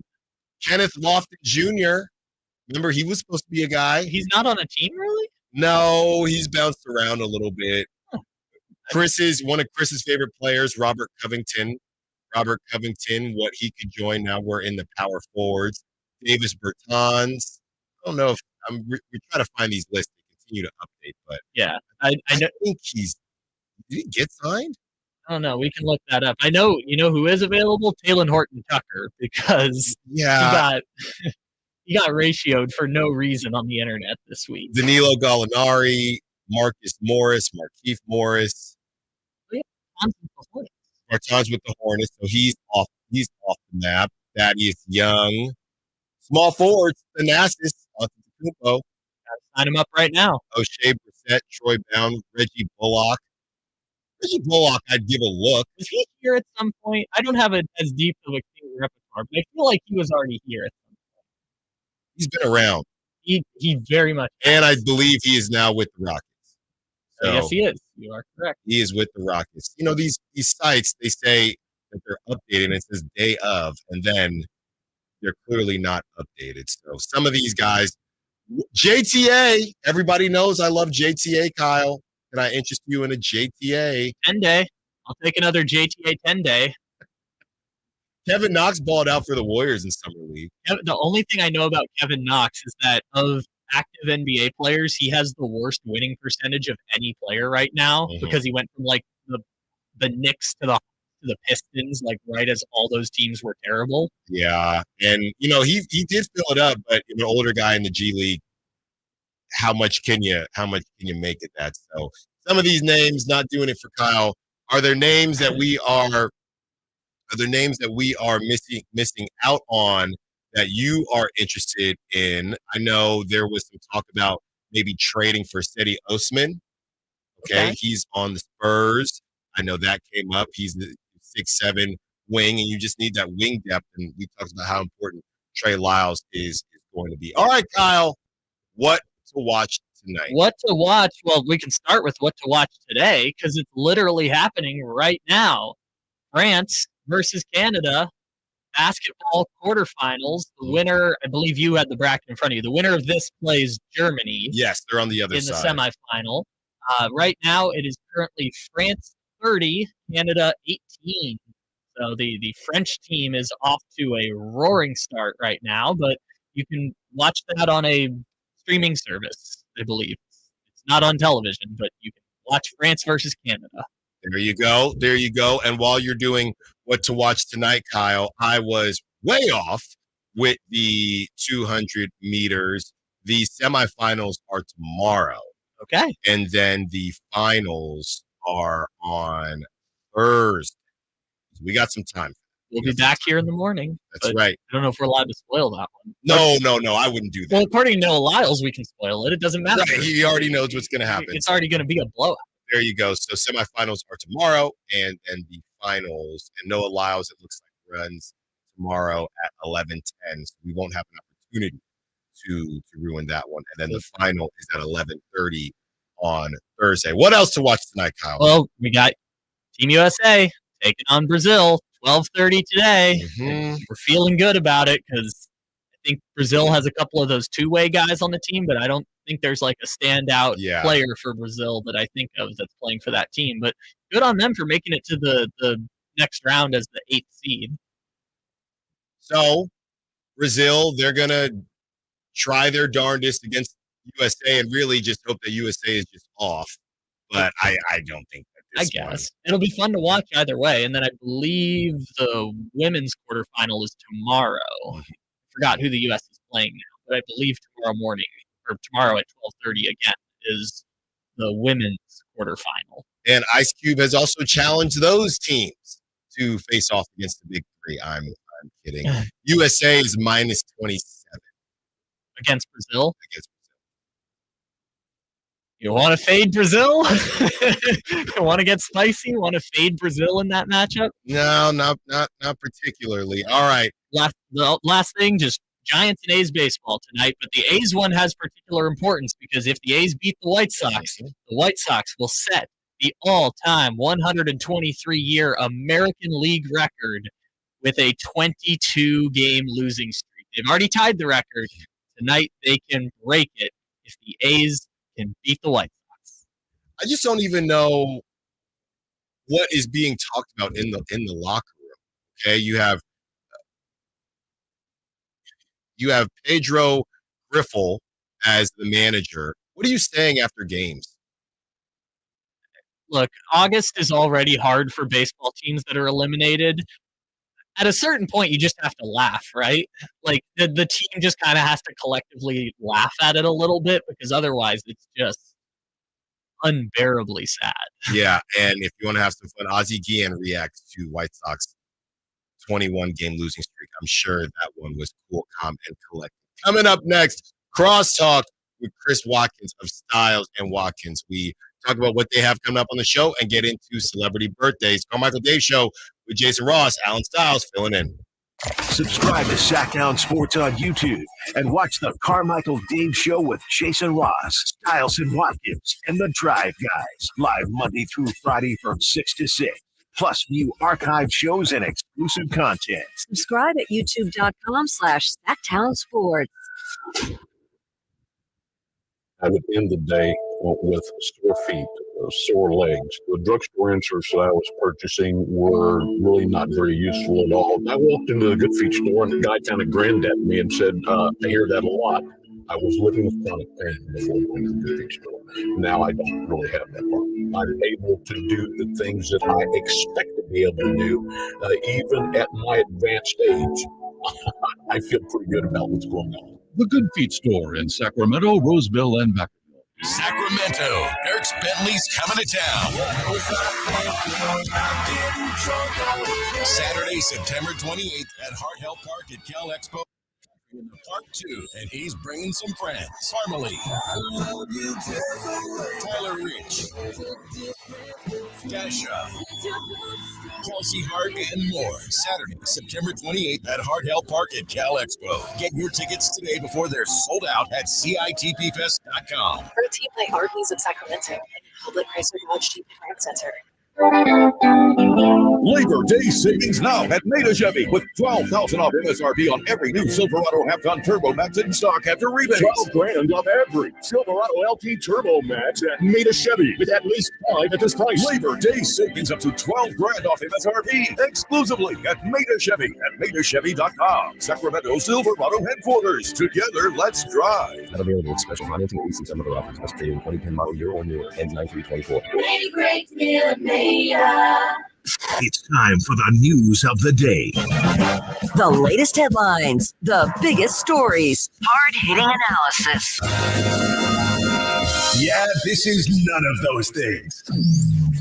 And now, here's Carmichael Dave and Jason Ross. Alan Stiles filling in for Carmichael Dave and Jason Ross. Oh, yeah, the clapping. I forgot. Thank you very much, Kyle. And we have Ben Ross in with one Chris Watkins. How you guys doing? Pretty good. Can't complain. Tuesday, Chris, you know how I feel about Tuesdays, and my Tuesday is done now. Yours is just beginning, but, you know, it's just such a bad day. I know. I keep thinking every time I'm, like, smack in the middle of the show, I'm like, I'm probably on a golf course right now. Well, that's, you know what? It is a bit lonely, I will say, being done because nobody else is done. Right. So working. I've been getting turned down left and right. Okay, yesterday I ended up having never never. Some of the other guys I was supposed to link up with, they didn't end up doing anything. I ended up just being, just super dad yesterday. I had to take the cats to the vet, so not really how I drew up all this time, but I'll take it. Ben, how you doing? What's up, fellas? I got my mic on. That's a there start. We go. There you go. That's a good start. There you go. It's good to have you on these airwaves. It's good to be here. I actually don't mind Tuesdays. So really, I'm so used to working like such a crazy schedule. Yeah. Weekends don't even exist for me. That's the true. time I'm off on Tuesdays. So that's whatever. true. Well, I was gonna say sell me Tuesday, and you just did. All right, guys. Before we get into celebrity birthdays, what are your thoughts? So we have the main storylines here. Number one, Brandon Aiyuk, and we had Jason Aponte on earlier in the show, and there was a lot of conversation. I mean, from done deal to Steelers to Patriots. Now we're at Patriots and Browns, and the Commanders are gone, and the Steelers are also gone. What are your thoughts on the Brandon Aiyuk situation? And we had some passionate callers who were trying to ride for Brandon Aiyuk, but that article from ESPN that Adam Schefter and Mike Reese put out, I mean, Brandon Aiyuk has already turned down teams. So you just, this is what I said to Kyle, you can't expect, Chris, if you want to kick it on J Street, right, and live in the city, that's cool. But you're not going to get the suburb life. You can't get it all, and it feels like Brandon Aiyuk wants it all. I'm glad that you have some grasp on what he wants, because I've been trying to figure out this whole time. I can't figure it out if he wants the money, if he wants the ball, if he wants to be on the Niners, if he wants to go play with his best friend, Jaden Daniels. I can't figure it out. I'm just glad that the Niners at some point here said, you know what? whatever you want. It's like when you're with your significant other and they're talking about, hey, what do you want for dinner? What do you want? And I'm like, look, I threw 3 suggestions out there. I'm trying to make this work.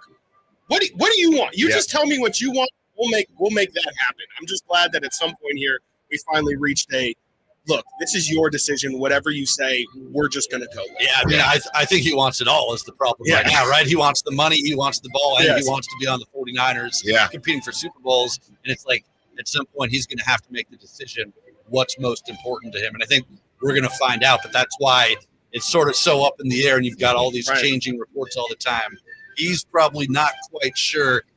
At the end of the day, I think money is probably going to end up being the top thing, but I also think he's starting to realize I might miss playing for the 49ers. I might miss playing for Super Bowls if I go somewhere else. Yeah, that's right. I mean, we're dealing with, the hot take out there, and you pick your poison, if you will. We're out there, and it's not even Drake May. I thought it was Drake May because he sounded so good in that Giants breakdown on Hard Knocks. But now you have people saying Joe Milton might beat out Drake May. And you still got Jacoby Brissett out there. So he does a biannual hangout with the Patriots. So that's all going on. Or can I interest you in whatever's left of Deshaun Watson in Cleveland? And I don't think either. I wouldn't be into either of those teams. But I get it. You're trying to get paid. But again, Brandon, you can have one. Yeah. You just can't have it all, man. You can't have it all. Did you see the report that Kendrick Bourne wasn't out at Patriots practice? I did see that. Yeah, and Matthew Judon. Yeah. So we don't know what that means. And you want to go to Foxborough and just maybe you figure it out. It's freezing everywhere, Brandon Aiyuk. All the places Brandon Aiyuk is being targeted by right now is absolutely freezing. I just don't think he wants that. I think he's going to F around and find out. Yeah, he went to high school in Nevada. Yep. He went to college in Northern California and then Arizona. And now he's playing at the Bay. Yeah, Brandon, just going out there. Yeah, go ahead. Go to Cleveland. Well, you know me. I played in Philly, and that is not New England. And I don't think that's even Cleveland. I'm telling you right now, man, you get the hand warmers don't work. Yeah. You try to put them in your back pocket. I'm sitting there shaking them. They don't work. It's ridiculous. Yeah, Pittsburgh's no consolation prize either. No, it's not. I think Pittsburgh might be worse than Philly. Yeah. So shout out Brandon Aiyuk and wanting to have it all. Bring the gloves. Bring the gloves. You can put the hand warmers. That's what I would do. That's what I've heard. When you're up to bat. Yep. You put them inside of the batting gloves, and they still don't do anything. Do not do anything. The other storyline that is basically coming to a close is the Lauri Markkanen deal. Yeah. And we spent so much time talking about it. And after all that, Lauri Markkanen wants to stay in Utah at least for the next year, and he wants to build something. He's going to get that extension. The report started yesterday. They're officially coming out today. He's not going to sign today. He's going to sign tomorrow. Are you surprised that no team got that desperate? Obviously, the Warriors were the most connected, and Shams put out an article on The Athletic.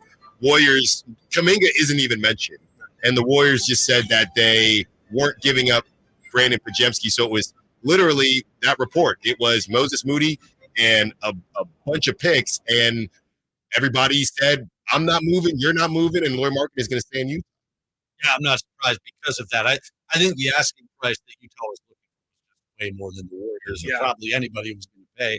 I think at one point I read that they wanted both Kuminga and Podziemski, and the Warriors were never going to do that. So, I mean, look, good for Utah, and I mean, that's a guy maybe you build around. Right. Now you turn it from a seller to a buyer, right? 30 for 30. What if I told you that things can change that quickly? All right, Kyle, let's get into some celebrity birthdays. I do think there's one birthday I saw in the chat mob. I don't know if it's real or not.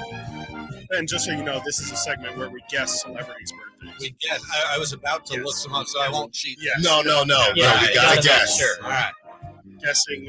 Well, just so we know that birthdays are meant to be spent with family and friends, and nothing brings family and friends together better than crumble cookies. Yeah. There you go. All right, Kyle, who's number one for celebrity birthdays? Start off with an old friend of ours, shall we say? Let's go with Mr. Vezenkov. That's the one. Yeah. I saw it in the chat. Sasha Vezenkov. It is Mr. Vezenkov's birthday today. I mean, I think it's two options here.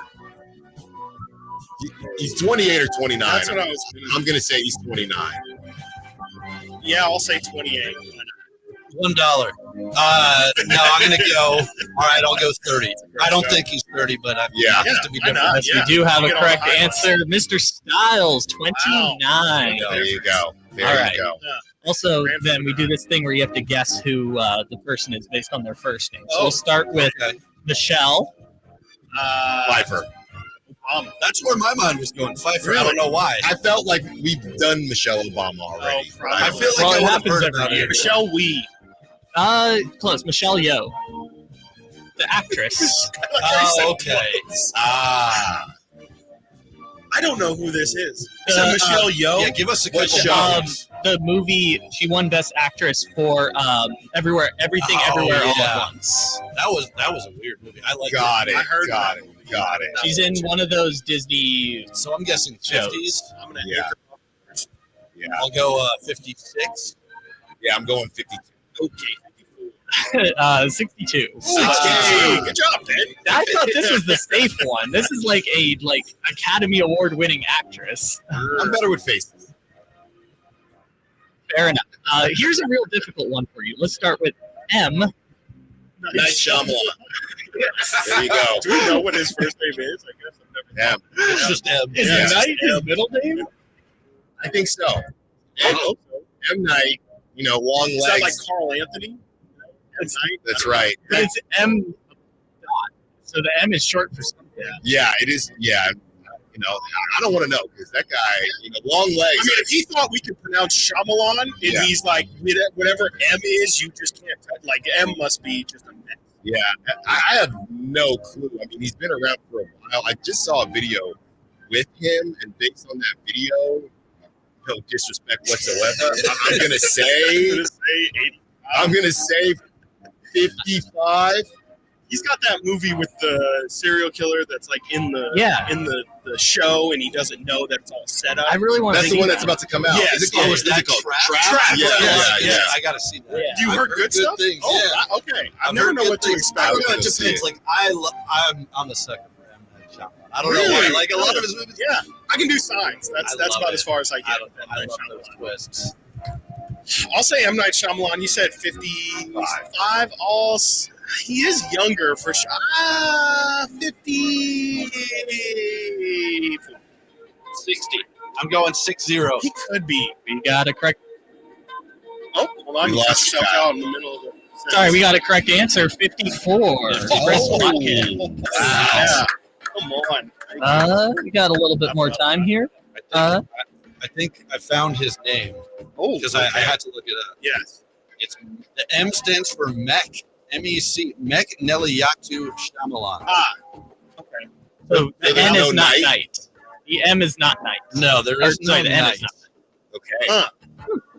He just added it. Wow. You Why know? not? And I want to go night. Yeah. I get that. It's cool. It's a great sounding name. Yeah. Ben, you might just go by Tuesday. Be nice. Ben Tuesday Ross. Tuesday Ross. B Tuesday Ross. B Tuesday Ross. Tuesday. There you go. My buddies call me BRT because my Twitter is Ben Ross Tweets. Yes, there you go. BRT. BRT. That's pretty solid. Kyle? We're running out of time, so real quick, let's go. Wilmer. Flores. Yeah.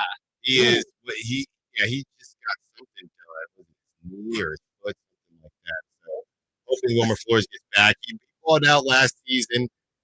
I really don't know. It feels like he's been around for a very long time. I'm going to go 34. Yeah, that's a good one. I'm going to go 31. 35 feels too high. I'm going to say 33. Lost you again, Kyle. We got a correct answer. Walk off, Mr. Styles. Wow. 33. Bomb shot. All right. Well, you got Chris Watkins. You got Ben Ross coming up next for the next 4 hours, getting into Kings, Niners, and everything in between. Thank you for listening to the Carmichael Dave Show with Jason Ross. I am Alex House. We will be back tomorrow morning, but until then, enjoy the rest of your day. The NFL's leading rusher plays here. Got a handoff to McCaffrey, walks in the end zone. Handoff to McCaffrey, takes it right down to the goal line. He does his thing again. McCaffrey goes in motion right. Backwards pass led by Juszczyk. A block there. Hurdles the man. 10, 5, touchdown!